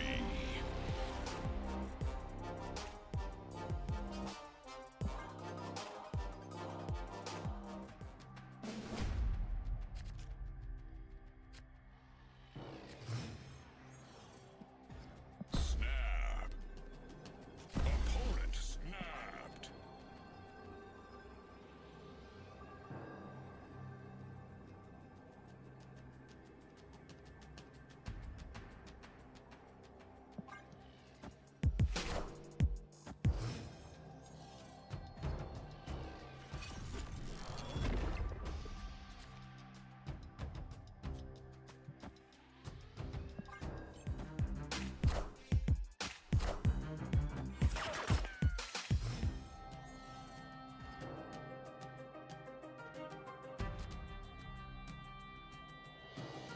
Alright, chat. And for my next trick,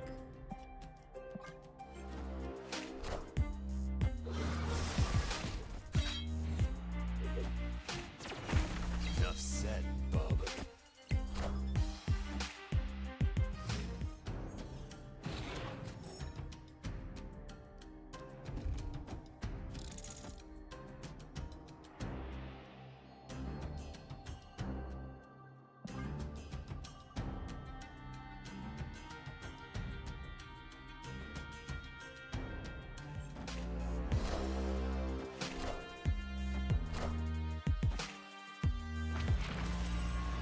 call me Brittany, baby, because I am toxic. Jonah's a great draw. Means I could draw Captain America next turn and go Captain plus Carter.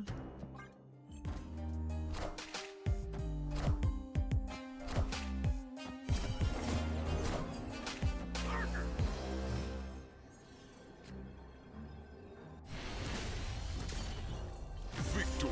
Aww, they don't want to play in my sandbox anymore. Bye, bud.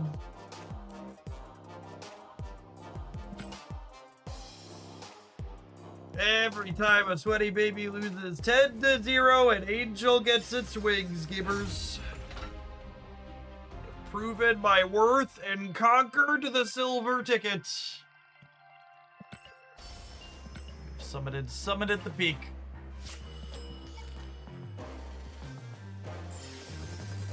J. Jonah Jameson is just like, you know, he's one of those cards where, like, obviously he's something of a joke card. Your emotes are ruder. But at the same time, he very clearly has a design goal of going into a deck like this. And he fills his role. He's another one energy card that you're happy to, like, be able to weave into your curve to fill paths for Carter and make your Ant-Man get more consistently, and then kicks up to a 1/5 with Spectrum. Like, he's actually just really a fun concept because he's both a meme card, but also a card that has a very clear purpose that he fills and serves and is functional. Like, he's a joke, but he's also a joke that has a functional purpose in terms of, like, being a competitive, useful card. His design is great. I'm happy he's in the game. He's gonna be, you know, a staple inside of these Spectrum decks moving forward. And one thing to call out in there too is, like, I talked about him helping you fill your lanes for, like, Carter stuff too, is we won a lot of those games without Spectrum, right? Like, the lanes, especially where you're playing for two paths and you get to go Moonstone in front, Carter in the back, is just so many stats in a single lane, and just having that extra efficiency of more cheap cards to weave in there is really good. honestly, the Luke Cage nerf, side grade, rework, whatever you want to call it, I actually think that's a really big pickup for this archetype as well. Look at the curve of this deck. These decks have always had too many 3s. And while obviously Luke Cage's effect is less powerful as a 2 energy card, this deck couldn't afford to play 3 energy Luke Cage. It really loves having Luke Cage's slightly weaker but still useful effect as a card that it can play more efficiently on curve to fill in spots where it has 2 energy but it wouldn't have 3 to spare. So this is another deck where it's like happy for the Luke redesign, even though it's playing it because it's just so gummed up on 3s.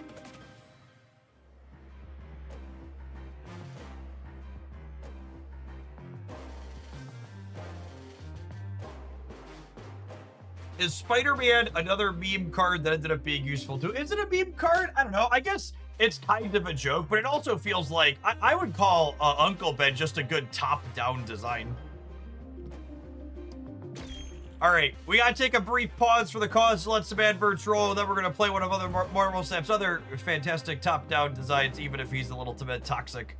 We're gonna play some Galactus here, gamers. Thanks everybody for hanging out. Don't go anywhere. Appreciate you kicking your weekend off here at Hoaglandia, dropping like it's hot. Beep beep beep beep beep beep.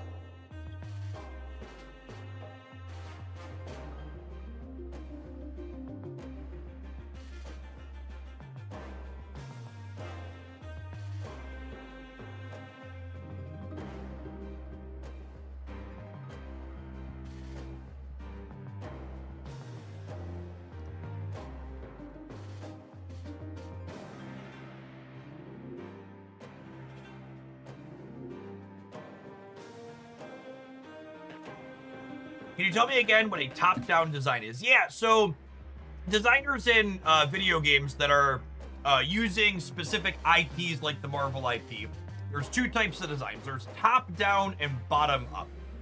And top-down basically means you start with a character from the IP or lore or whatever you want to call it, and then you design for your game effects that make sense with the character.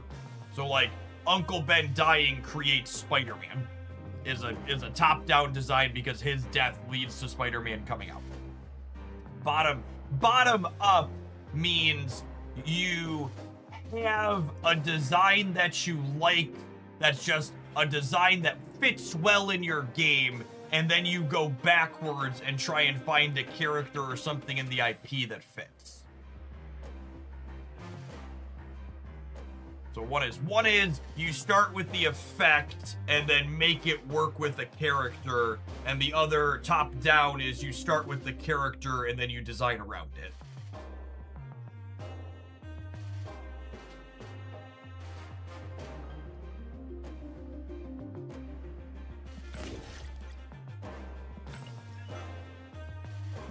Let's Galactus some nerd, shall we?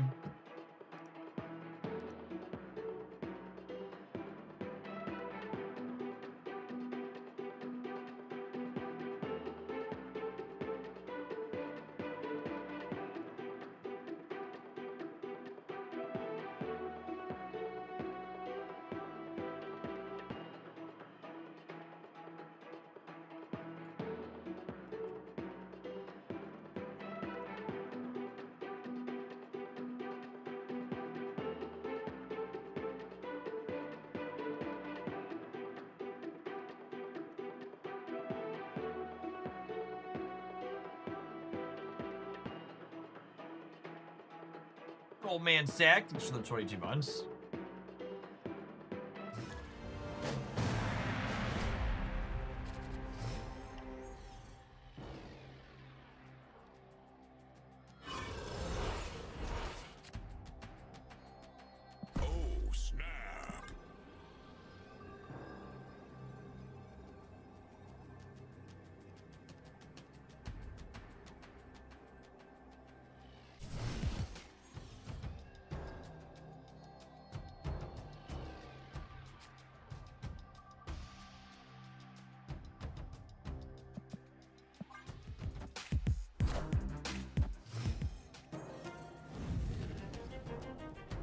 believe in magic and to turn 7.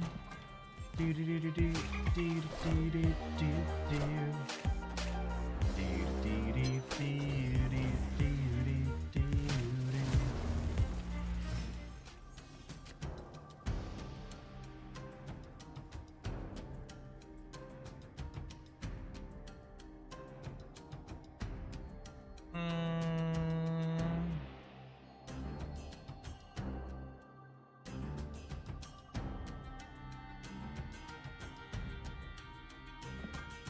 I guess we're doing nothing.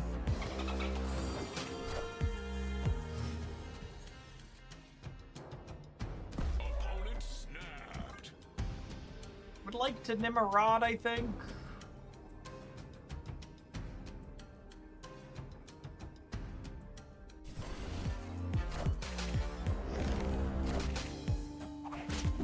Ah!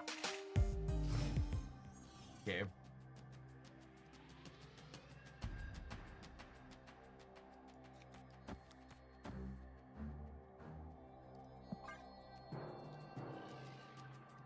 No, wait, be cool, be cool. Everybody be cool.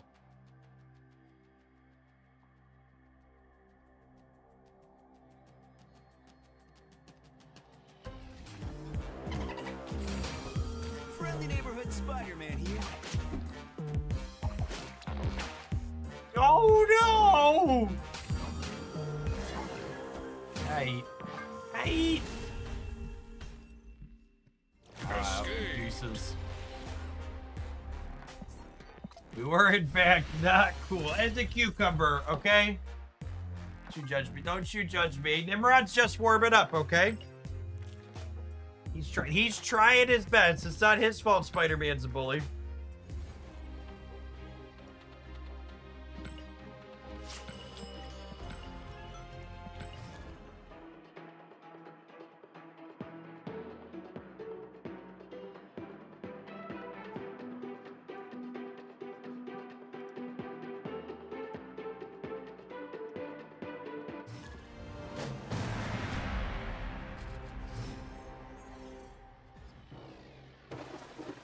Opponent snapped. Snap. Our Nim Zola avatar. A smear match, perhaps. Smear on the wall.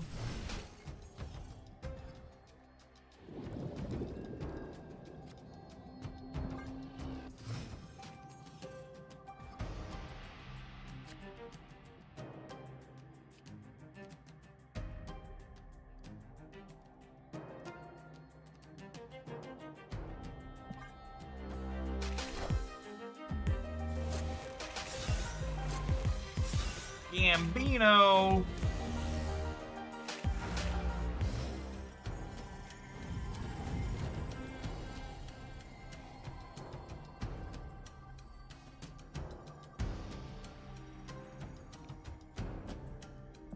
Hella bullshit. Could be.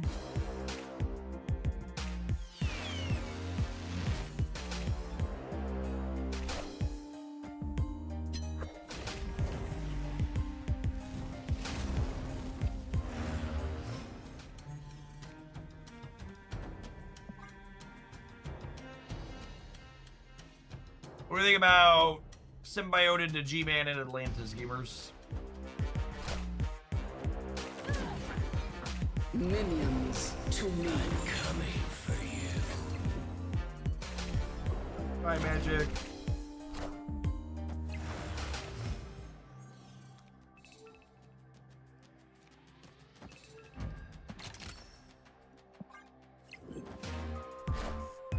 Are ye worthy? Minions to me. You tugged my rug? I was gonna tug your rug. Bye, bud. Kneel before.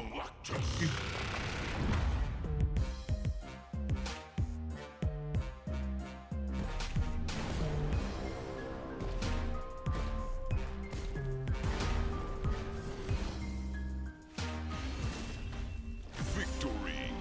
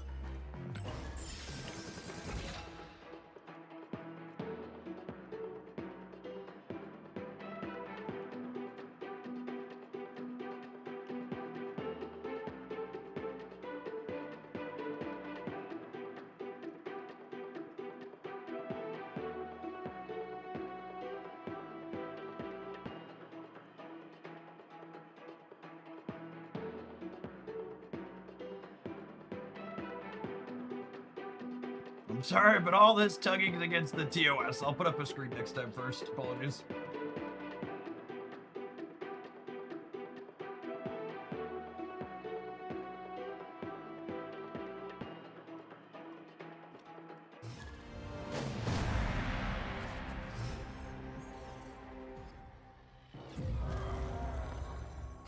Snap!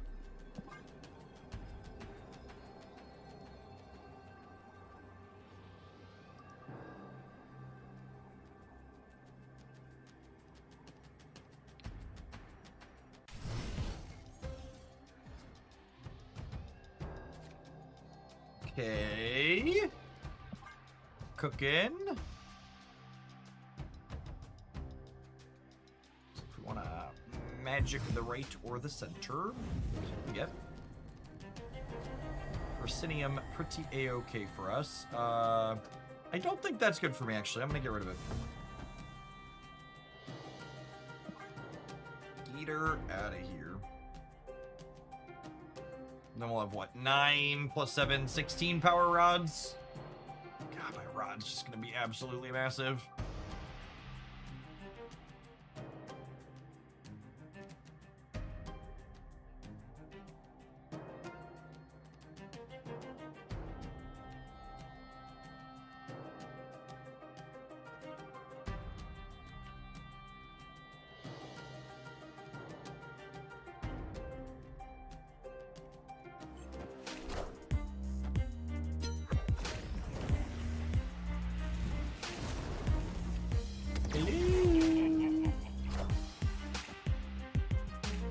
Ah, yes. The person with no plays then running the entire timer down to make one card play out is a Doom 99 gamer. This is my shocked face. Surprise!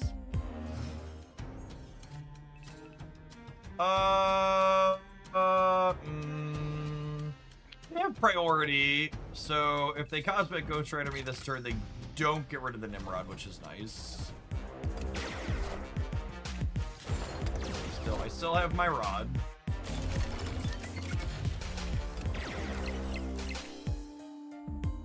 Not as big as I would like, but it's still relatively large.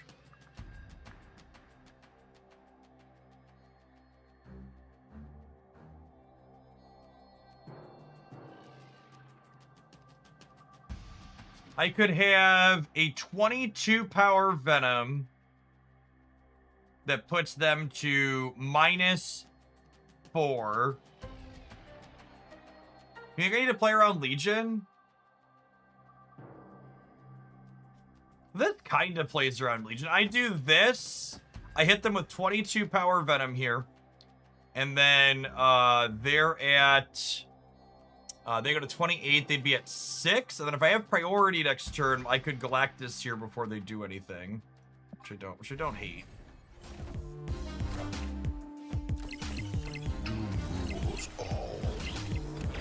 Oh, and priority actually doesn't matter, right? Because they don't get bigger until end of turn. If they have Aurora, they could get me. But if they're not on Aurora, I'm Galactusing before they get bigger unlocked again. My Galactus reveals at +8 thanks to the Proscenium.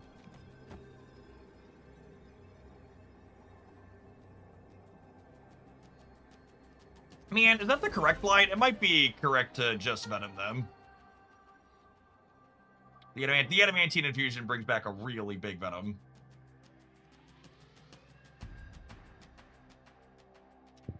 Oh, I'm sad, but this is correct. We just want to be a Nimrod deck.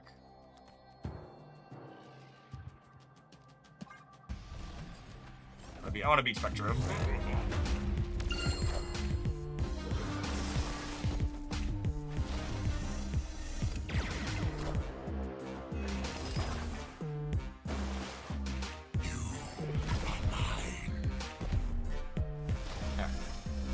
You're already got it.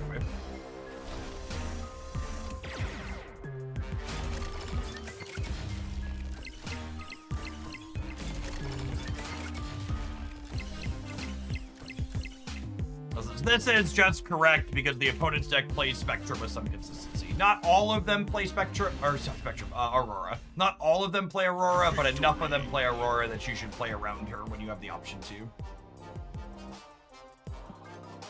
I think it'd be cool if there was a card that would undo the last on-reveal card played by an opponent. That sounds kind of complicated. A lot of on-reveals have RNG effects to it. It's neat conceptually, but it feels like it would be hard to implement on a from a consistency perspective. Probably a nightmare to program too.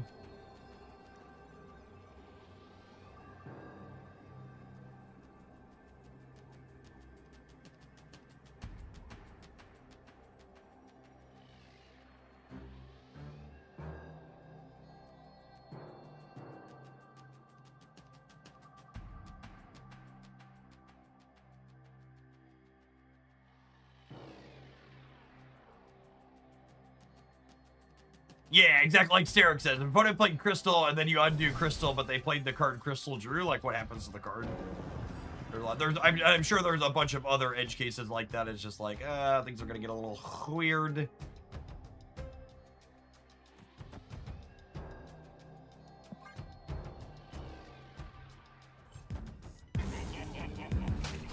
Nice deck, Jeff. Missing some cards feels bad, man. I don't know how you could ever hope to become competitive in Marvel Snap.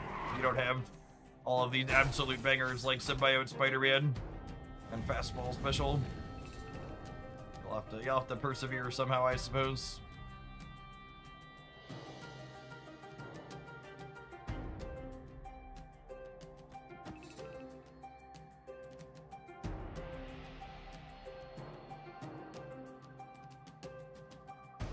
I don't know where I'm magicking. I don't know if I'm a Nimrod deck or if I'm a Galactus deck. I'm so torn.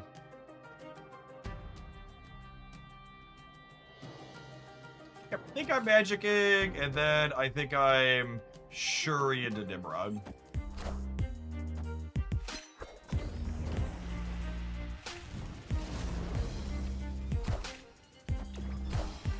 It's just hard to set up Symbiote Spider-Man against a... It's hard to set up Symbiote Spider-Man against their deck. Is the problem.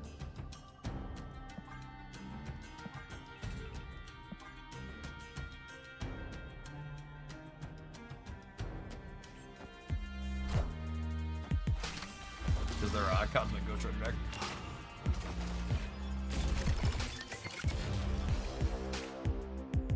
Them locking themselves center is pretty good for us. Wait, did they activate this and only get 2 points? No, they chimichangaed it. Got it. That makes more sense.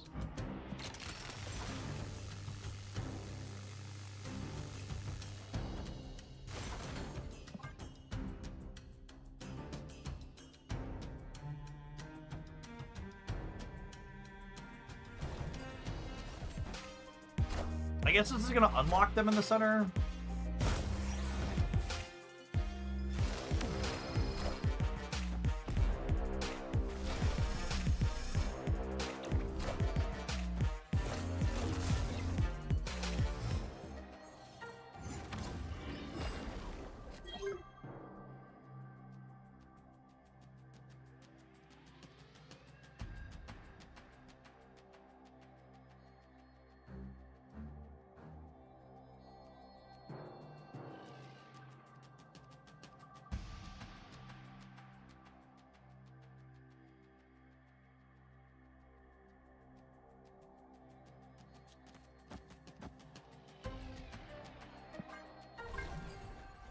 I think I do this to position myself to be able to Galactus next turn to the center. Also gives me a pretty decent amount of points to the board overall.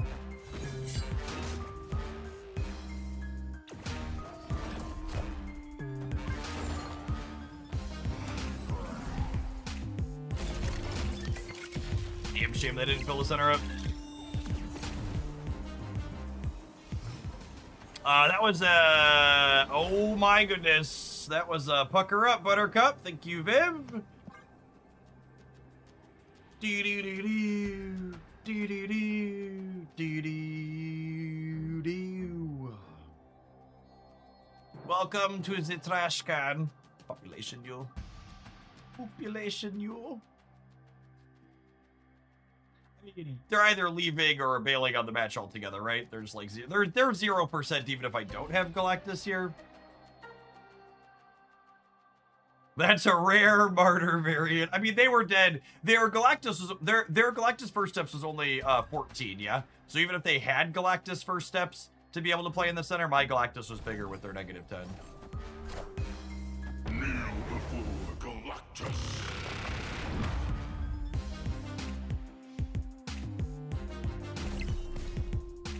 Oh yeah, I get Nimrods into the center as well, yeah. Or Nimrod, singular, I suppose. Location full. Victory. Does Symbiote Spider-Man activate work for Galactus? It does, yeah. Symbiote Spider-Man explicitly says when he merges in, he reactivates honor wheels.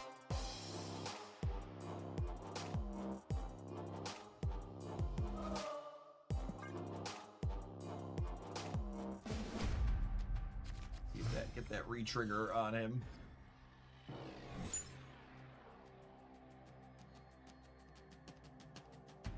Oh,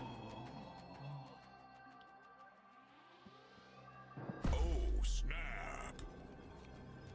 I'll put some rocks out for Kurtajit. He's a hungry boy.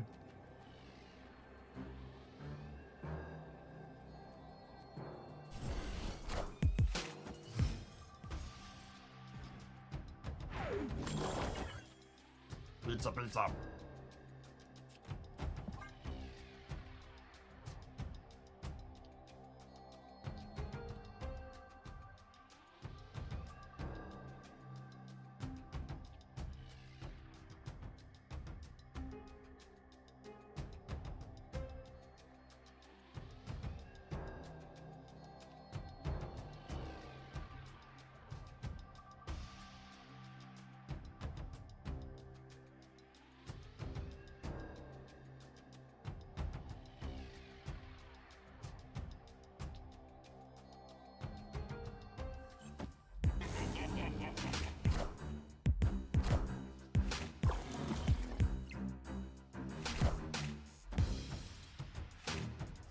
Well,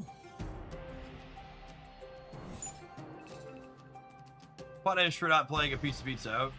That's unfortunate.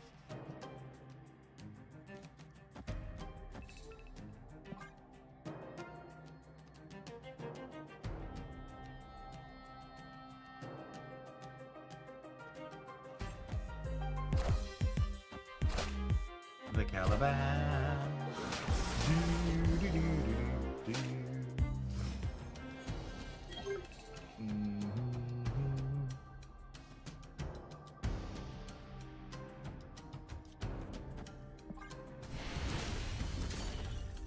Quarter must have drawn some rocks.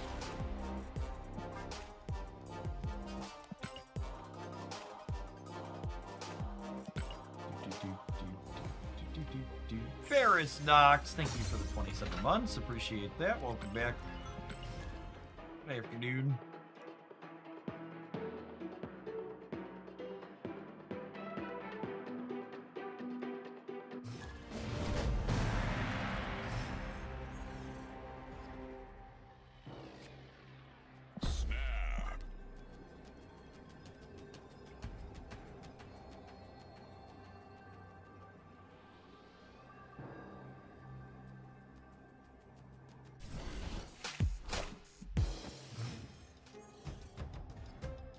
A destroy deck. These matchups tend to be real mediocre for the deck we're playing. Having null in death tends to be a pretty big leg up.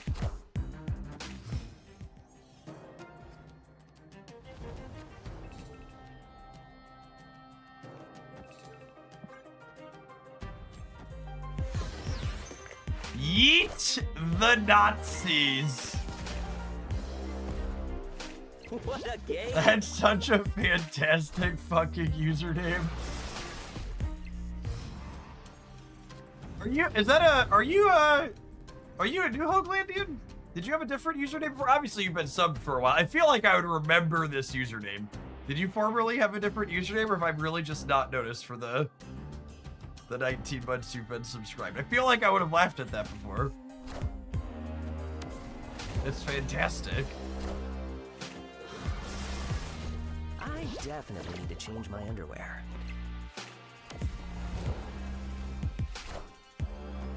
Clear for takeoff. Oh, it wasn't camel cased before. Yeah, that'll do it. I must just not have. I probably just butchered it skipping at it. Wakanda forever.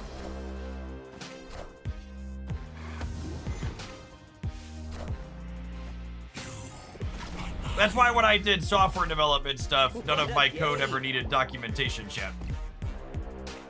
It was all perfectly camel cased.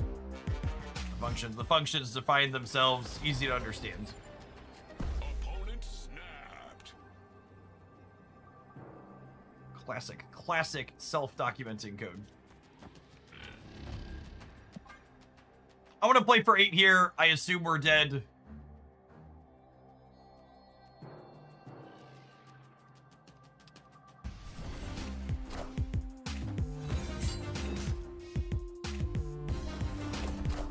That was my excuse too for not writing any documentation, exactly. Wakanda forever. When I wrote this code, only 2 people knew what it did, myself and God. Now only God knows.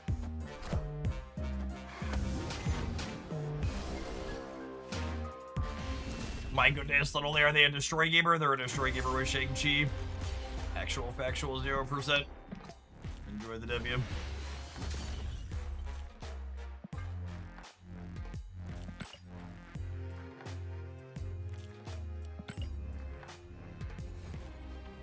My coworkers are using AI to write code, and it adds literally paragraphs of comments to every function it writes, and I can't handle. Okay, so someone who literally has never written a line of code with AI or read any code written with AI, are the paragraphs it's writing actually helpful?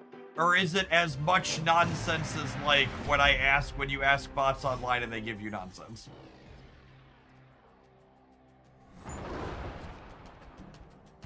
Oh, snap. Opponent snapped.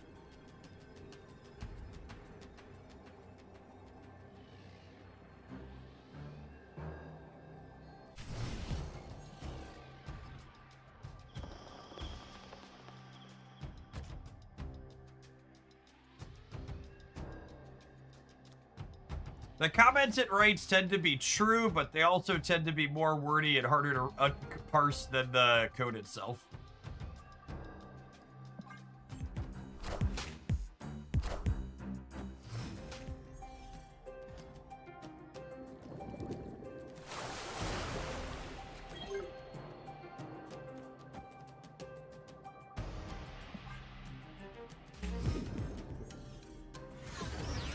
For people who are more involved in, or like, 'cause I know a lot of like spaces are like using the AI models to write code at this point. Have any of the places that have AI models generating code talked about what their long-term plan is when there isn't any pure non-AI code left on the internet for them to train their models on?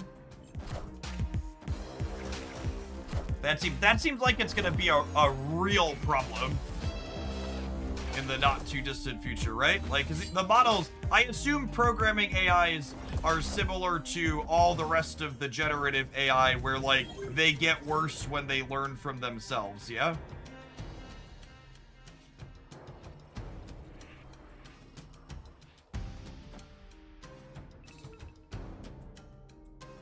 LOL at long-term thinking. That sounds like next quarter's problem. Okay, yeah, that's about what I was expecting.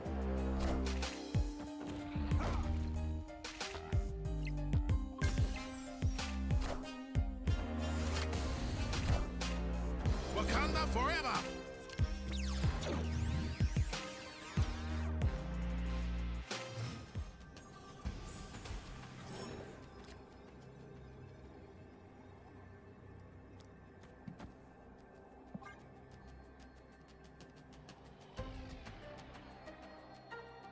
It basically gives incompetent developers a nuclear launch button. I mean, that doesn't sound great.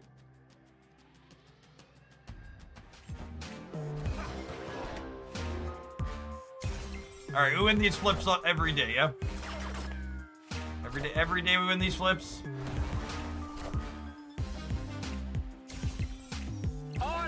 Easy game. Easy game. Never doubted us for a second. Wakanda forever!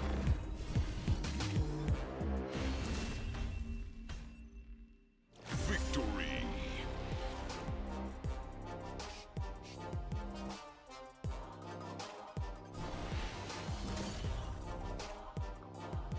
All the devs I know who currently use AI were devs before AI and just use it as a tool now. Sure, but like that's gonna become less of a thing, right? Like let me give you an example. At one of the companies I used to do dev work for, they still had code written in COBOL running on mainframes. And there were like, you know, like some really mature developers who they knew how to write the COBOL, but eventually they were going to run out of those. And it feels like well, right now, everybody who's using AI to write their code knew how to do it beforehand. Like, eventually that's going to be well, we're going to run out of those eventually. Right? And yeah, I mean, I just assume like that's part of the problem with capitalism and all these structures in place is like that's next quarter's problem, right? Like at some point, even if the AI is useful, there's going to be a reckoning like that. Oh, you mean the people who will know how it works are going to age out of the system? Yeah, exactly that. All right, I'm having a good time vibing with some Nimrods this afternoon. We take a pause for the cause and let some adverts roll. We can continue talking about existential crises and capitalism. As always, we'll see you in 120 seconds on subs. If you're watching on the YouTube side, make sure you tap the like button and pop on over to Twitch to get your drops on at some point. Is that my favorite daughter? No, it's my middle son. Hello. How was your morning? Haley's usually the one that crawls in on the floor, so I assumed it was her without looking. Mm-hmm. Do you need something? No? I was Okay. here. Let's go ahead. Love you too. You have a good morning? Yeah. Yeah, I got Cool. Look at that. Look at that. Cold hard cash.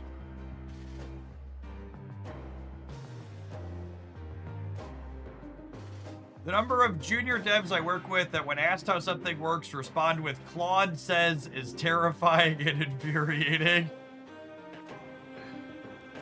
I use Claude in coding. It's pretty good if you have a base project. It helps adding small project additions. It mostly has problems in large-scale tasks, but their latest Fable model is a little bit more powerful. The problem is that you need to actually understand the code to use it efficiently, and a proper Git setup helps in listing and understanding the changes that were made by the AI.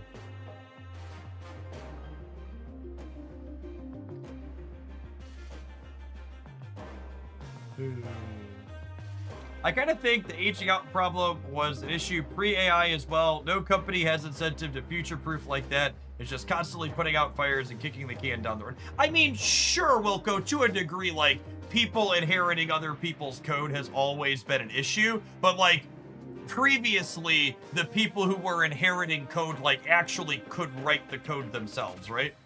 And it's, at some point, it's going to be people inheriting code that are just going to be, like, interpreting the code through what the AI tells them it does.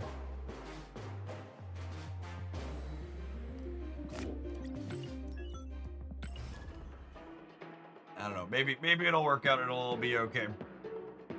And while it all happens, and the Claude will drink gallons of water. There's my favorite daughter. Hello. Did you have kinder music this morning? No? No. I saw that on the calendar. Did you have fun wherever you were? Yeah, I didn't do kinder music, but I did a class about music. Oh, you did a class about music. Okay. Do you have to school? Oh, I know. It's so tough. It's so tough not to be in the school. Oh. It's a hard knock life. Did you press the red button? Press enter. Perfect. Wait, Daddy, what are these guys for? That location puts out a negative ninja on each side. One. Only once. Yeah, one time. Oh, that location's crazy. What does it do? Every turn it changes one of the other locations. What does that location? That one doubles all card modifiers. What does it? Can you put the purple hair guy in the middle? Wait, what does that mean? That means if a card has a bonus there, it gets double the bonus, and if it has a penalty, it gets double the penalty. This? Yep. So we don't want to put any penalties there. No penalties there. No penalties right there. What does that one do? What does that location do? A good readme and the project and instructions to divide and conquer, and the AI can do anything a team of 10 can do with a team of 2 to 3. Say, what does that one Oh, that sounds... What does that location? I feel like if that was actually the case... Like, are there any actual working examples of big companies that have, like, suddenly churned out a lot more features with the same amount of devs, or actually laid off people while still producing the same amount of stuff? So I feel like if there were clean examples of that, we would have them be, they would have been screamed from the rooftops by now. Say, what does this location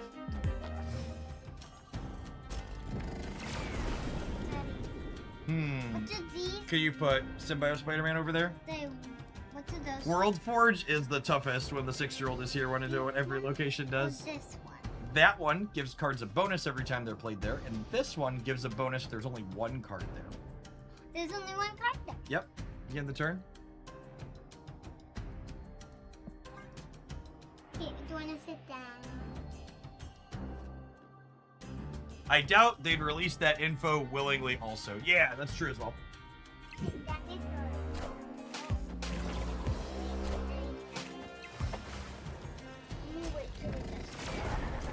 Wait, Spike 12 points.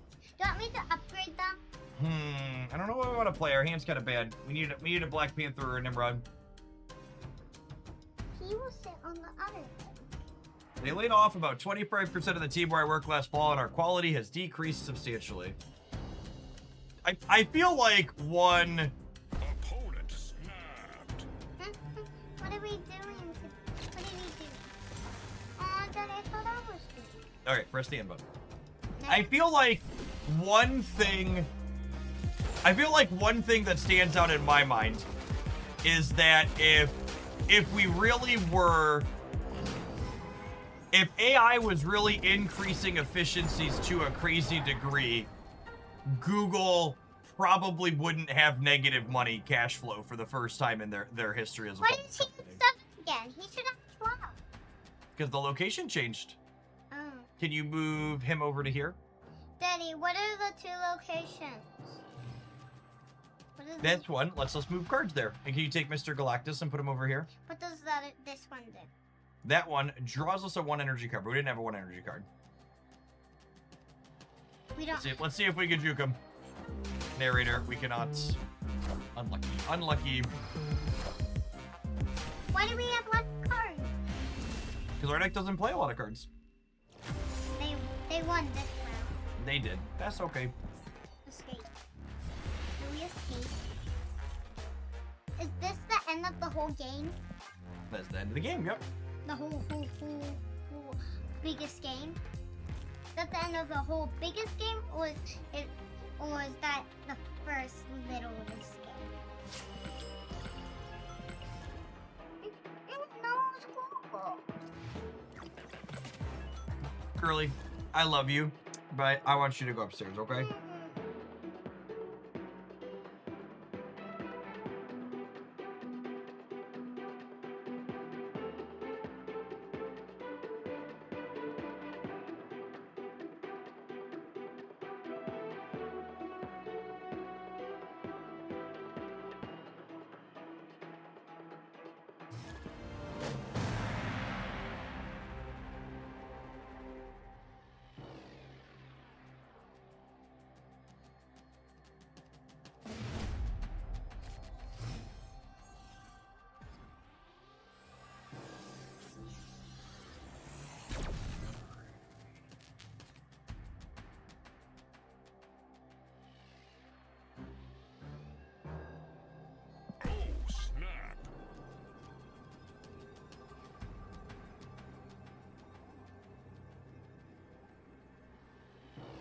Thank you for muting the Oz. Yeah.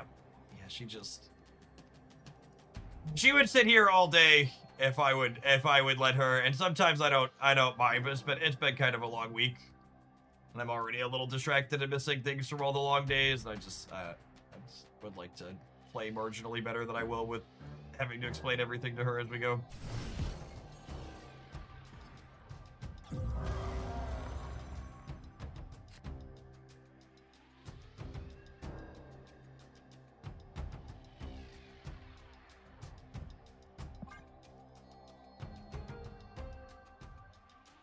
Well, that's good for our kitty cat lineup.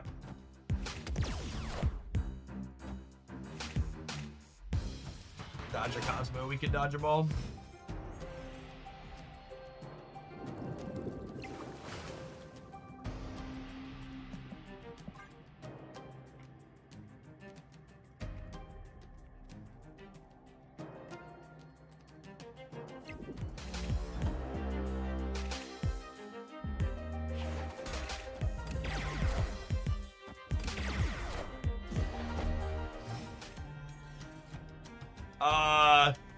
I don't believe Second Dinner has given a comment one way or another on doing a balance pass to limited time game mode, and I think not commenting on it typically means they don't intend to, which is unfortunate.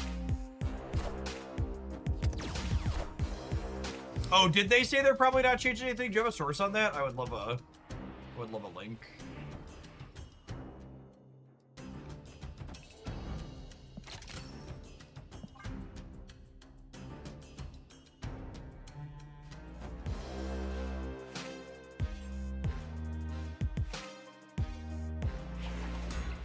Per Brady, there's not typically enough time in 7 days events to get data and turn it around into an OTA balance update. It's a fairly sizable lift to do those changes, so putting in the updates the last 24 to 48 hours of the event is less impactful than making sure that that's kind of a disappointing answer that I don't think I agree with.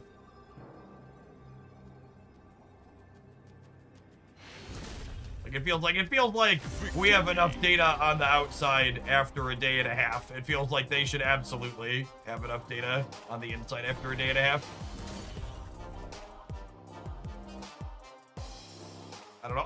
Obviously, we can't know what their internals look like, or like it might be a lot of work for them to do a change. But realistically, I think when they run these 7 days events, they should budget/build into it that they should make changes 48 hours in.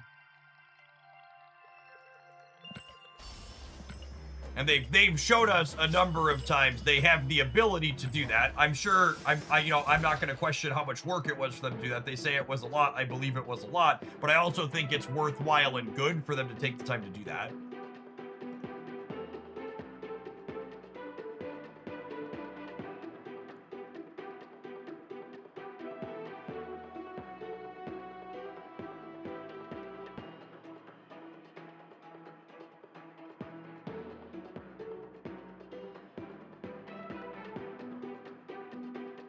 That answer isn't very consistent with how they handled limited time game modes in the past. Yeah, I mean, I think it's, it kind of sounds to me, the first part isn't consistent where he says they don't have enough data, but the part where it says it's a lot of work, I assume they probably came to the conclusion it wasn't worth doing based on the amount of return they had to the work that was proportional.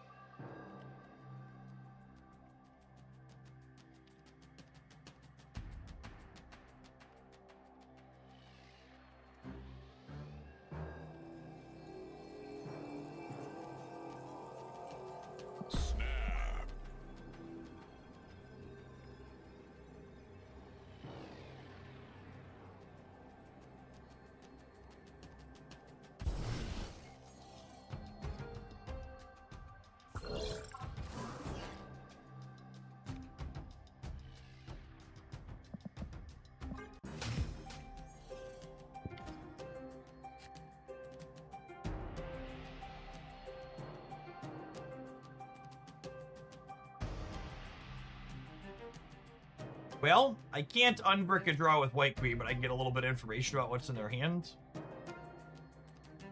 I guess. That's 5 points on the board.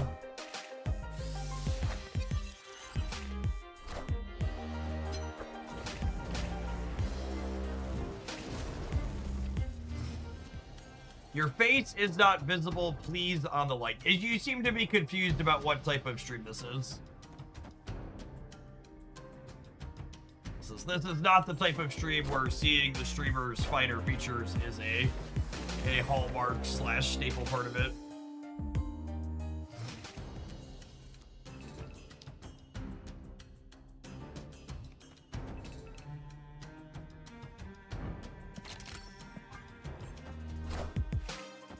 At some point, I will drag a ladder down to my basement office and replace 2 of the 3 bulbs that are burned out above me.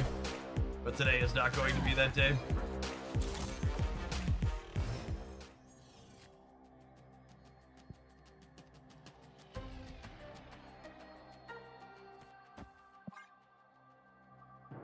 Save your gooning for the anime variants, Cheddar. Yep.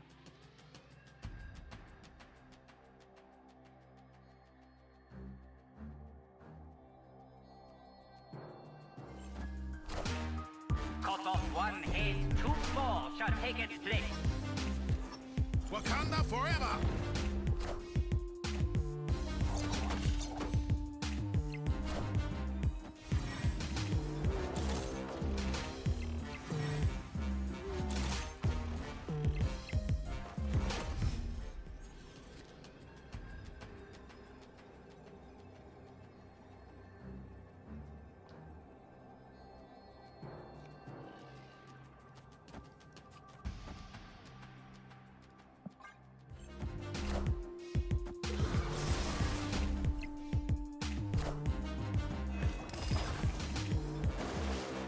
Wakanda forever! You'll drag it down when the 3rd bulb needs to be replaced if you're anything like me.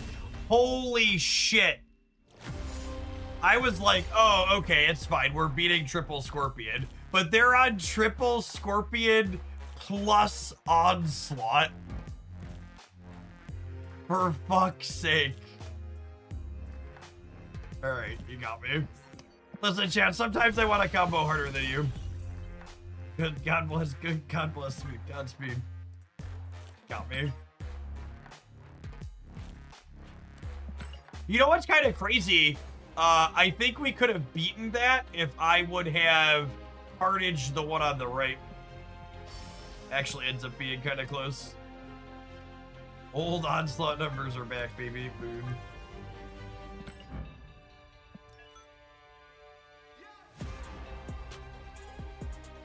The old Namor variant.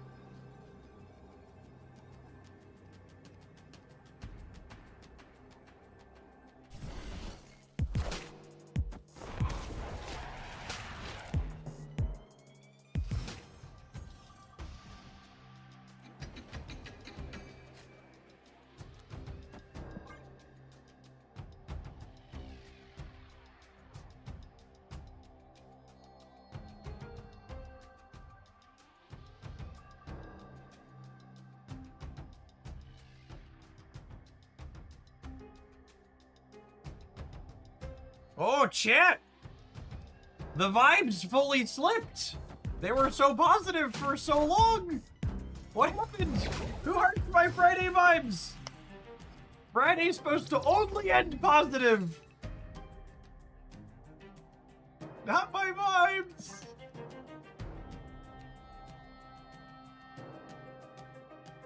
Give them back!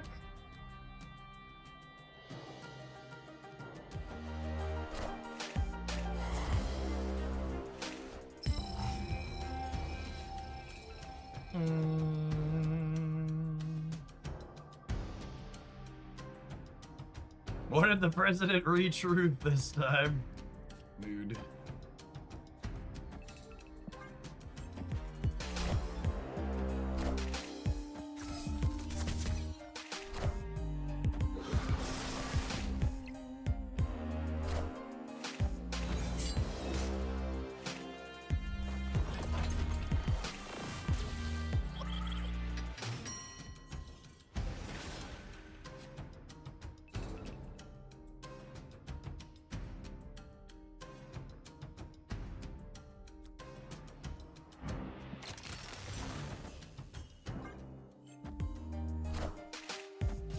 Well, I was gonna kill the kitty cat.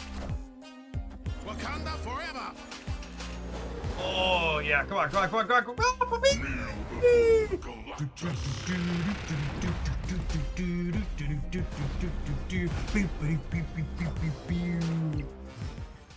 And their Shadow King got used. Oh, baby, a triple. Oh, baby, a triple. This is bringing back my cat, my kitty cat, and it doubles, doubles, doubles, and it doubles, doubles, doubles. It was 10, so it'll be 20, so it'll be 40. 46. Alioth actually doesn't take the text off of skills. Wakanda forever! It's only characters. Victory!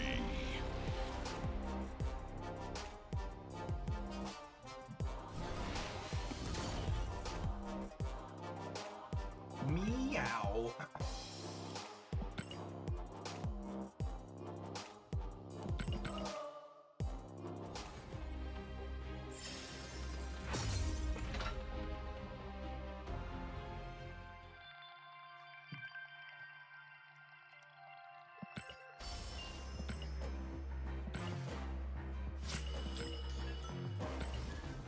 Money? What about money? All the cards in my deck are like 2 years old shit.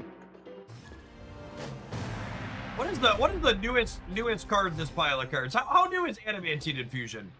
Was Adamantine Infusion this year? The timelines are all blurry. I think Infusion's the next one.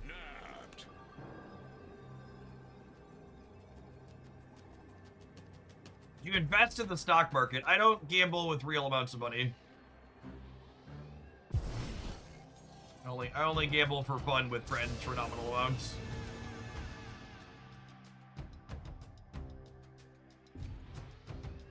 Infusion was October. Okay, it's like 9 months, 10 months.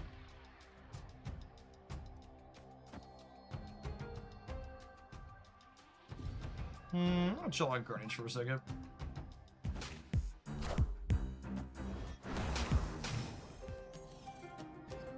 Kid Omega is 1 year old. The beginning of the end. The beginning of the end.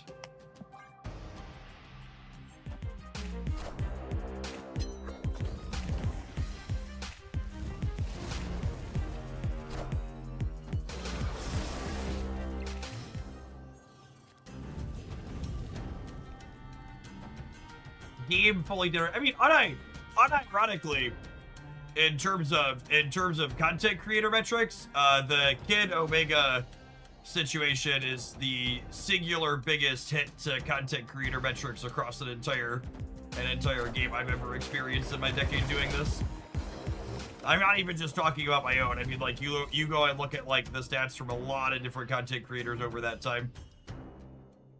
After Kid Omega happened, it was not pretty.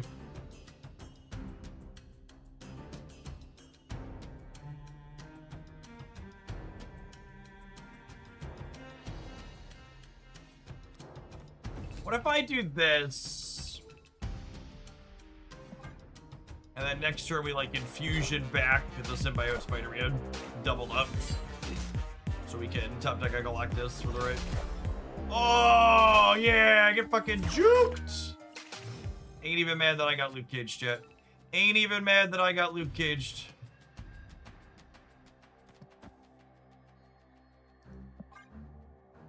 Worse than Nexus Events by mile. Well, Nexus Events was before the game launched, which is a big differential.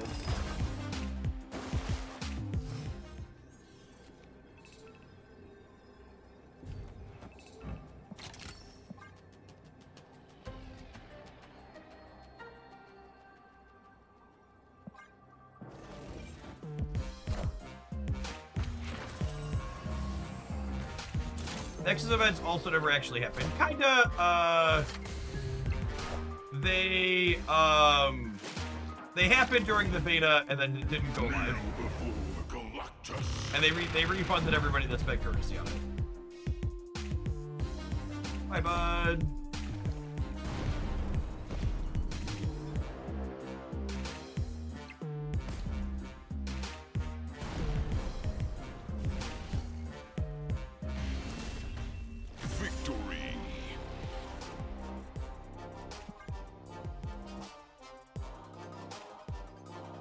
It's funny, one of my my fun facts from the Kid Omega situation is that my YouTube video talking about how the Kid Omega situation was completely unacceptable, but also at the same time the community's overreacting, has the most dislikes of any video on my Hoglandia Snap channel. It even got more dislikes than the video where I told people to vote for Harris instead of Trump. Just to let you know how big mad gamers were. Speaking of big mad chat, if you want to make people big mad, Galactus is a consistently fantastic way to approach doing that. This Nimrod's build's been pretty solid for us. It's got pretty reasonable numbers up on Untapped. If you're looking for a way to come at Marvel Snap in a way that's very linear and straightforward, it gets to shrug off things like Gambit Horseman of Death, even though his ugly face hasn't been around too much anymore, thankfully. But when he rears his head, this deck's a great way to run into it. What are we doing next?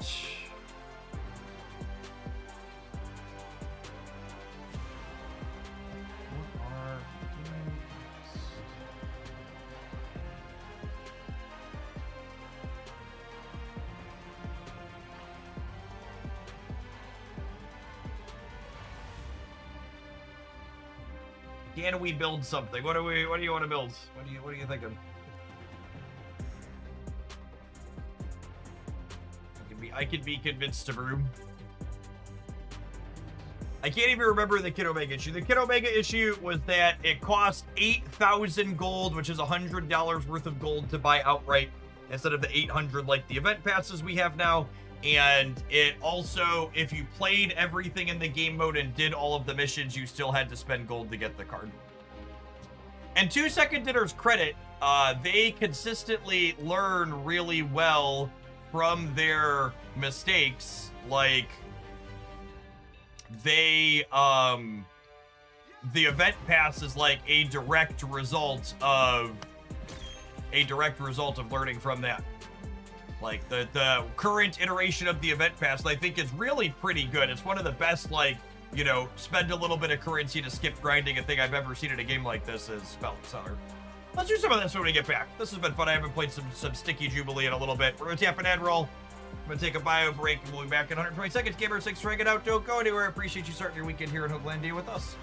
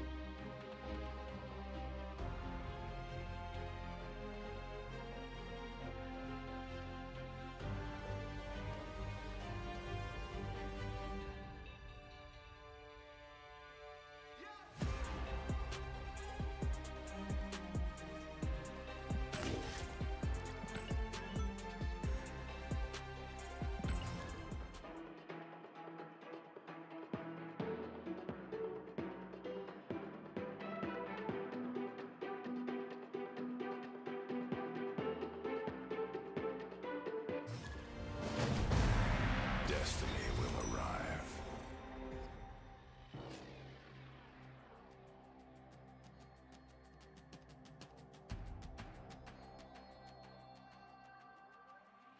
Oh, snap.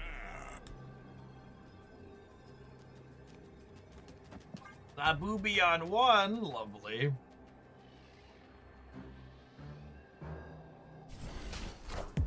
Thinking of using Scorpion in a discard deck. It's literally just Maro with discard stuff, yeah? Or am I forgetting someone?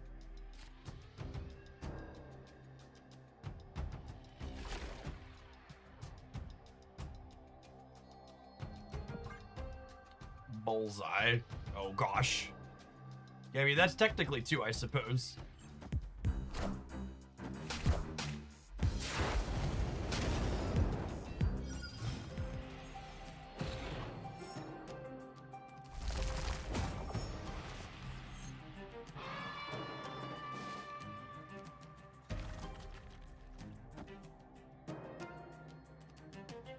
Today in least surprising thing you're going to hear this week, the Trump administration has admitted inside of court documents that it canceled billions of dollars in grants to states, quote, based solely on the politics of that state and whether or not it represented Democrats and backed terrorists in 2024.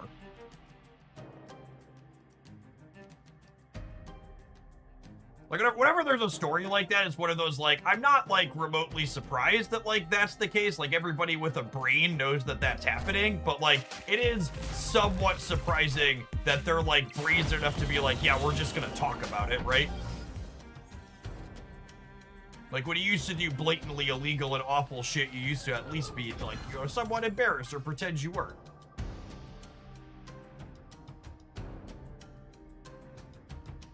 Yeah, getting shemmed here. You can tell because they didn't snap us back. I guess you could also tell because they have 30 cards, but that too.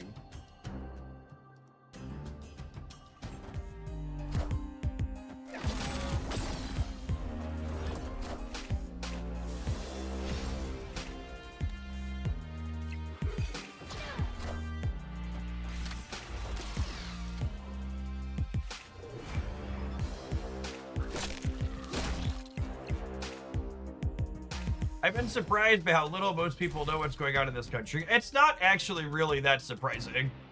The unfortunate and often brutal reality is that there are a lot of low information and low IQ voters who literally don't understand anything that's going on, and literally the only choice they make every 2 or 4 years is, am I in a good position right now personally? If yes, vote for current administration. If no, vote for other administration. And the reality of the situation is, like, the way things happened during COVID, there was a big global issue with inflation, and Biden and the Democrats handled it pretty well overall. The US came out better than a lot of other countries did, but things still ended up not being great for a lot of people.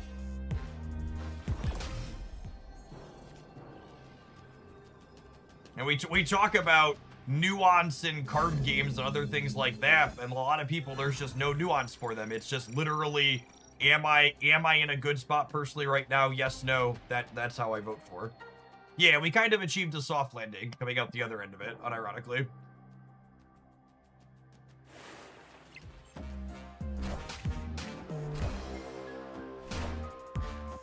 Chulao. Did not draw either of our heavy hitters. No Iska, no Jubilee here.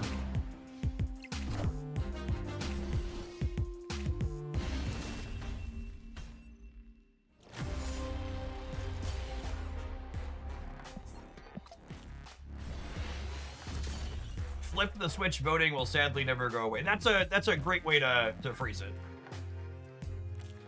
100%.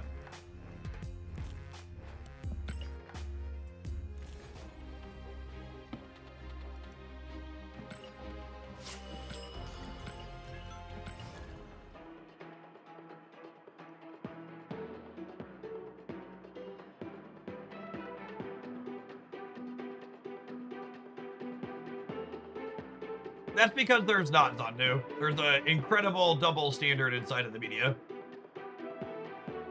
We spent 4 years hearing about sleepy Joe Biden, and Trump's like literally falling asleep on camera inside of meetings and stuff, and there's just not a freaking peep about it.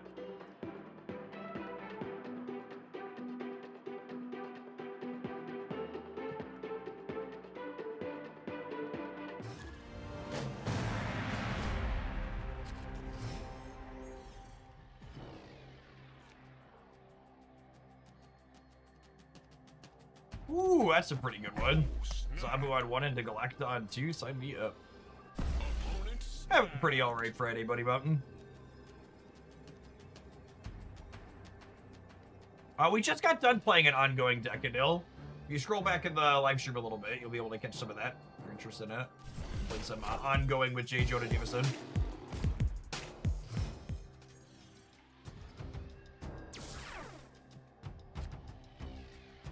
Oh, I hate this location so much. It's so boring.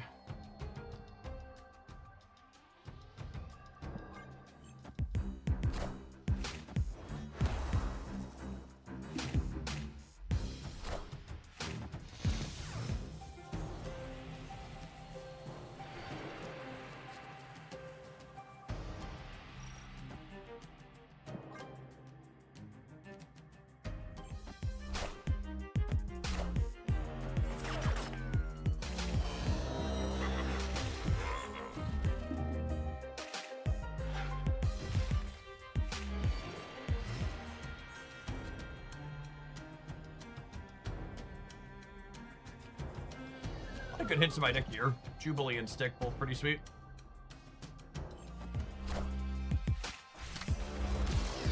Excellent.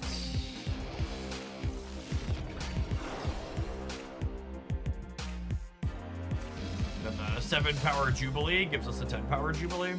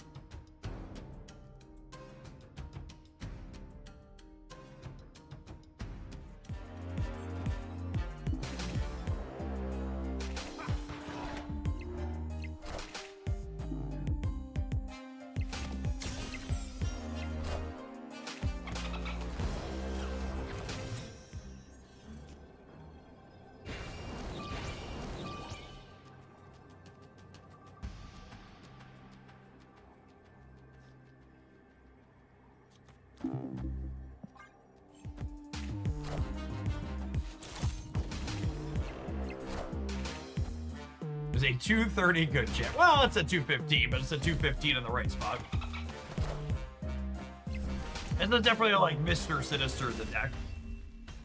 He's much, much better than he has any right to be in this one. He's consistently well into the double digits.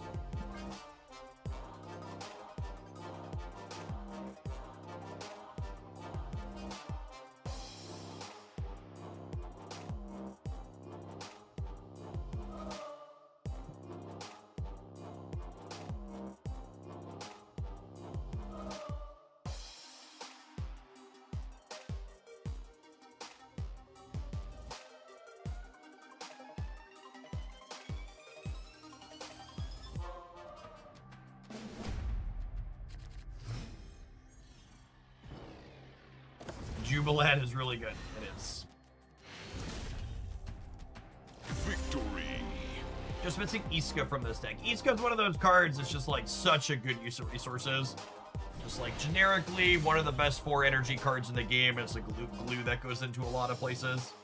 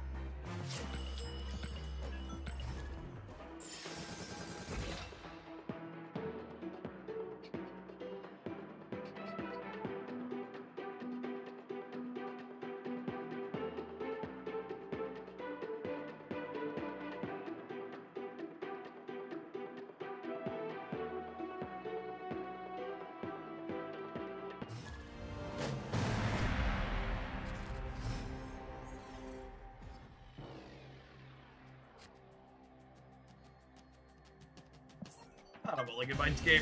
It's really sad for my Jubilee deck. My hand's also not great. I don't have Surge, I don't have Zabu, and I have a bunch of 4s, but Mindscape makes us a mulligan.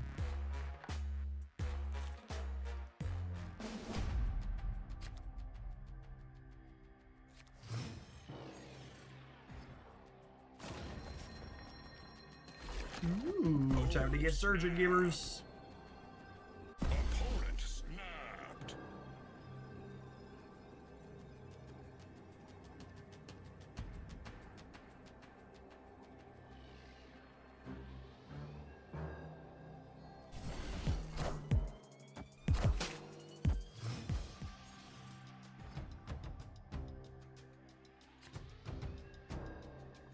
I think we just prioritize Surge. I have so many good forests to top deck.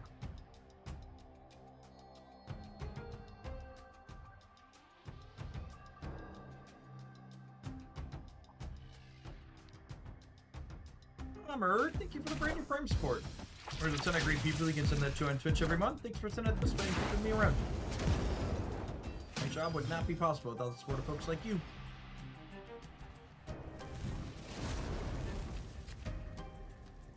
That's a nice one. It's the ability to contest the center, maybe. Probably not. It's all a great hit. Keep the Surge train rolling.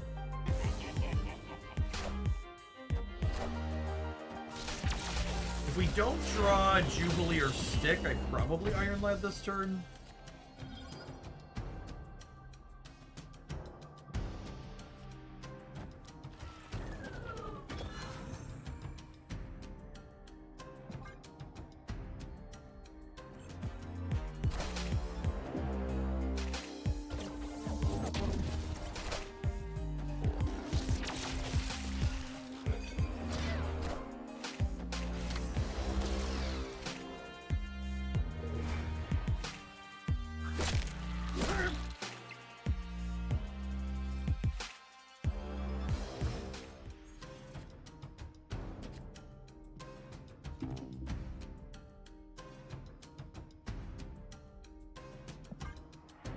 We get Iska going here.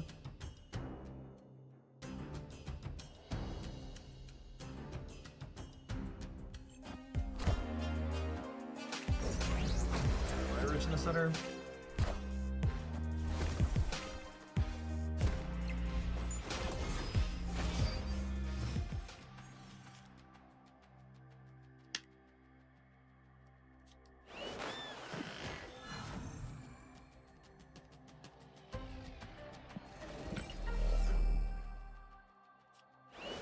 The way this works out is a little clicky.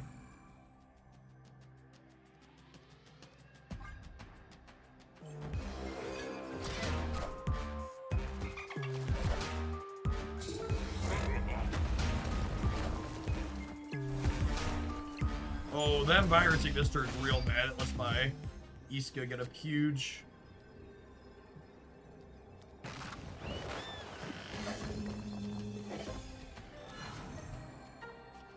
This is getting 2 and 4 and 1. 2, 4, 1 is 7, so this is 10. So it's a just, you know, casual double digit Mr. Sinister again. No big deal.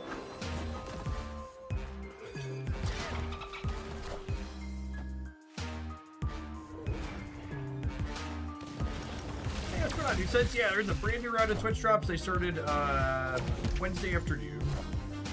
They've been doing 2 sets of drops per cycle. Oh, wow, GG. Hail to the king, baby. Hail to the king.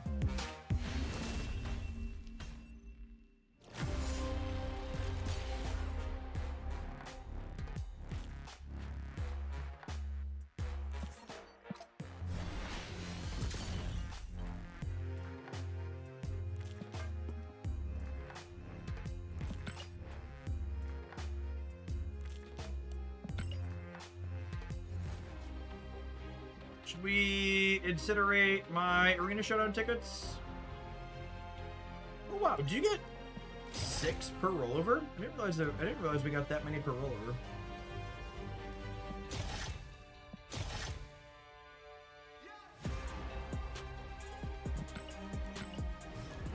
Let's do some more Toxic Captain.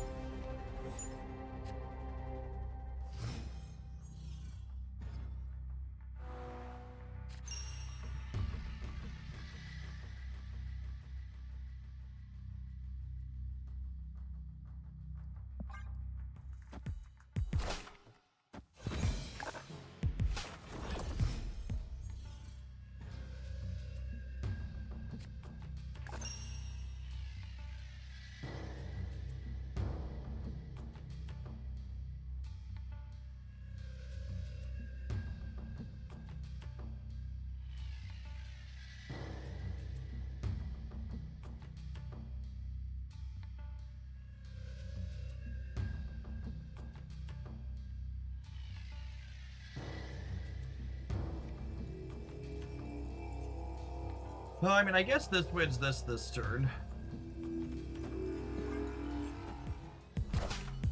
Doom rules all.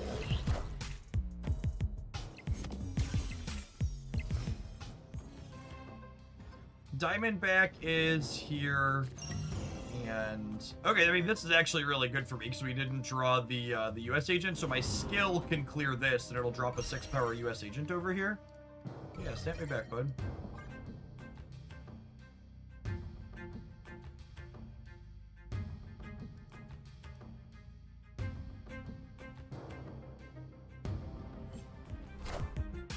They just thought I couldn't play into here because it was Castle Zemo. Okay, bud.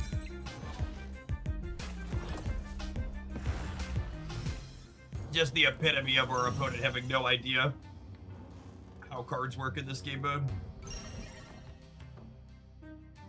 Alright, so we're not contesting the Grand Prix this turn. I think what I want to do is, one of the things I've found in this mode is I want to make sure I'm putting Scorpion in the back so he's not getting Cosmic Ghost Rider in this matchup. So I'm playing these here, not because I expect to win here, we're going to lose this, but I want to put Scorpion in the back next turn.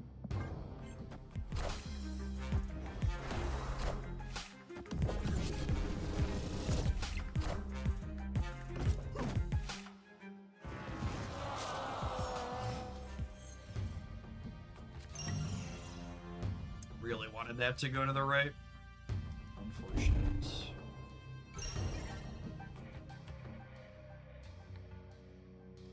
Yeah, Scorpion and Diamondback being weird about how they apply it is frustrating.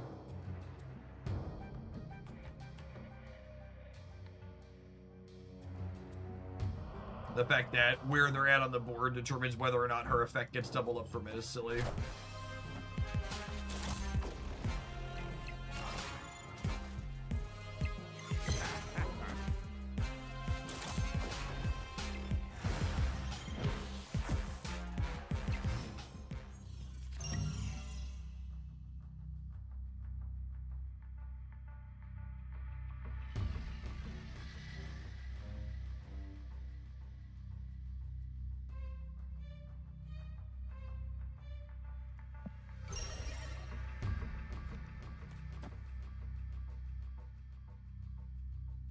What do we think of doing this and just distributing some penalties around the board here? Landing a few over here. I guess I'll get more of them next turn. Maybe I just Luna this turn. So I have extra energy next turn.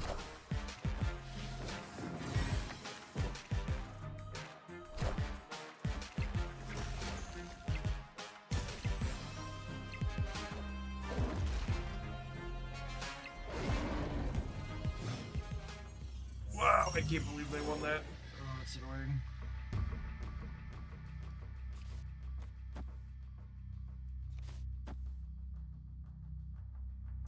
A few of these going here will let us win over there. And I have to win this turn or I lose, so I should snap here.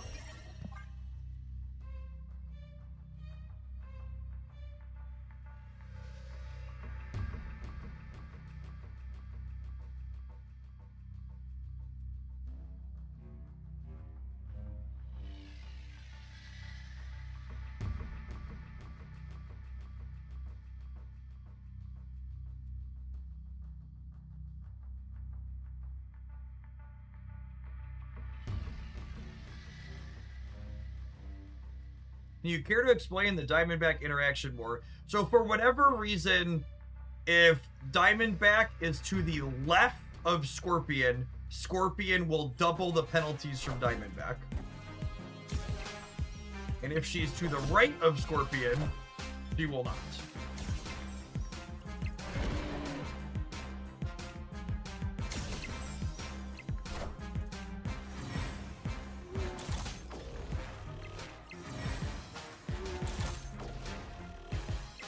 Alright, if one of these bullseye triggers go left, it should be enough to win it. Two of them did, so we should win it by a lot. Cool. Victory. And for those that haven't seen the new Scorpion Brand New Day, When you have multiple of them, they double, double, double again. Like, where's a clean example? So this guy had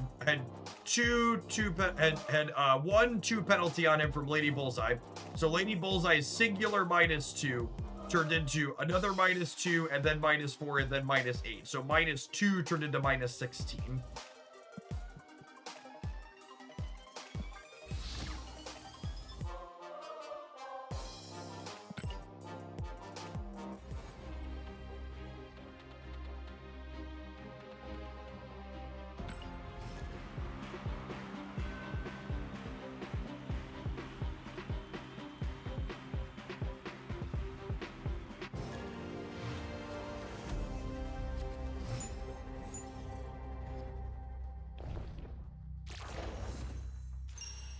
At the first time we've seen abilities go left or right. I don't think so.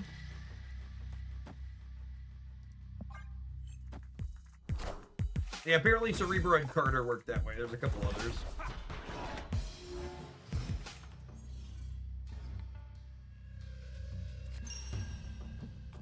I mean, that's a pretty decent first couple locations for the home team.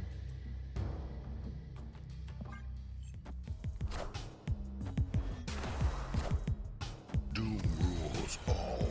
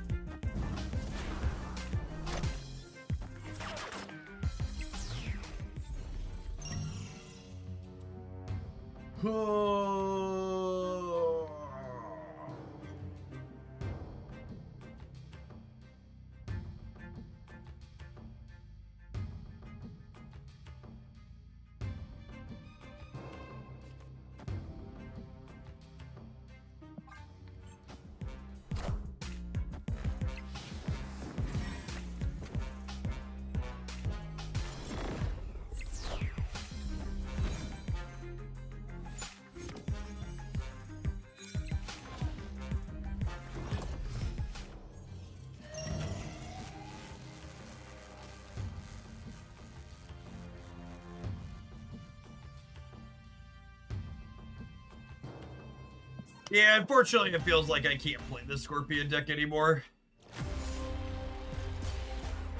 This is probably the 3rd or 4th person. The meta... It's actually really rare that Marvel Snap metagames become this inbred. This is something that you see a lot in other card games where there tends to be less variety because there's not a ton of variety in this mode. But that's probably the 3rd or 4th Doom player we played today where there's so much Doom and these Scorpion decks are good into the Doom decks, and then the Doom deck is playing explicit tech cards to beat the Scorpion deck because it's like the one other non-Doom deck people are playing consistently. They know some nerds.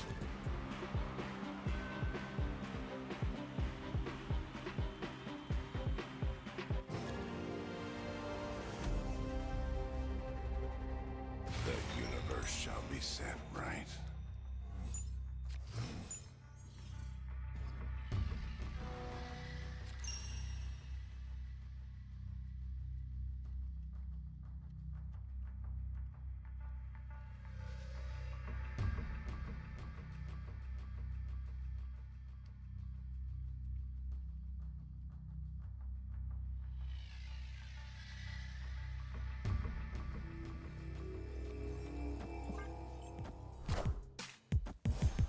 Hi, I'm Spider-Man.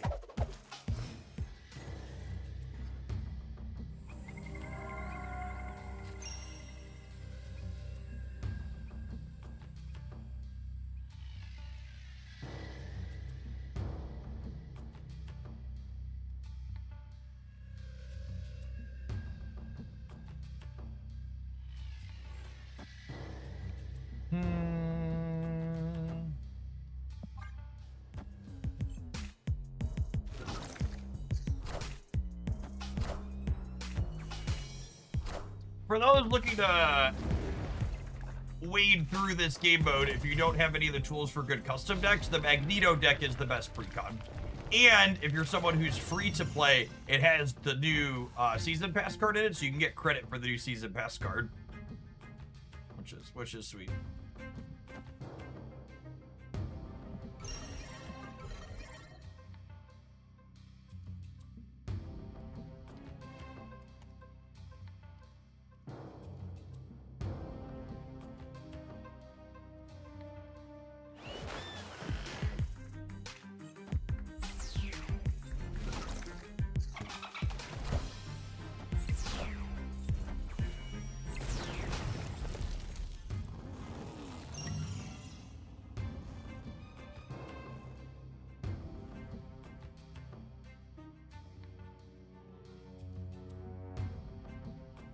Was that a good one? What do you think of that one? We're not contesting here. I think it's... I guess I can keep them honest here, but they're almost assuredly going to play here. You see there's a Quinjet in the Thanos pre-cut for some reason. Yeah, we've talked a bit about that. It's very silly.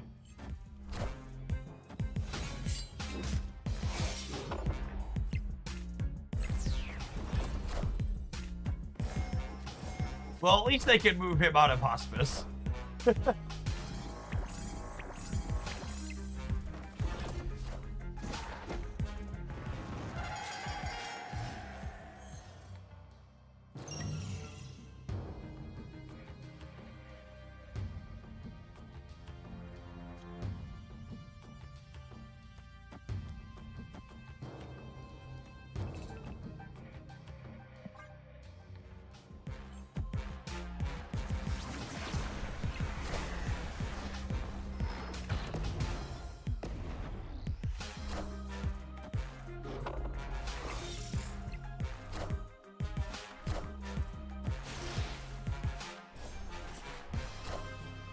We are the future.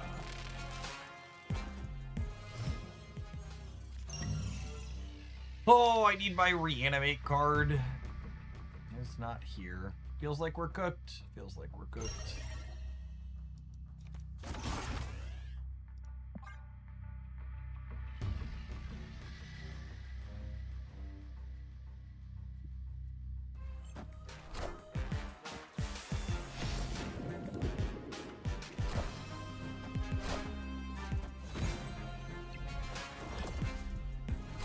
Technically not dead yet.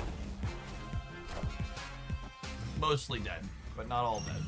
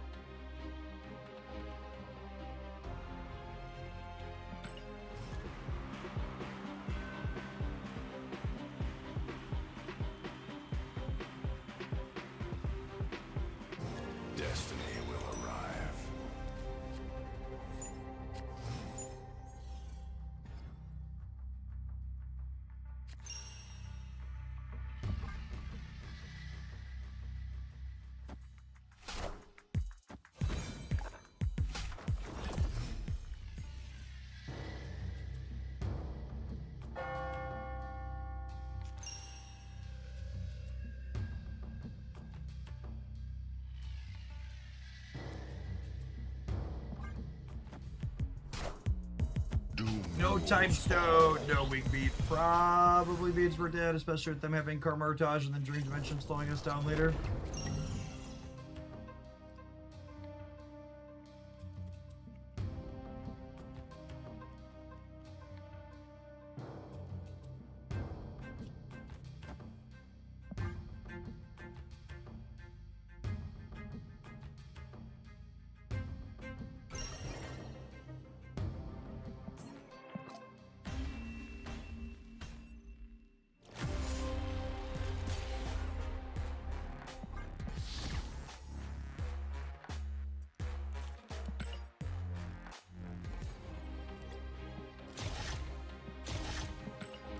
Schmoovers! Save me from doom!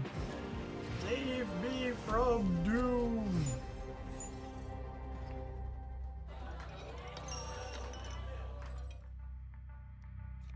Need some schmoovers.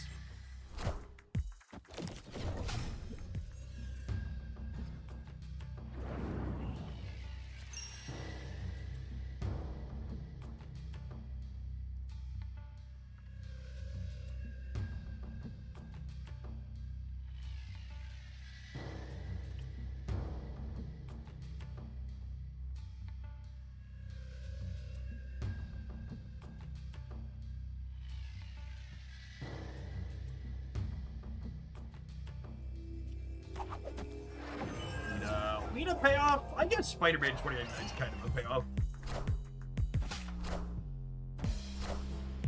Hi, I'm Spider-Man.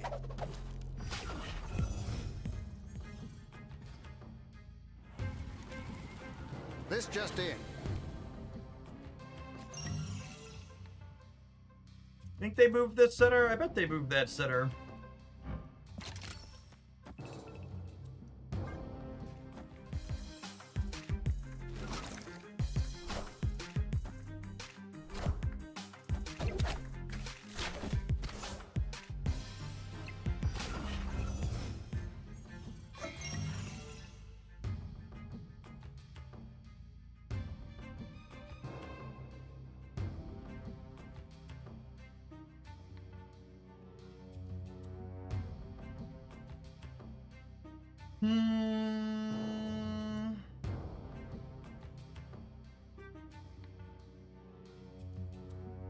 We're gonna go ahead and just move him back.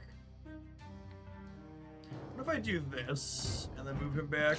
I'll throw this here for now. That seems fine.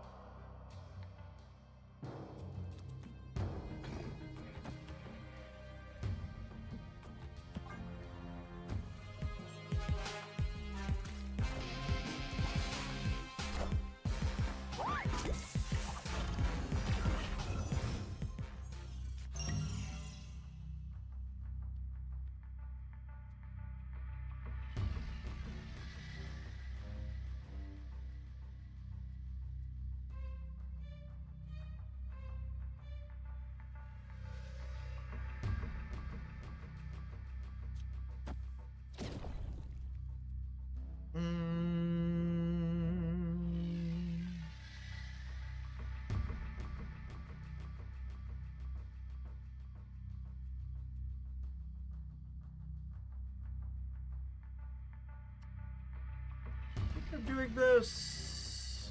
We managed to win the left this turn. How big is Ghosty? Oh, that's a good point. Probably pretty big. I haven't moved that many. Who knows? Not me. We'll win with Ghosty's move next turn. I see the way.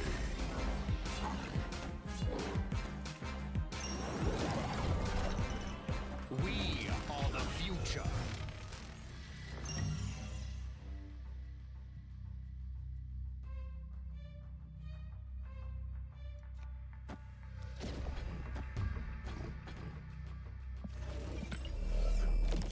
Ghosty's gotta be massive now at this point, yeah.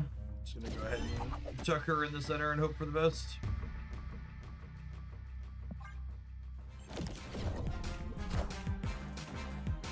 I should have snapped, because at this point,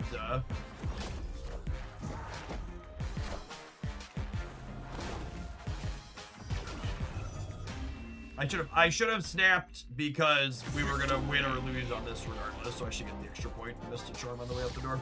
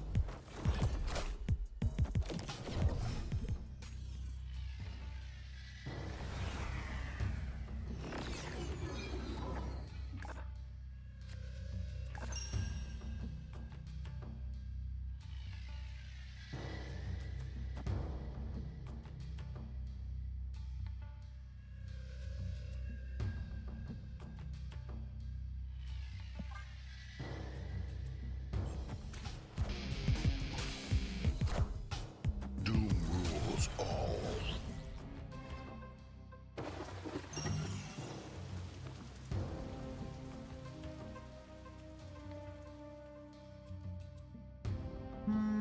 So we can go here, pull this back, and then drop this in here. Should be winning the right, and then we'll get a raft card as well.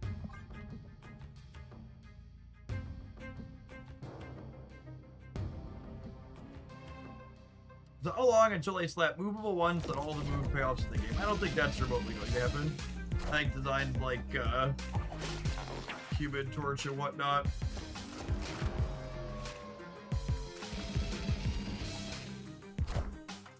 are very clearly not going to move themselves. Are ye worthy? They're balanced as such appropriately.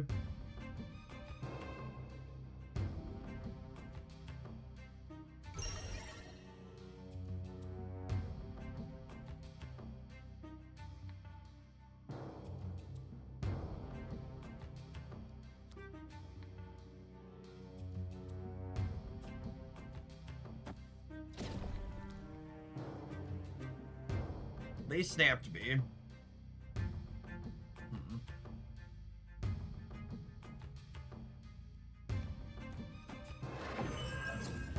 This has gotta be enough to clear them, yeah?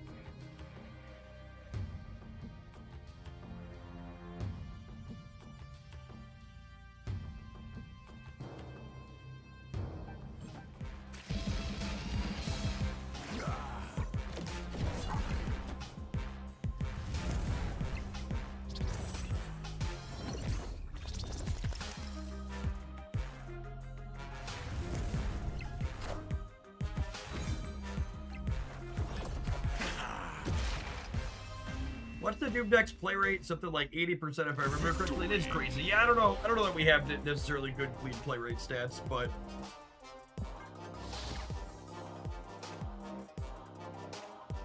are custom and pre-built decks the same matchmaking pool? They are. Historically speaking, having the custom and pre-built decks. Historically speaking, having custom and pre-built decks, what's the word for? Having custom and pre-built decks in the same queue is not a big deal because there's a number of the custom decks or the pre-built decks that are competitive. This is objectively the worst balanced limited time game mode we've had in some time.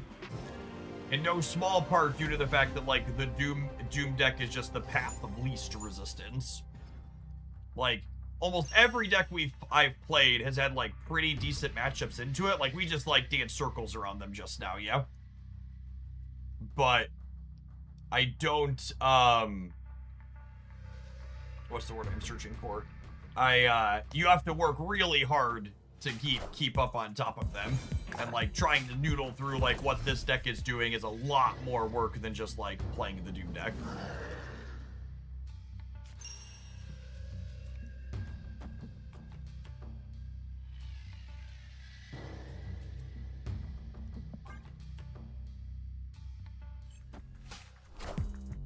Doom rules all.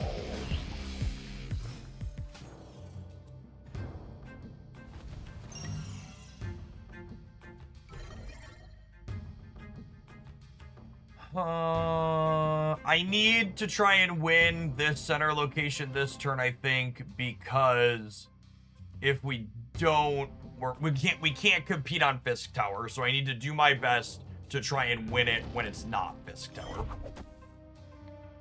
I think is my TLDR. I also don't have a lot of enablers here, though, which is tough.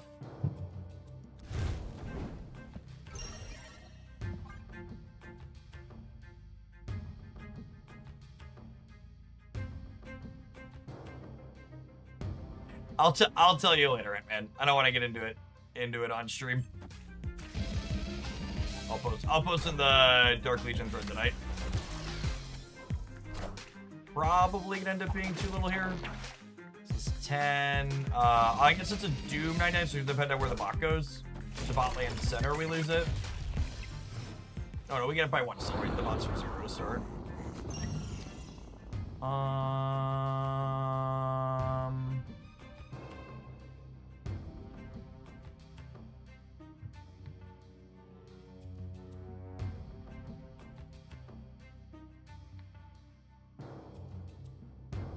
I think we're dead. I think we're dead. I was gonna build. We can maybe get one more charm, but it's not worth the frustrating game.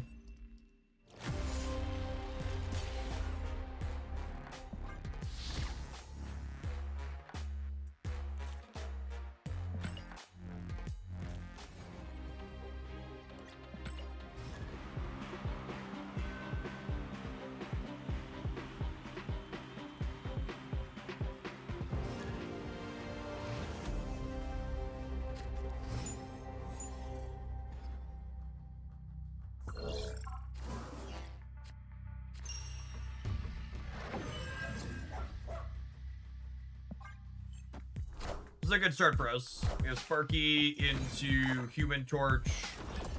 And we're guaranteed to have Ghost Spider, obviously. Then we can start moving around the board.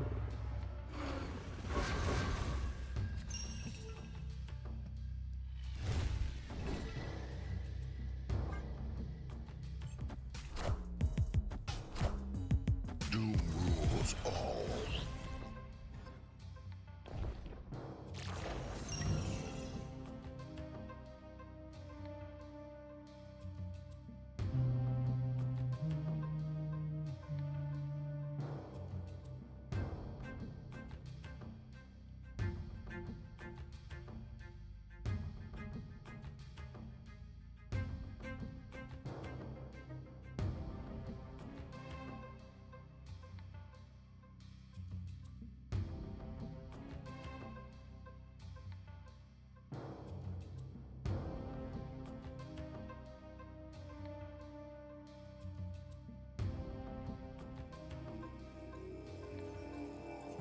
So, obviously I can win the Sanctum this turn, but the problem is that I don't know how we're winning it after this turn is the issue.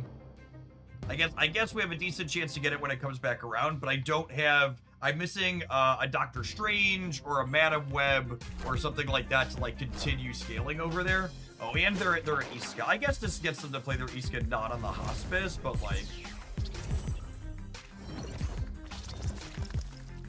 We're not even winning the left long turn with our big torch. Barely winning it this turn.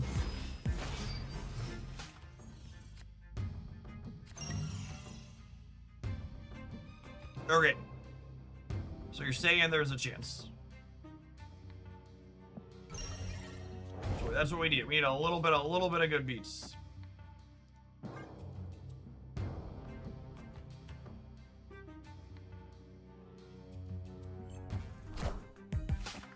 Have you competed in any of the Golden Gauntlets? Preparing for a tournament and then playing against Arushim in that tournament does not sound like a fun time to me.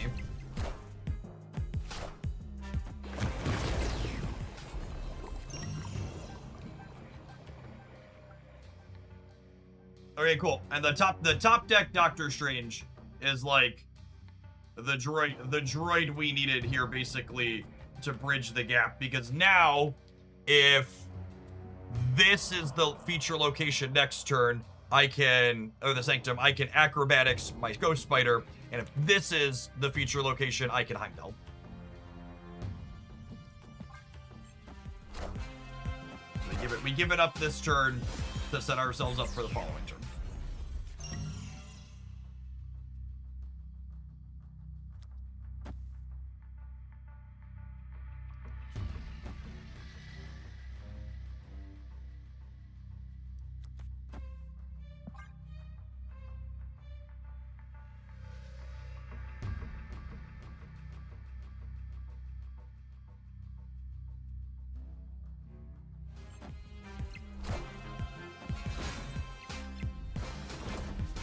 Not snapping. I'm not guaranteed to lose if I'm not guaranteed to lose if I lose the Sanctum somehow.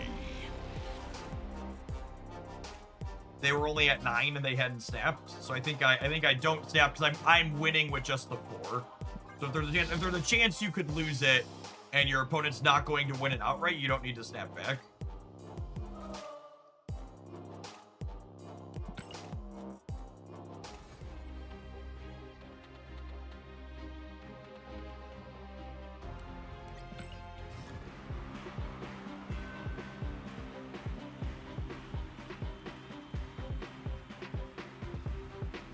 Yeah, that's the other thing too. I feel like Second Dinner doesn't seem like they're really interested in balancing around Conquest / the tournament meta, and like those events are like consistently run by like Supergiant, Texlop, and Arushim stuff for a reason.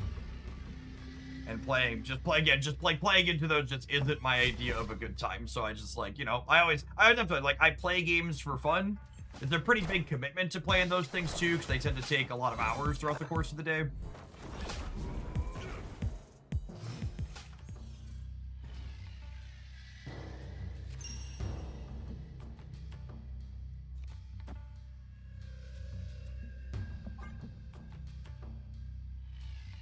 Are there bans in the Gauntlet? There are not typically. Some of like the Snowball tournaments have done bans before, but those are different than the Gauntlet. They're still Second Dinner run things, but slightly different.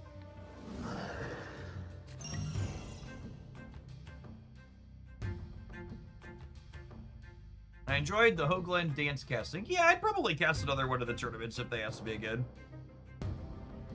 Yes, I guess schedule permitting. My summer schedule really just kind of sucks. I think I literally have something on every weekend on my calendar between now and like the first week of November. It's a lot, to say the least. Do I need to move this before in order to win this? So if I do this, I'm gonna have 6, 11, they're -2, and I can put another 2, so I'd be 13 versus their 3. I think this beats them most of the time. A random Jubilee or Lucky Iron Lad could get us, but I don't think I want to use up Punk's built-in move yet, which might be greedy, but I think we win this a lot of the time.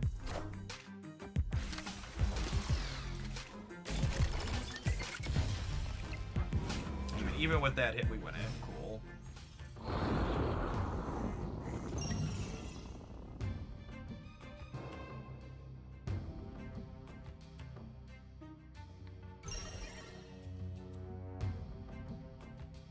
Okay, so they're playing a 5.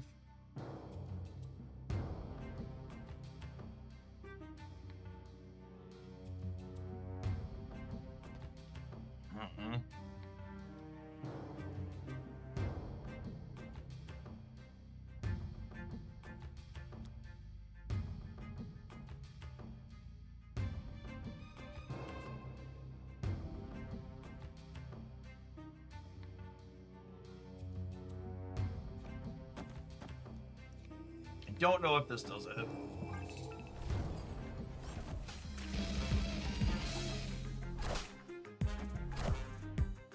Oh, yeah, I guess they're just doing that.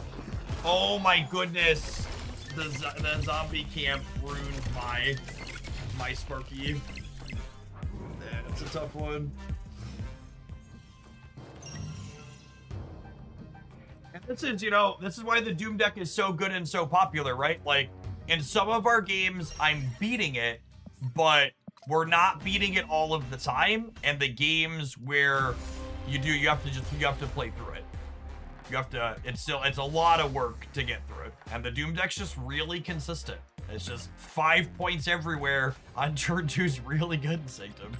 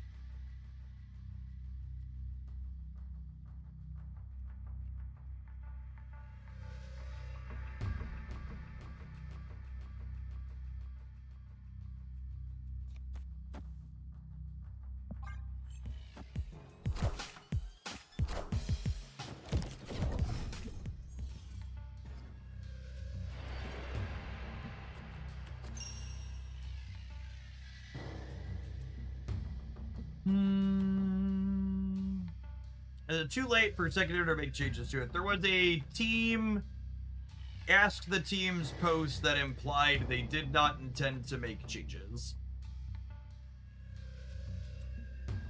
Which is unfortunate, but it is what it is.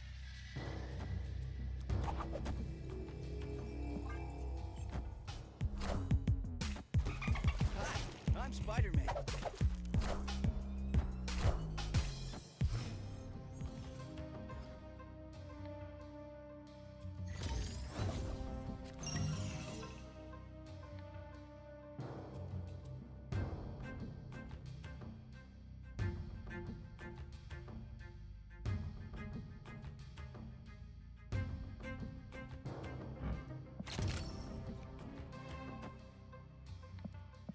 I think I want to end on Punk, actually, so I can pull him with Ghost Spider.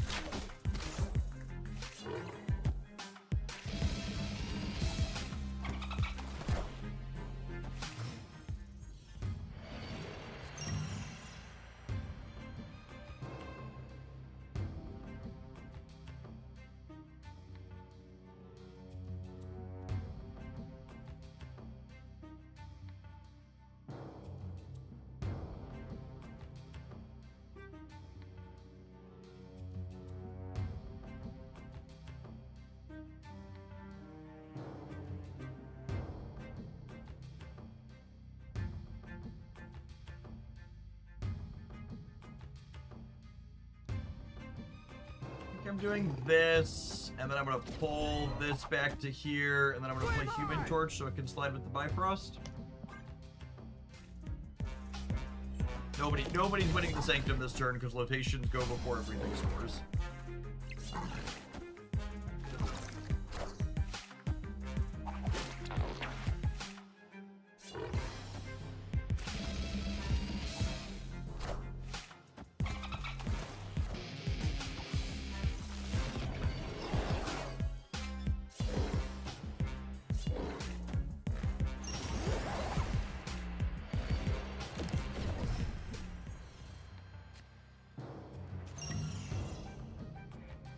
I technically still haven't used Spider-Punk's move up yet. We're losing the Sanctum by a good bit at the moment. If I do this here, I can do this here.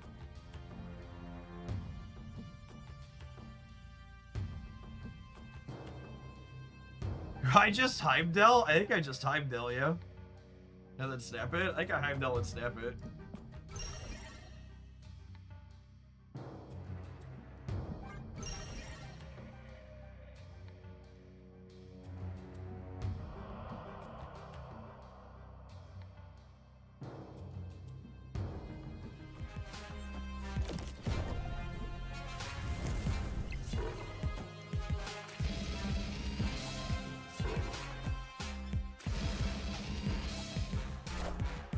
I see the way.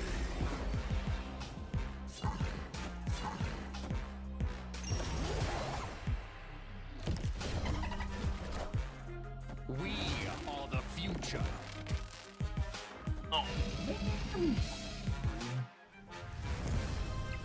Magneto's so fucking good, man. Alright, assuredly we win it this time, though, yeah?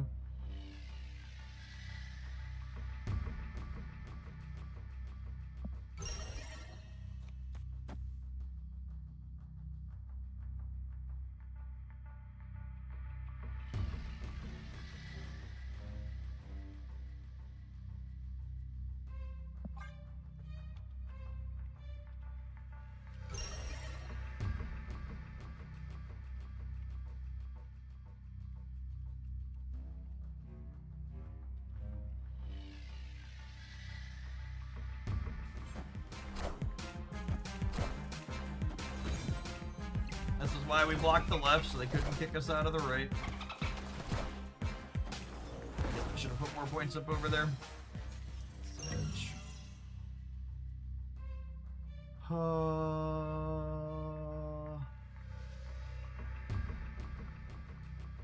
If I move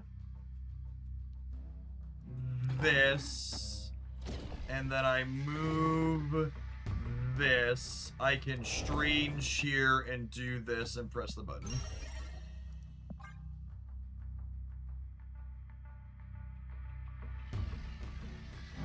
These are both 16 here, actually.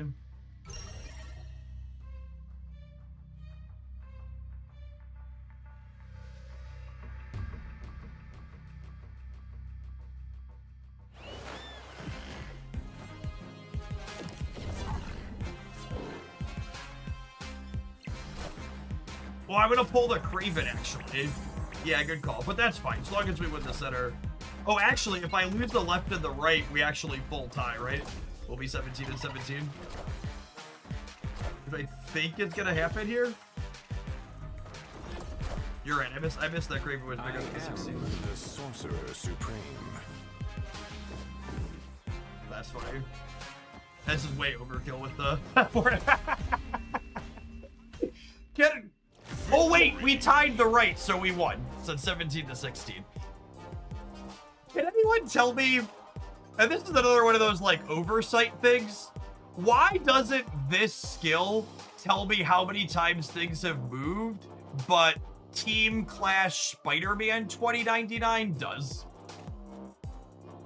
Like, why is that distinction there? Oh my goodness, our ads are about to go. We'll see you in 120 seconds, gamers. Thanks for hanging out. Don't go anywhere. I'm gonna run to the restroom and fill my water too. So distracted. So distracted. Have some ads. Good thing we had extra built up. That was a full hour without ads.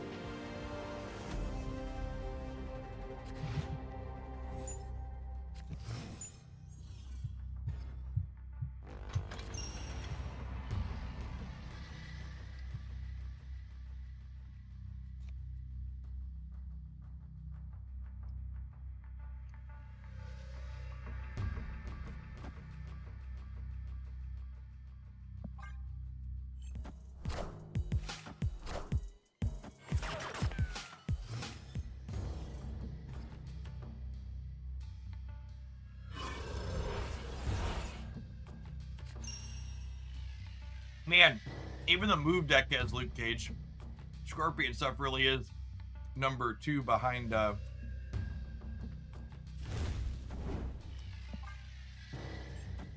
Doom.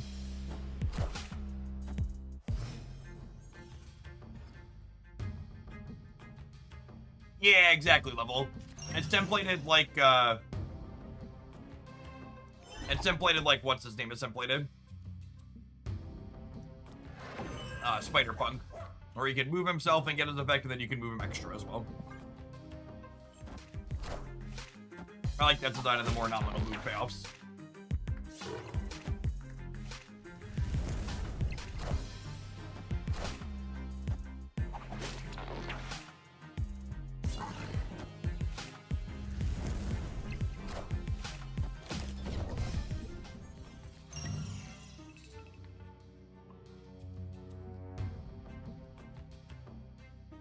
Okay, nice. It seems like a good change. Yeah, absolutely. He's a super playable card. We've been playing him here in the Grand Arena deck, and I've also liked him in a lot of the Scorpion builds that came out for this week.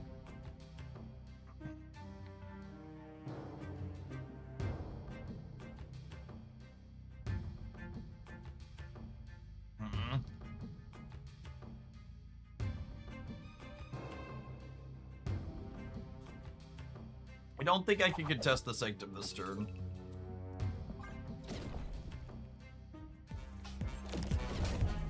Play for the other 2.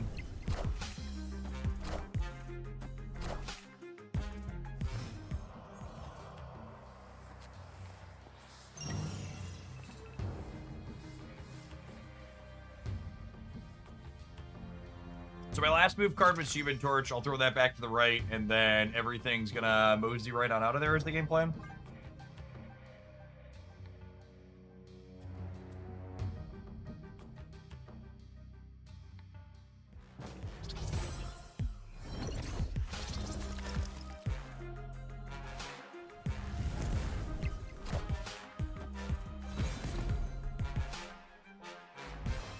They already played their Phoenix. They have like a... Oh, they have another Phoenix from their Chronos Sphinx. Sure. Cute.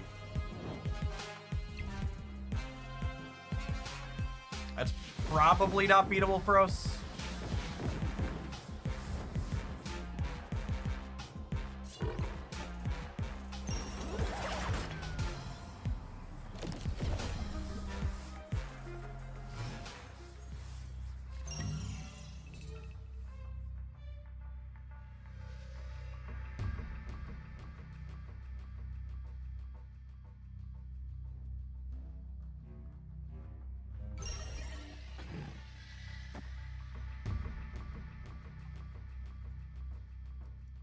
Nice to see they're still going back to older cards and looking for a way to improve them. Yeah, they've consistently, Sap's always consistently been pretty good about that.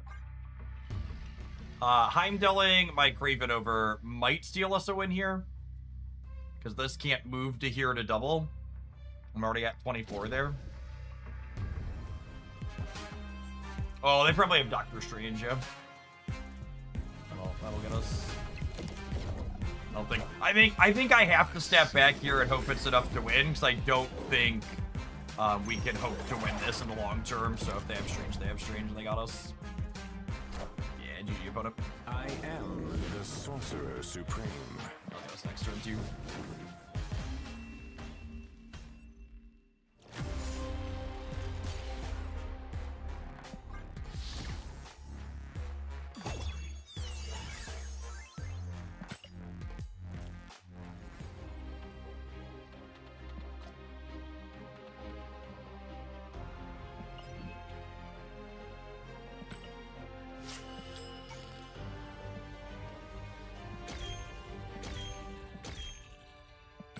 There's some dogs around.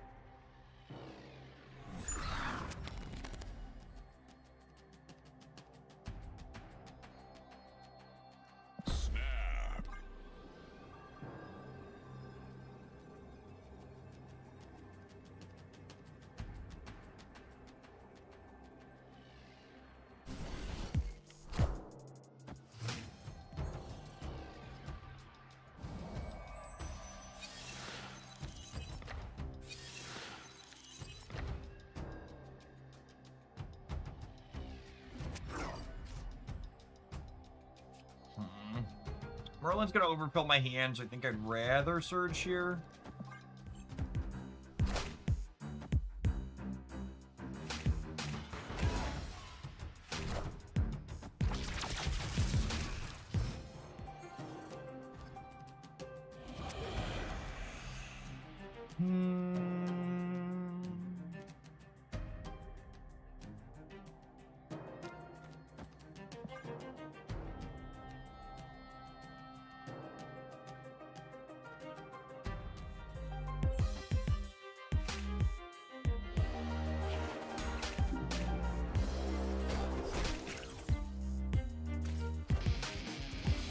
Face the might of Asgard! Mjolnir!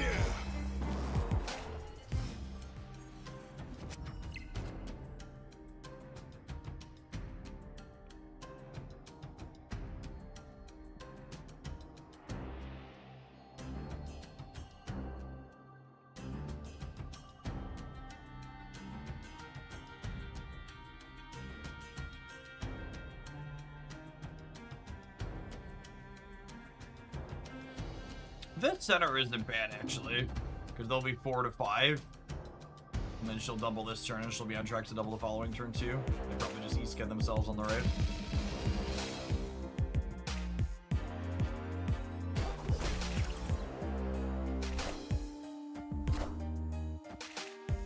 And they will just want to hedge.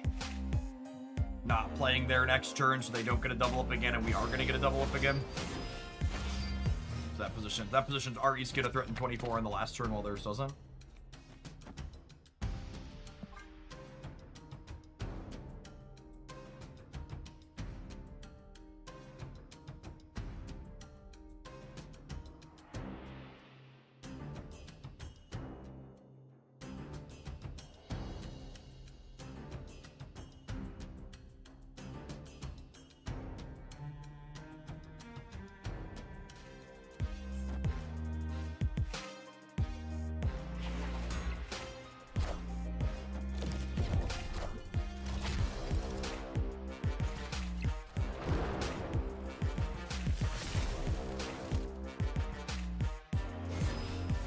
Okay, so in theory, the Batroc can jump out for them on the left. And it probably jumps to the right. So the Shadow King's just an absolutely nuts straw, yeah? I guess there's also a world where they could keep the Batroc on the left by filling wherever they move to. But I have to imagine if they do that, I'm winning the center and the right, yeah?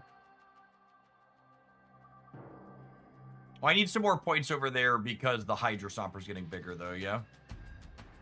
Is it just this? I think it's probably just this.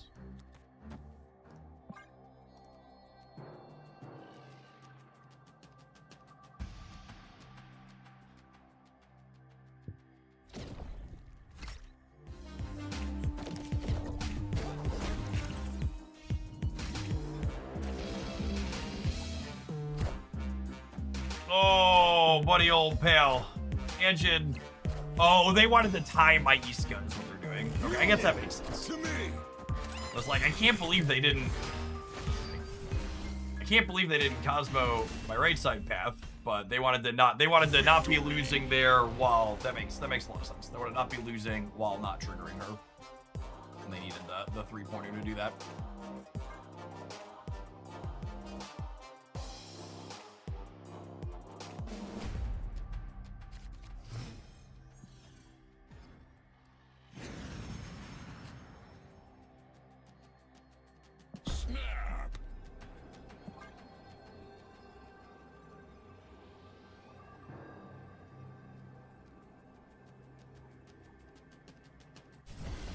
Hi, I'm Spider-Man.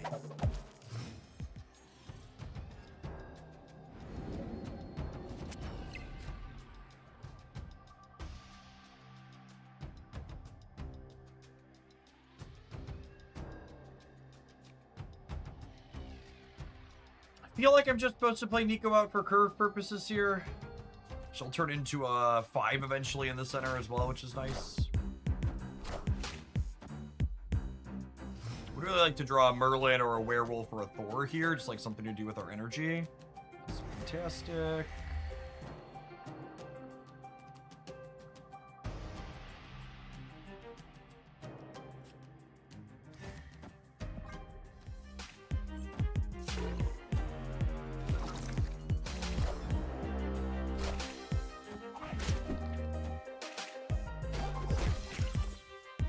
Face the might of Asgard! Mjolnir!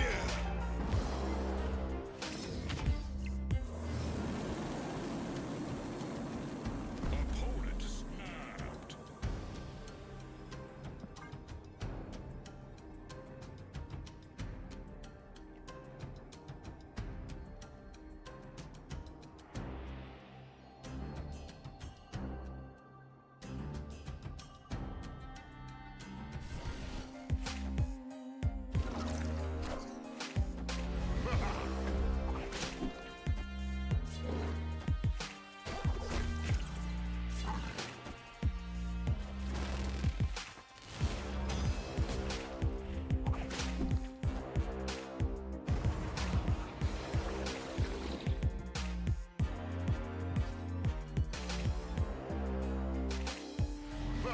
Super Scroll. Yeah. That's such a weird tech card for this metagame, it feels like.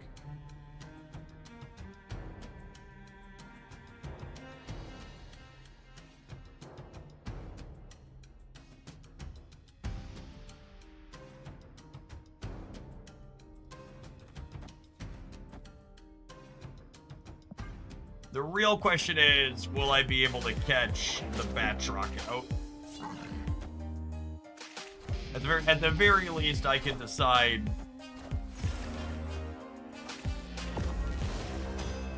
I can decide where I don't want the Batroc to be at the end of it. And then put the, what's it called there? Electra.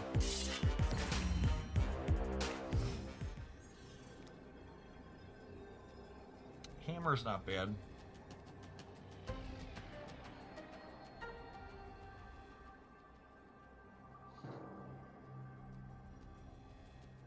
Their Batrock's leaving the middle. Almost assuredly.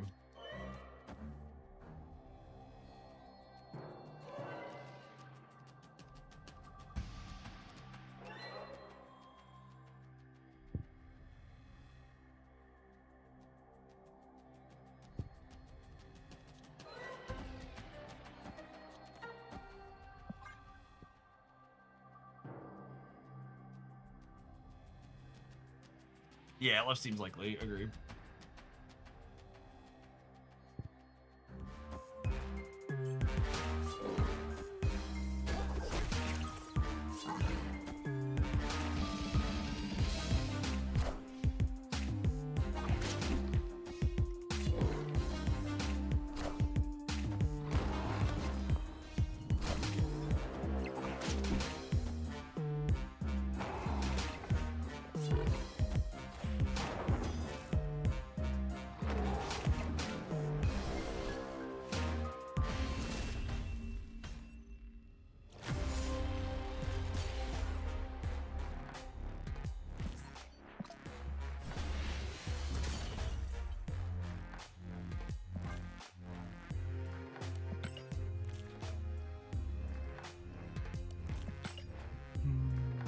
Ending the monkey and the dog in the same location was probably wrong. I should have split the monkey and the dog up, almost assuredly. Ooh, 5 cards a match, sure can. Sure can, Gameroonies.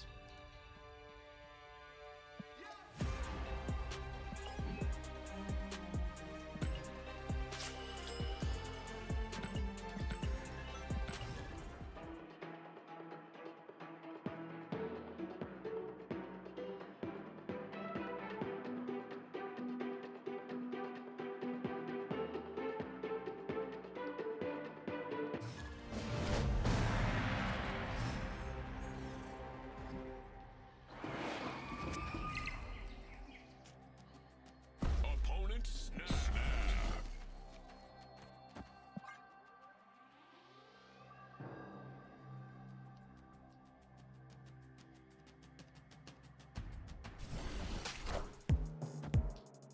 Things have been solid, Arisu. Asaru. Letters, where are they? I think I'm just about grade to read it out. I think I've handled all I can handle of the Doctor Doom extravaganza.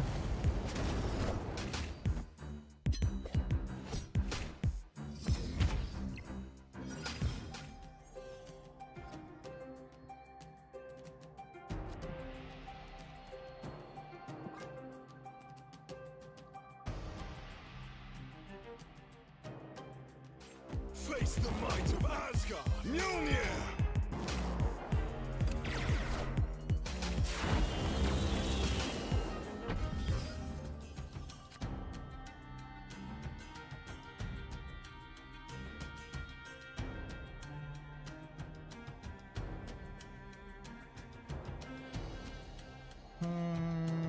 So each tree gives us some flexibility on what we play next turn, which is nice.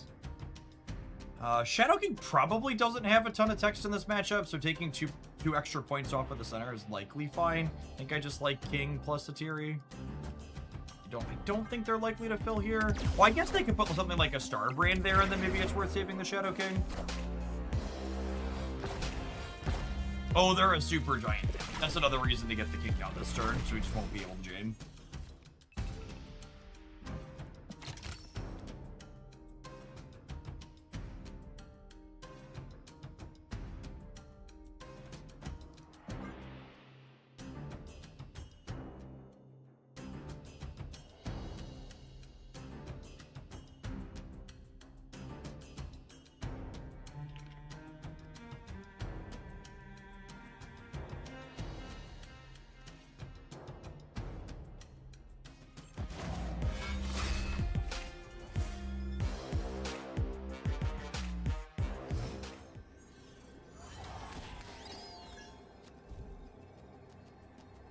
I like Empire State University as a location. Seems like a good addition to the game. It's a fun one.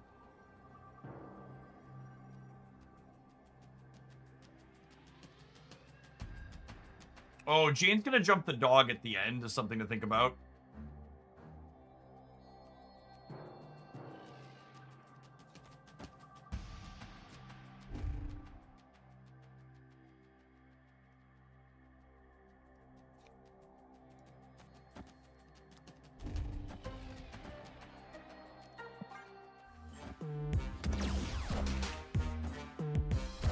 Doesn't matter. It's weird to me that Presidium triggers things on things like Debris and Nimrod. Anybody else find that strange? Union to me.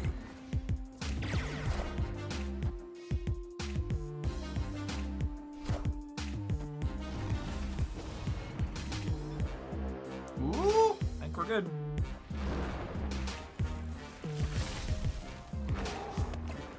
Oh no, Breaker. Good on the Breaker? Yeah, we're up 11, they're up 6. Victory.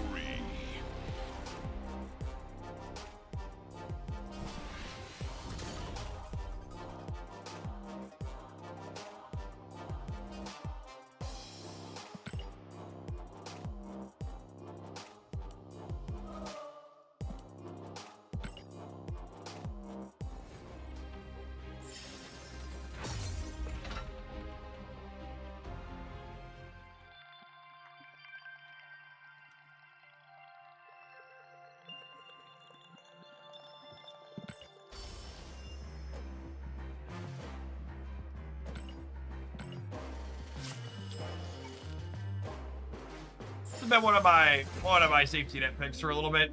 Been consistently fun and good. Let's take a quick pause for the cause. Let some adverts roll. We'll play some more Animal House when we return, gamers. Thanks for kicking your weekend off here in Oaklandia with us.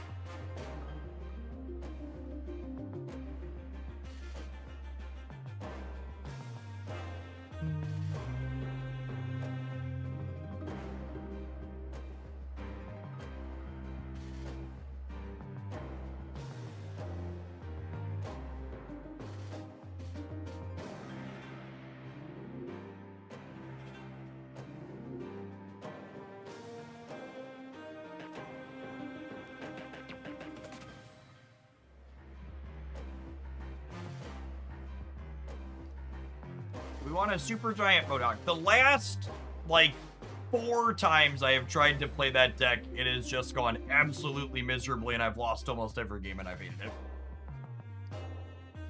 I do not think that is likely to be a deck I revisit of my own volition. I tried it many, many times. We had like 1 or 2 good sets with it, and then I just could not make it work again for the life of me.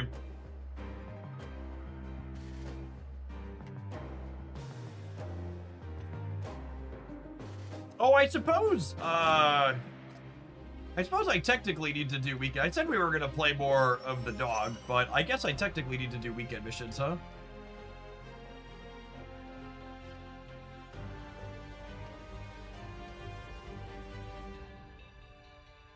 We should play some Spider-Man brand new game.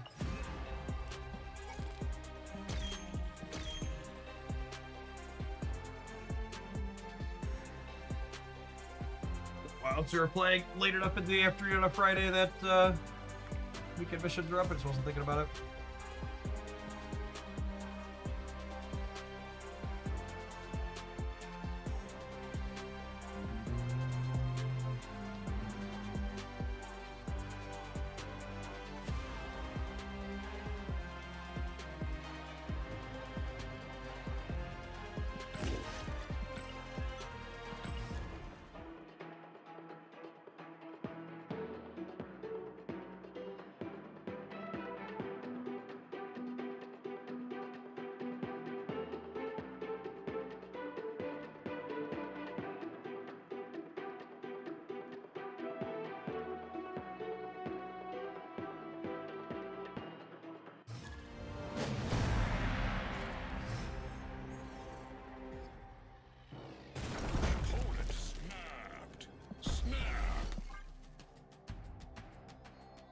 Oh, we're Submariner gaming. Yeah, this is another one of my favorites. This one and the Red Wing deck have been my two go-tos this season.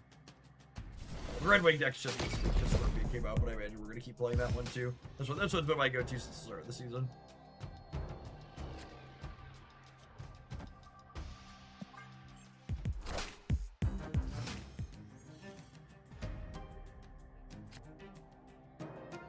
Oh my goodness, another one drop is stellar.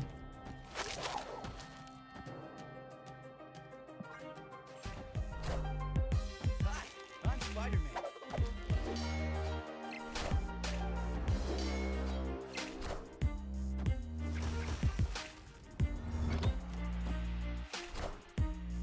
Chat, we have a beluga sighting off the port bow. The anime Luna Snow has hit the building. For those that don't keep up with Marvel Snap, this was the spend $300 on the web shop variant last month. Yeah, June.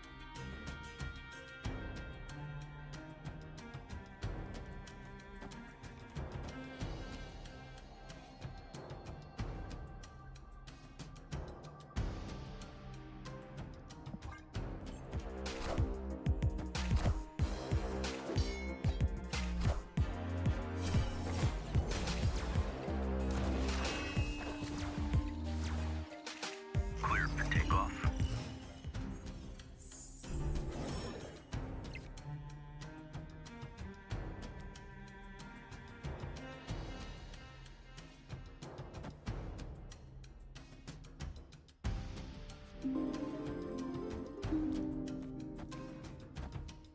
Flames here is good in case they're trying to cart her.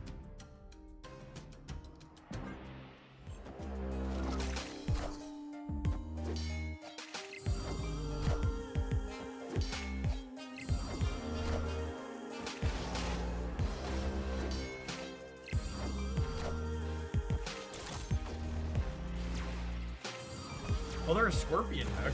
Weird.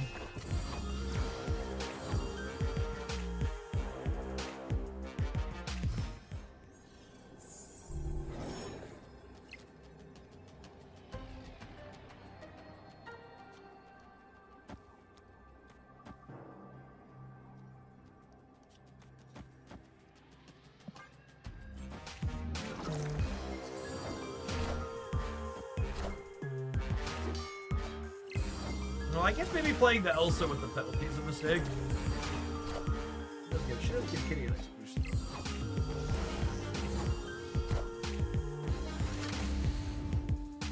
Oh, they can Mystique it. Or Prodigy it. Okay, that's a fun way to get 3. Yeah.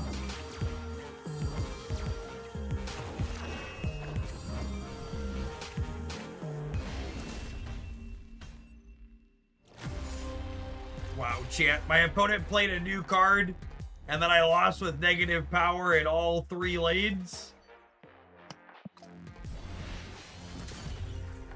$300 is like playing a real TCG. I know! $300 will get you half of a standard deck in Magic the Gathering.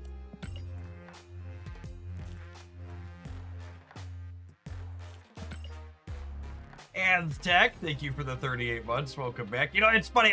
One of my favorite stories I haven't told in a while is the first year my wife and I went to Gen Con. Gosh, probably a decade ago at this point.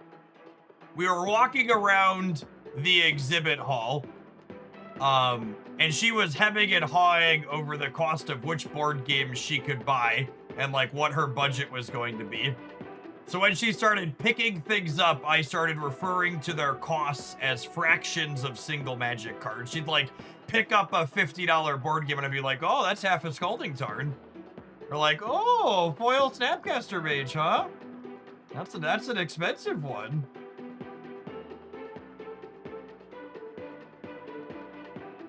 And after about half a day of that, she loosened up and just bought a bunch of the games she wanted to buy. It was like price successfully anchored.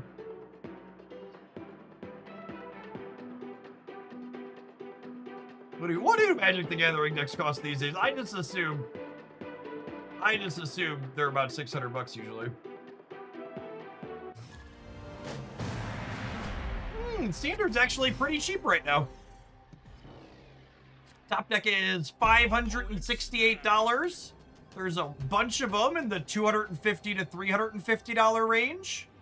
So they're $600. What is modern cost? Moderns are non-rotating format. Oh yeah, these are the prices I remember. 1,000, 900, 1,100. Oh, good budget deck. 420 bucks. Look at that. That's so cheap.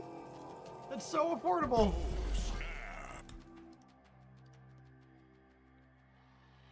Back in my day, your standard decks needed 4 Vryn's Prodigy and at least 8 fetch lands. And they cost $1,000, and you had to walk uphill in the snow both ways to get the cards from the card shop.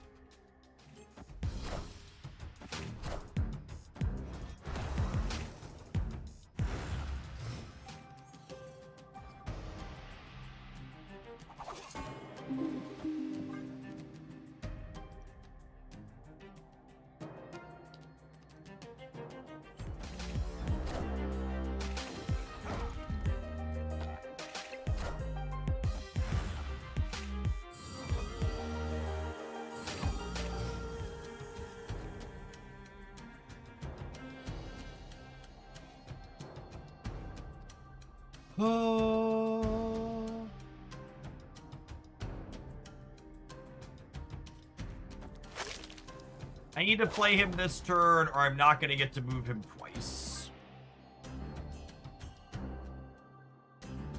I like how someone piped up as their first message in chat saying they hate New Scorpion as a card. Poor Angela, she's just like taking all the hits for the team. God bless her.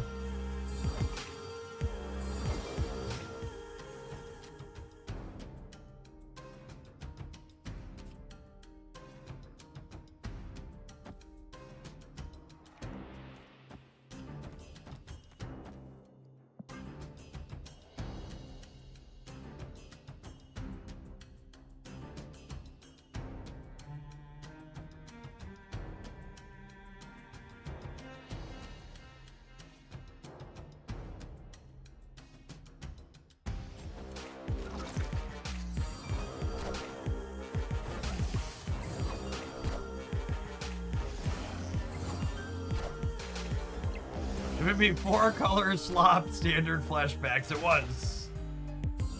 Need all the fetches so you can fetch your duels. You don't have Submariner for this deck. Well, I guess you can't play this incredibly powerful Marvel Snap deck without metagame staple Submariner.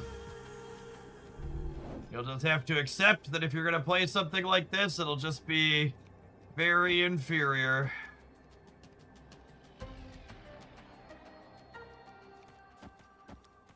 I've just been playing Nightcrawler. What a casual. Imagine putting a good card like Nightcrawler in your deck instead of Submariner.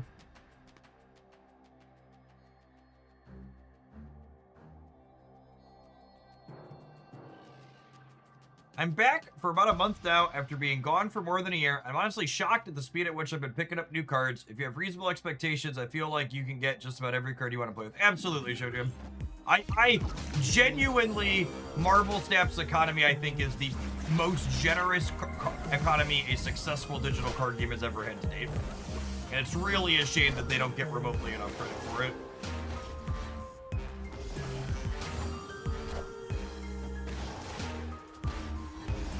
Makes me sad for the second dinner team looking at the reviews.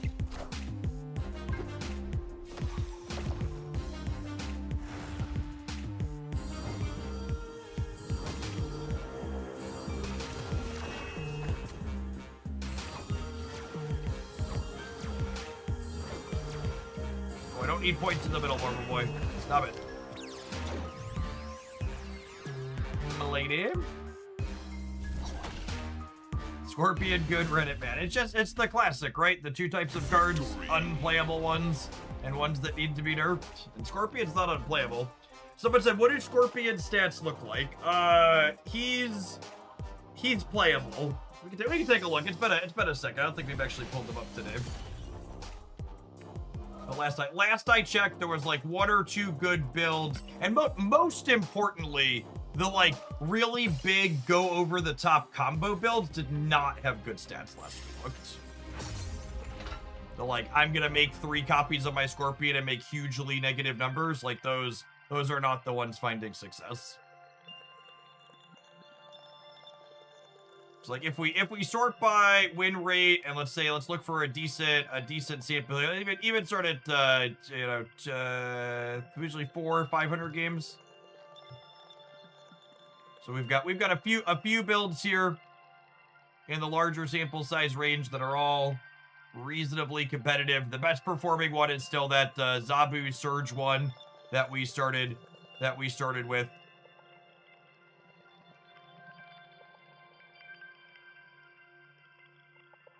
Is Untapped the go-to site for builds these days? All of the sites have their ups and downs and varying paywalls for what you get with money or for free. Untapped's just the devil I know. Works for my needs, so I haven't really explored any of the other ones. I will say this. I am very firmly of the opinion all of the Marvel Snap public trackers, the data that they're presenting has numerous issues, and doesn't mean it's useless, but it means you need to understand like what the details are. So like, for example, what do I mean by this? If I look here, I'm looking at pre-infinite, and if I go to just infinite ranks or like top 50%, my sample size goes to crap. Sort by game counts. Like the highest game count here when I look at the smaller sample size is this, but like the win rates on all of these and average cubes go down when you look at data without bots. And it's not always a complete one-to-one, but like usually like this deck list being 56%, pre-infinite being 51%. This is actually a bigger drop-off on average than you look at, but the game sample size also quite a bit smaller as well. You got 55,000 games versus 230,000.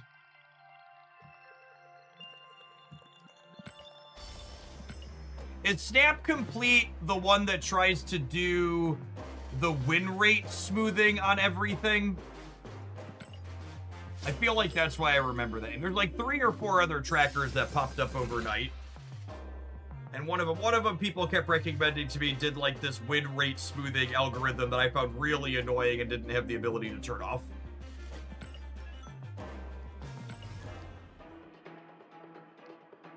Yeah, if you're just like digging through interesting decks to play, I like Untapped.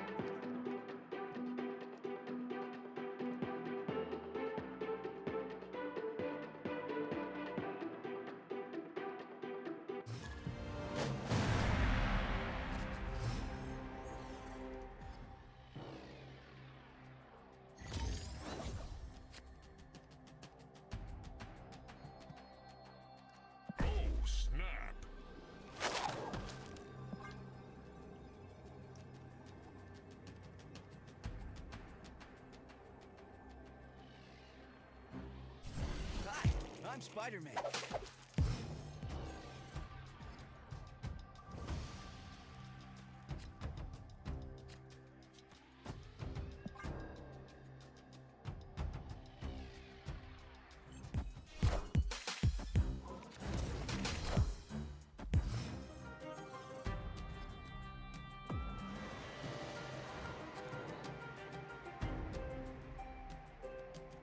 Probably Scarlet Witch into Warrior Falls long term for a bunch of smaller units.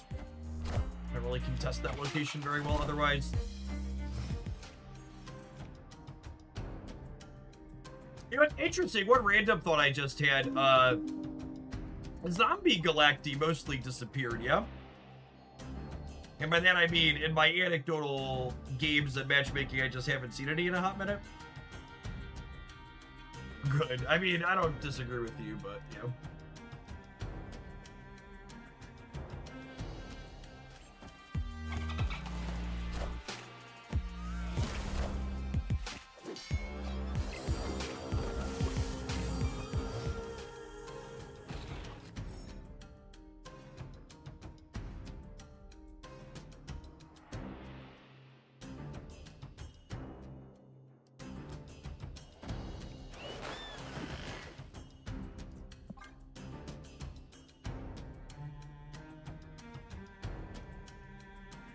Hey Jeff, do you think that the new quick draw mechanic Surge will be a must-have in collections? Yeah, we were talking about that yesterday.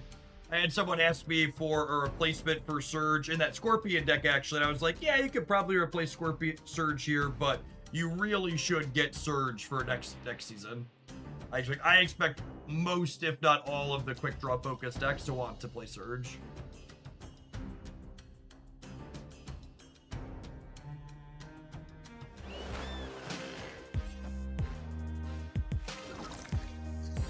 I assume Zombie Galactica gets cooked by the Afflict decks. The duality of chat. One person on one chat says that matchup should be easy for Scorpion, and the other one says it gets cooked by it. So it's probably loosely timing based. I could see the combo make 3 Scorpions build being good there, but it is worth calling out that oh,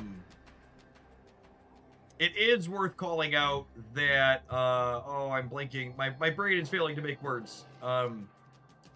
That Galacti resets modifiers. Yeah, it depends on who and how you afflict and like what the timing is. And I would believe it's kind of hard to get the timing right. All right, so if they Surfer, they're gaining at least 8 on the left. I'm playing 2 cards, which gets me to 14. This would get me to 18, 19, 20. I think I have to contest here. Brood's kind of scary, though.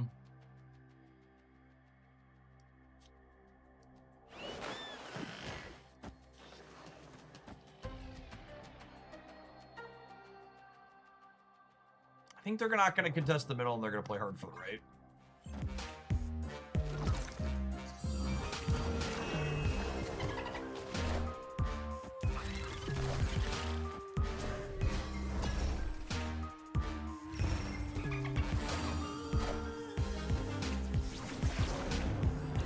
We win this, yeah? The Marvel Boy is gonna put us over the top. We didn't even need him.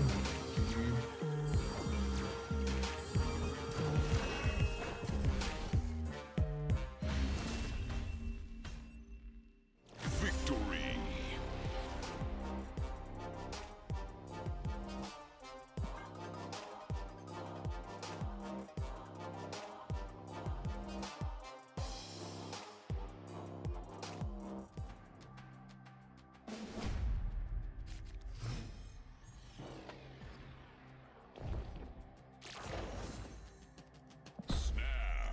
That's a pretty good one for the home team. I guess it's good for them too. We're both Venus decks.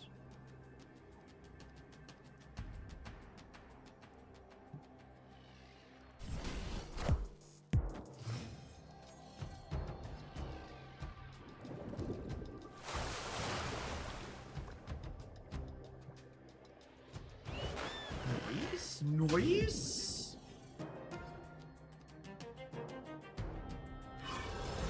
Shang's not super useful here. Unlucky.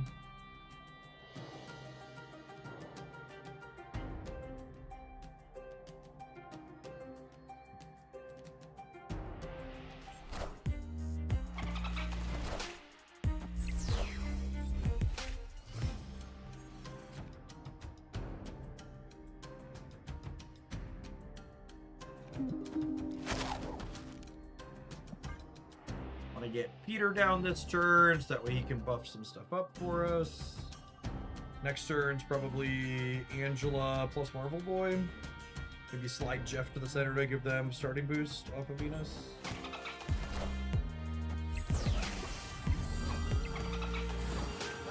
I'm Spider-Man.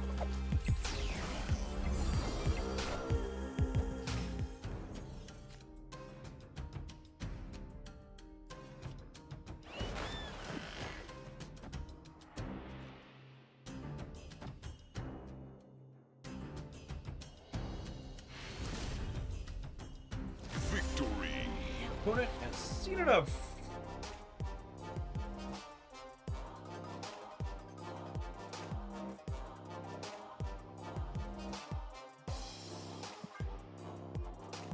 Hey, Comics, thanks for the tip. Appreciate the support.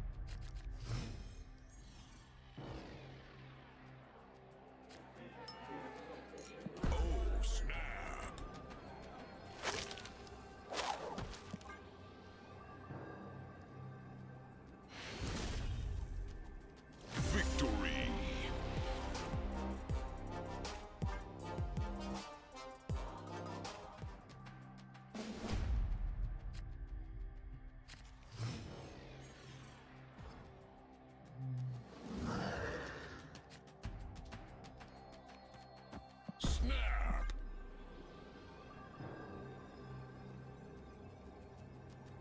like that small ball stuff. The thing you could do since Venus. Yep. Hi, I'm Spider-Man.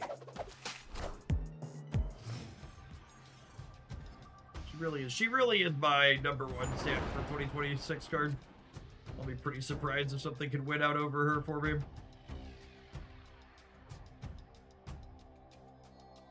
Huh. I think it's this in the Marble Boy. You play a Krinken. Hi, I'm Spider-Man.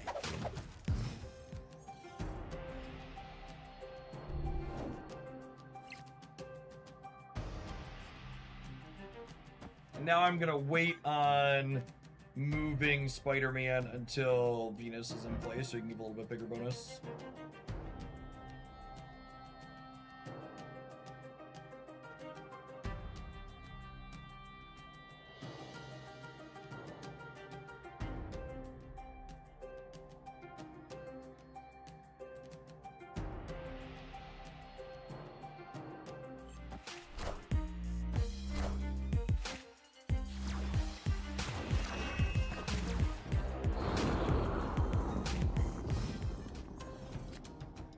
I was like, why didn't my Marble Boy give +2? My brain was paused for a second. I was like, wait.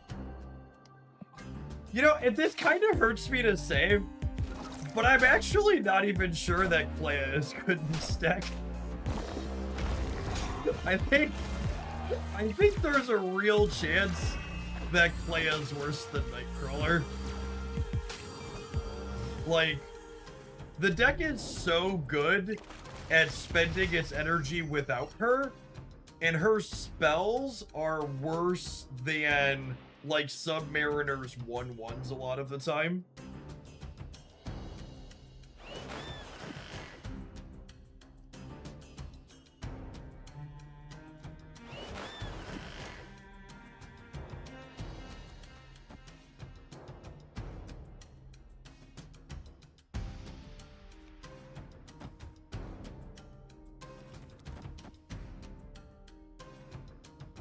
I'm gonna brick a draw again next turn, but is that fine? That might be fine.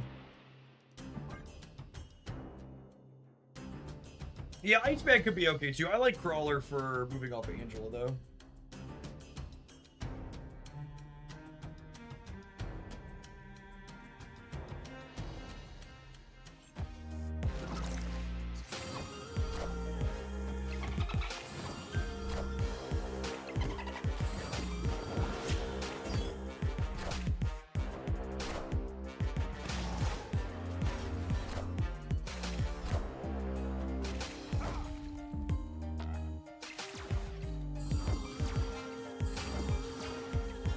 Really would have rather hit Submariner there than Clea.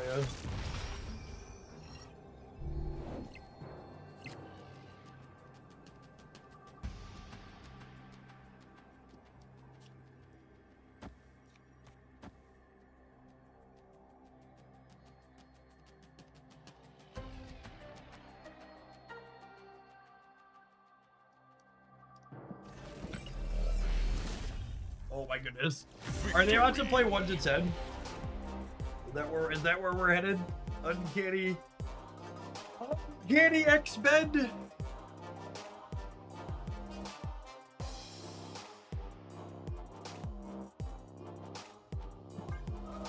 Oh yeah, Benny boy. Benny boy! Boy!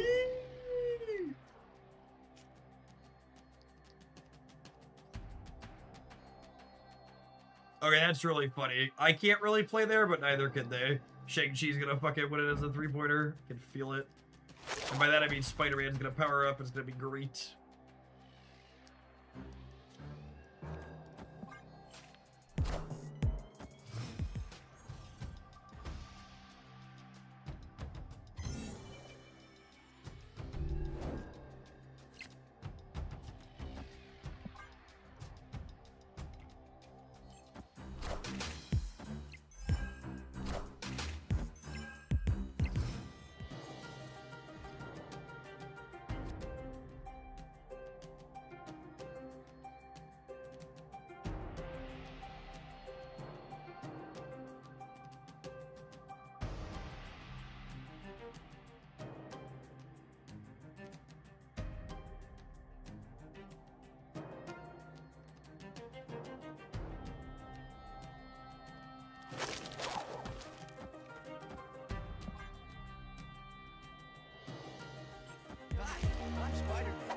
I mean, unironically, Shang-Chi doesn't have text in this matchup unless he catches like a Sebastian show. So I think we just like deploy him to the left and move Spider-Man to him. Sedge.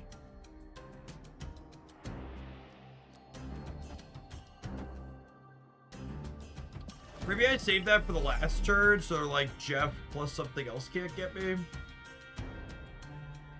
gonna do this turn.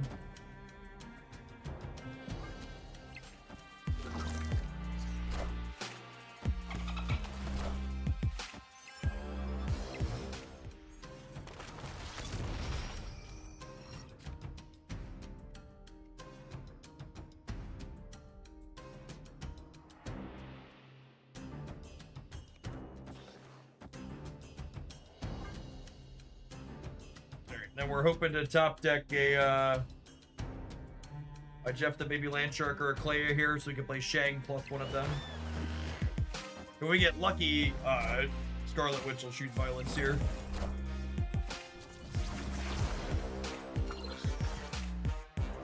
Oh, she chose violence, but not how I wanted it. God damn it, woman.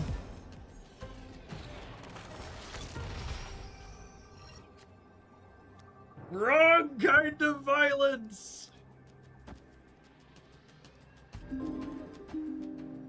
Doug Pie's been saying we have too many limited time game modes this month. I mean, we only have 2, right? I don't think you should count the weekend cosmetic only limited time game modes as the weekend high voltages don't count. I'm honestly of the opinion I think we should probably have a limited time game mode always running, so that way when regular Snap feels stale, we have something else we can do. I'm a pretty big proponent of there should probably always be regular Snap and another way to play. It should just be like a rotating, weekly extra mode. We might lose to a Surfer here, which is unfortunate, so they're gonna get their first points on the board.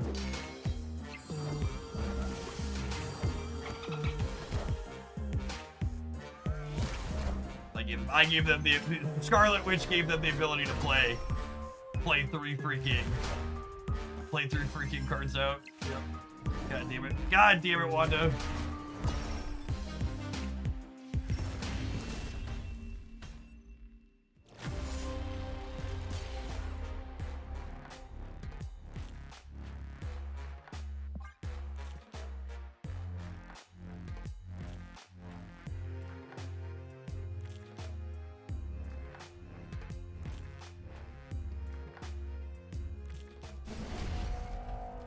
Don't call it a comeback. I mean, slow and steady.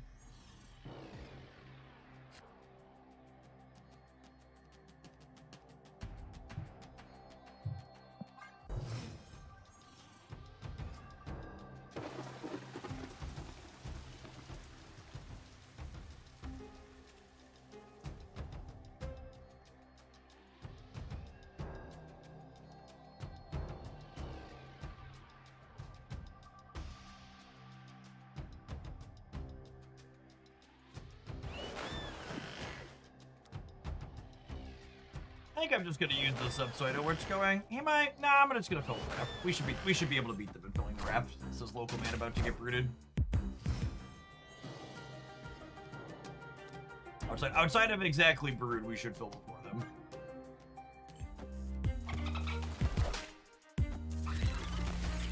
And they got a cloning bats.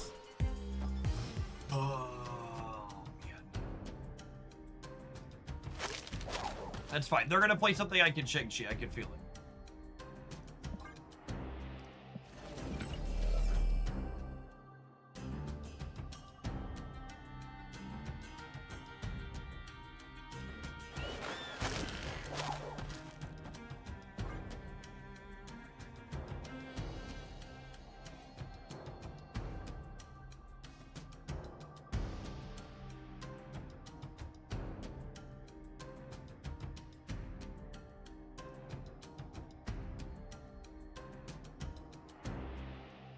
They get Destroyer every time. Fingers crossed.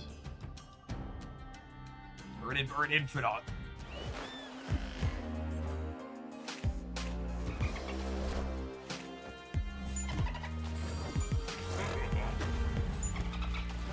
I'm Spider-Man.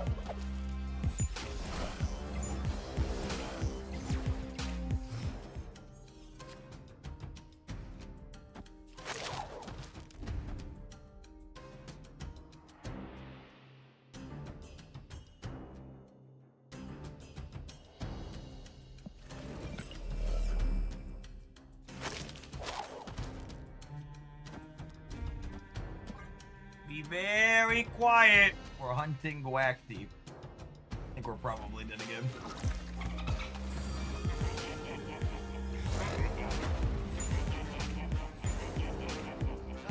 I'm Spider-Man.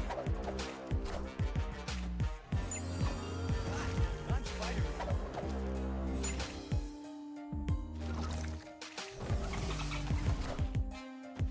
Power must be controlled.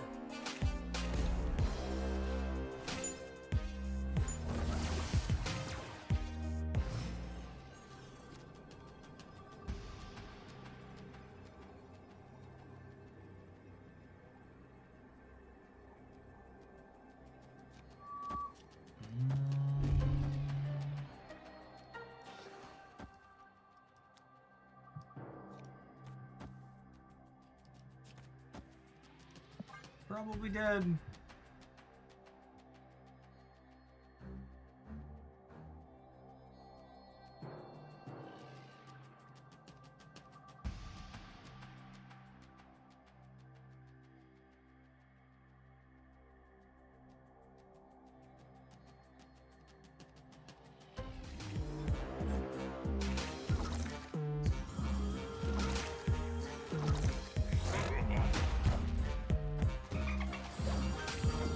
They have second Venus too.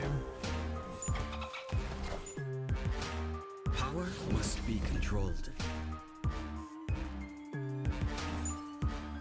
Gosh, it's so close. Victor! No, it's not! Fuck! I hate it! I hate it!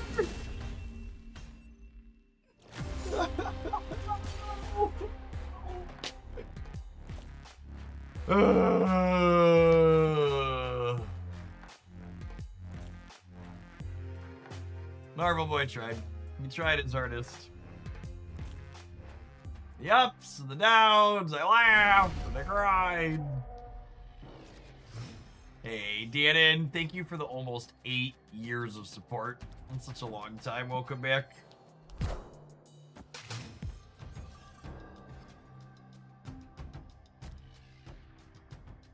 Oh my goodness, I don't know that I can handle these locations, chat. I don't know that I can stomach them. It's all just so bad. Hi, I'm Spider-Man.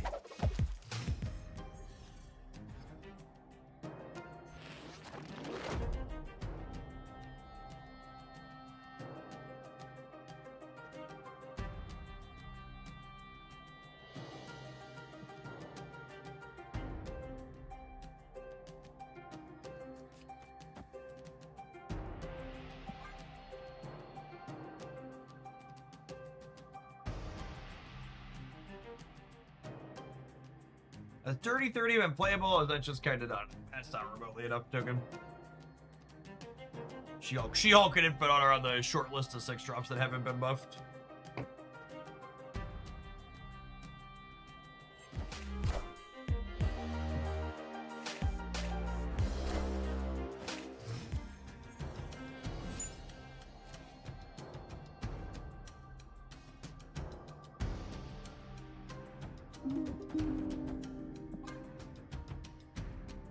Please tell me this isn't the Proving Grounds. I have no idea. It probably is.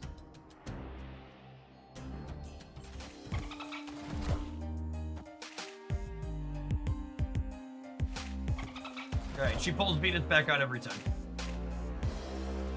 Okay, Wanda, I see you.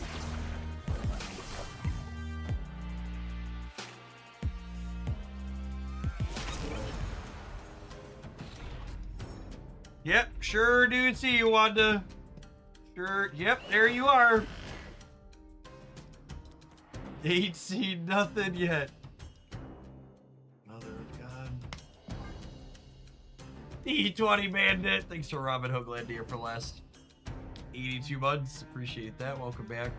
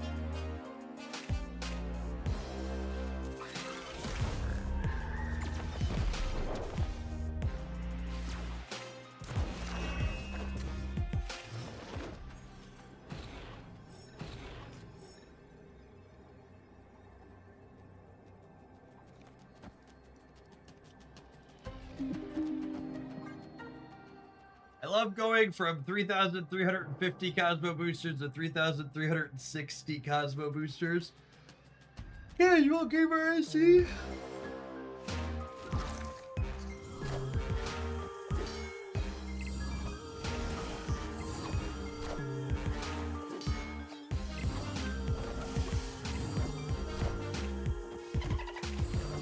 Sebastian Shaw Surfer are their best possible.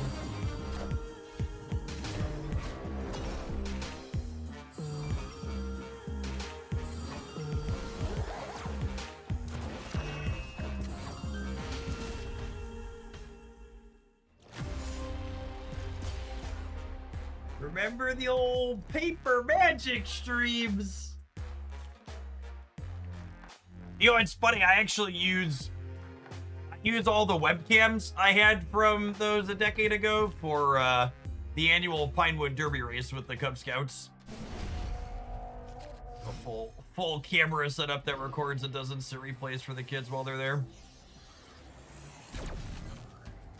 It's a good time.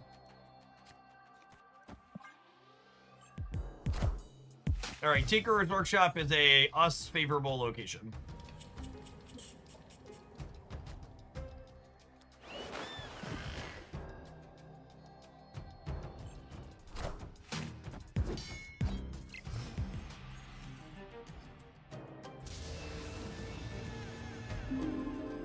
That's a great draw. So I get to do this, and then I get to go Elsa into one drop, trigger the Elsa on top of Angela. Am I allowed to show a one drop triggering on top of Angela on stream chat? Is that okay, or am I gonna get TOS'd?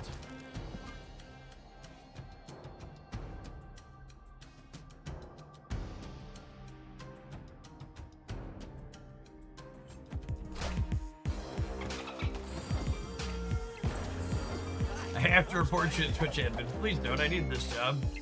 TOS, but also worth it. Fair, honestly.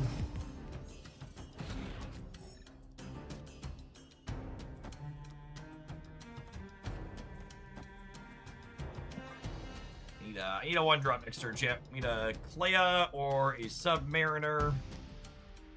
Those are our options. Clea and Submariner.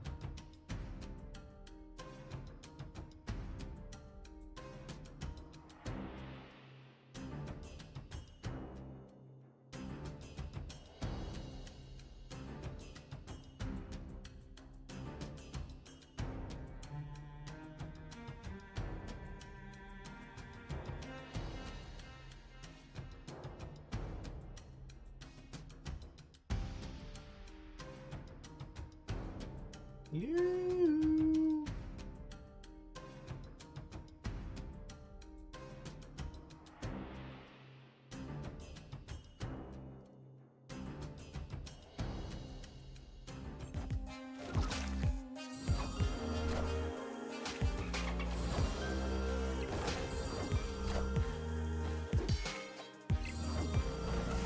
Which Venus variant is that? Is there a summer vacation one? Studios.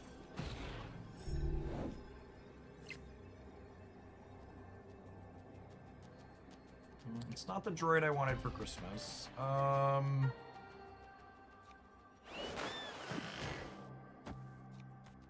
think it's this. I think it's this. We punt the bishop path, play hard for the right.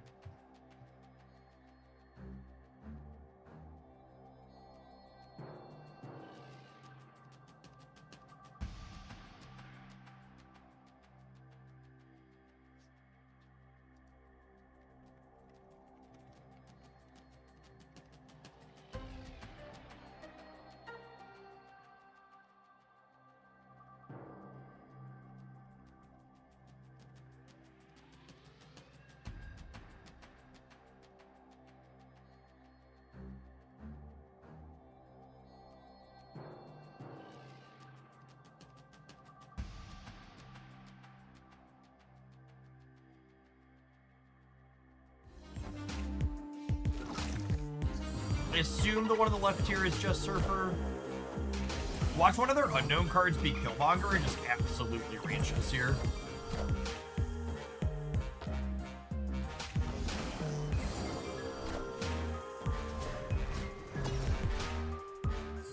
It's just Absorbing Man, yeah?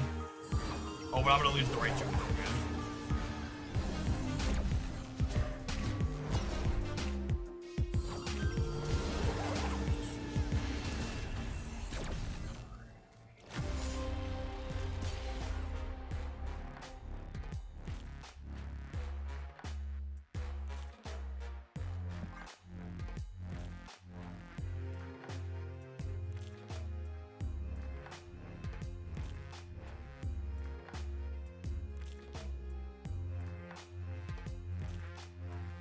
Wanted to get back into Snap a little while ago, but it kept crashing on my new phone. That's interesting. Usually the Snap's definitely had its fair share of hardware issues, but usually they're related to older hardware, not newer stuff.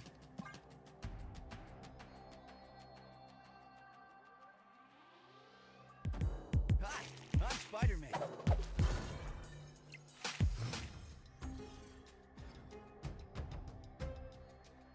All right, playing into the center we are. I can't believe I still have one card we haven't seen. Wait, is Absorbing Man not on there? Why is it Absorbing Man on there? That's weird.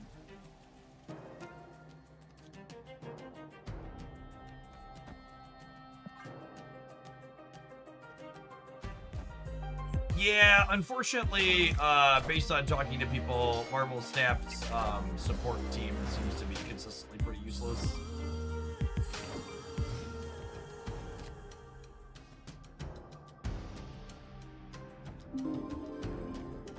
Alright, so I'm not contesting here.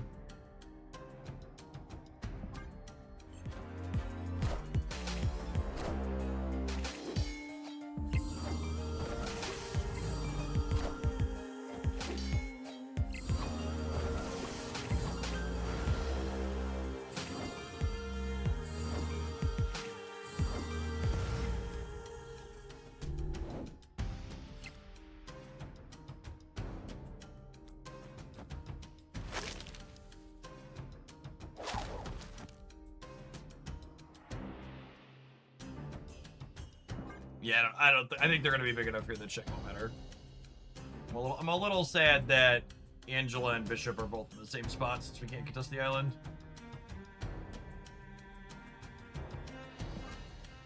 We should put Kitty into here for the median bonus. Yeah, that's a good call. Gives us extra 2. That could really matter. Good catch.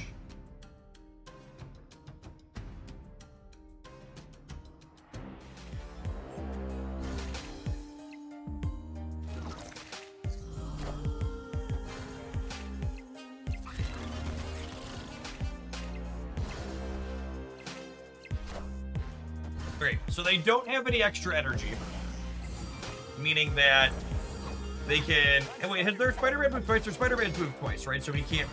So the most they can add on the left is 9 more. So I need to try and beat 27 there. I don't know that that's possible.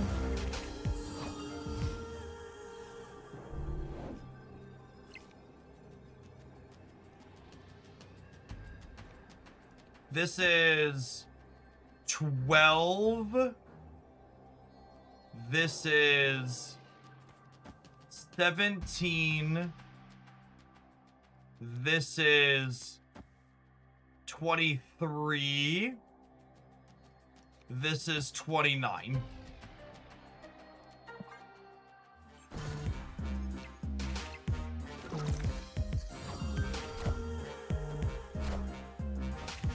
I believe we have one.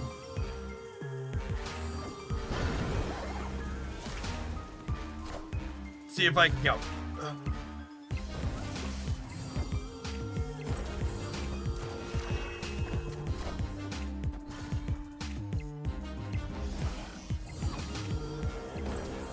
Guys, gals, and non-binary pals, I believe we've got them.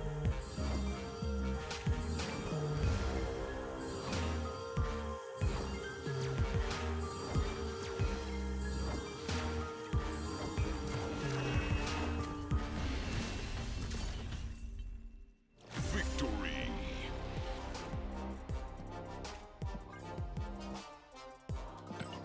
It took 9 rounds, but we have bested men. Moved on. Moved on. Hey, I mean, I think that covers most of our win with Spider-Man brand new day missions. It does. It covers most of them.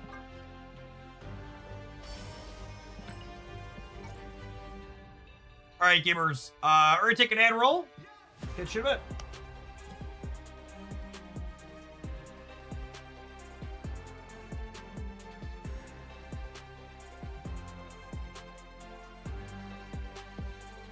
All right, we're gonna wrap up the stream with some chillin' tea again today. I think is my game plan. Been enjoying wrapping on that. We're leveling up some of our tunes. Working my way through the 1,000 Nights game mode on there.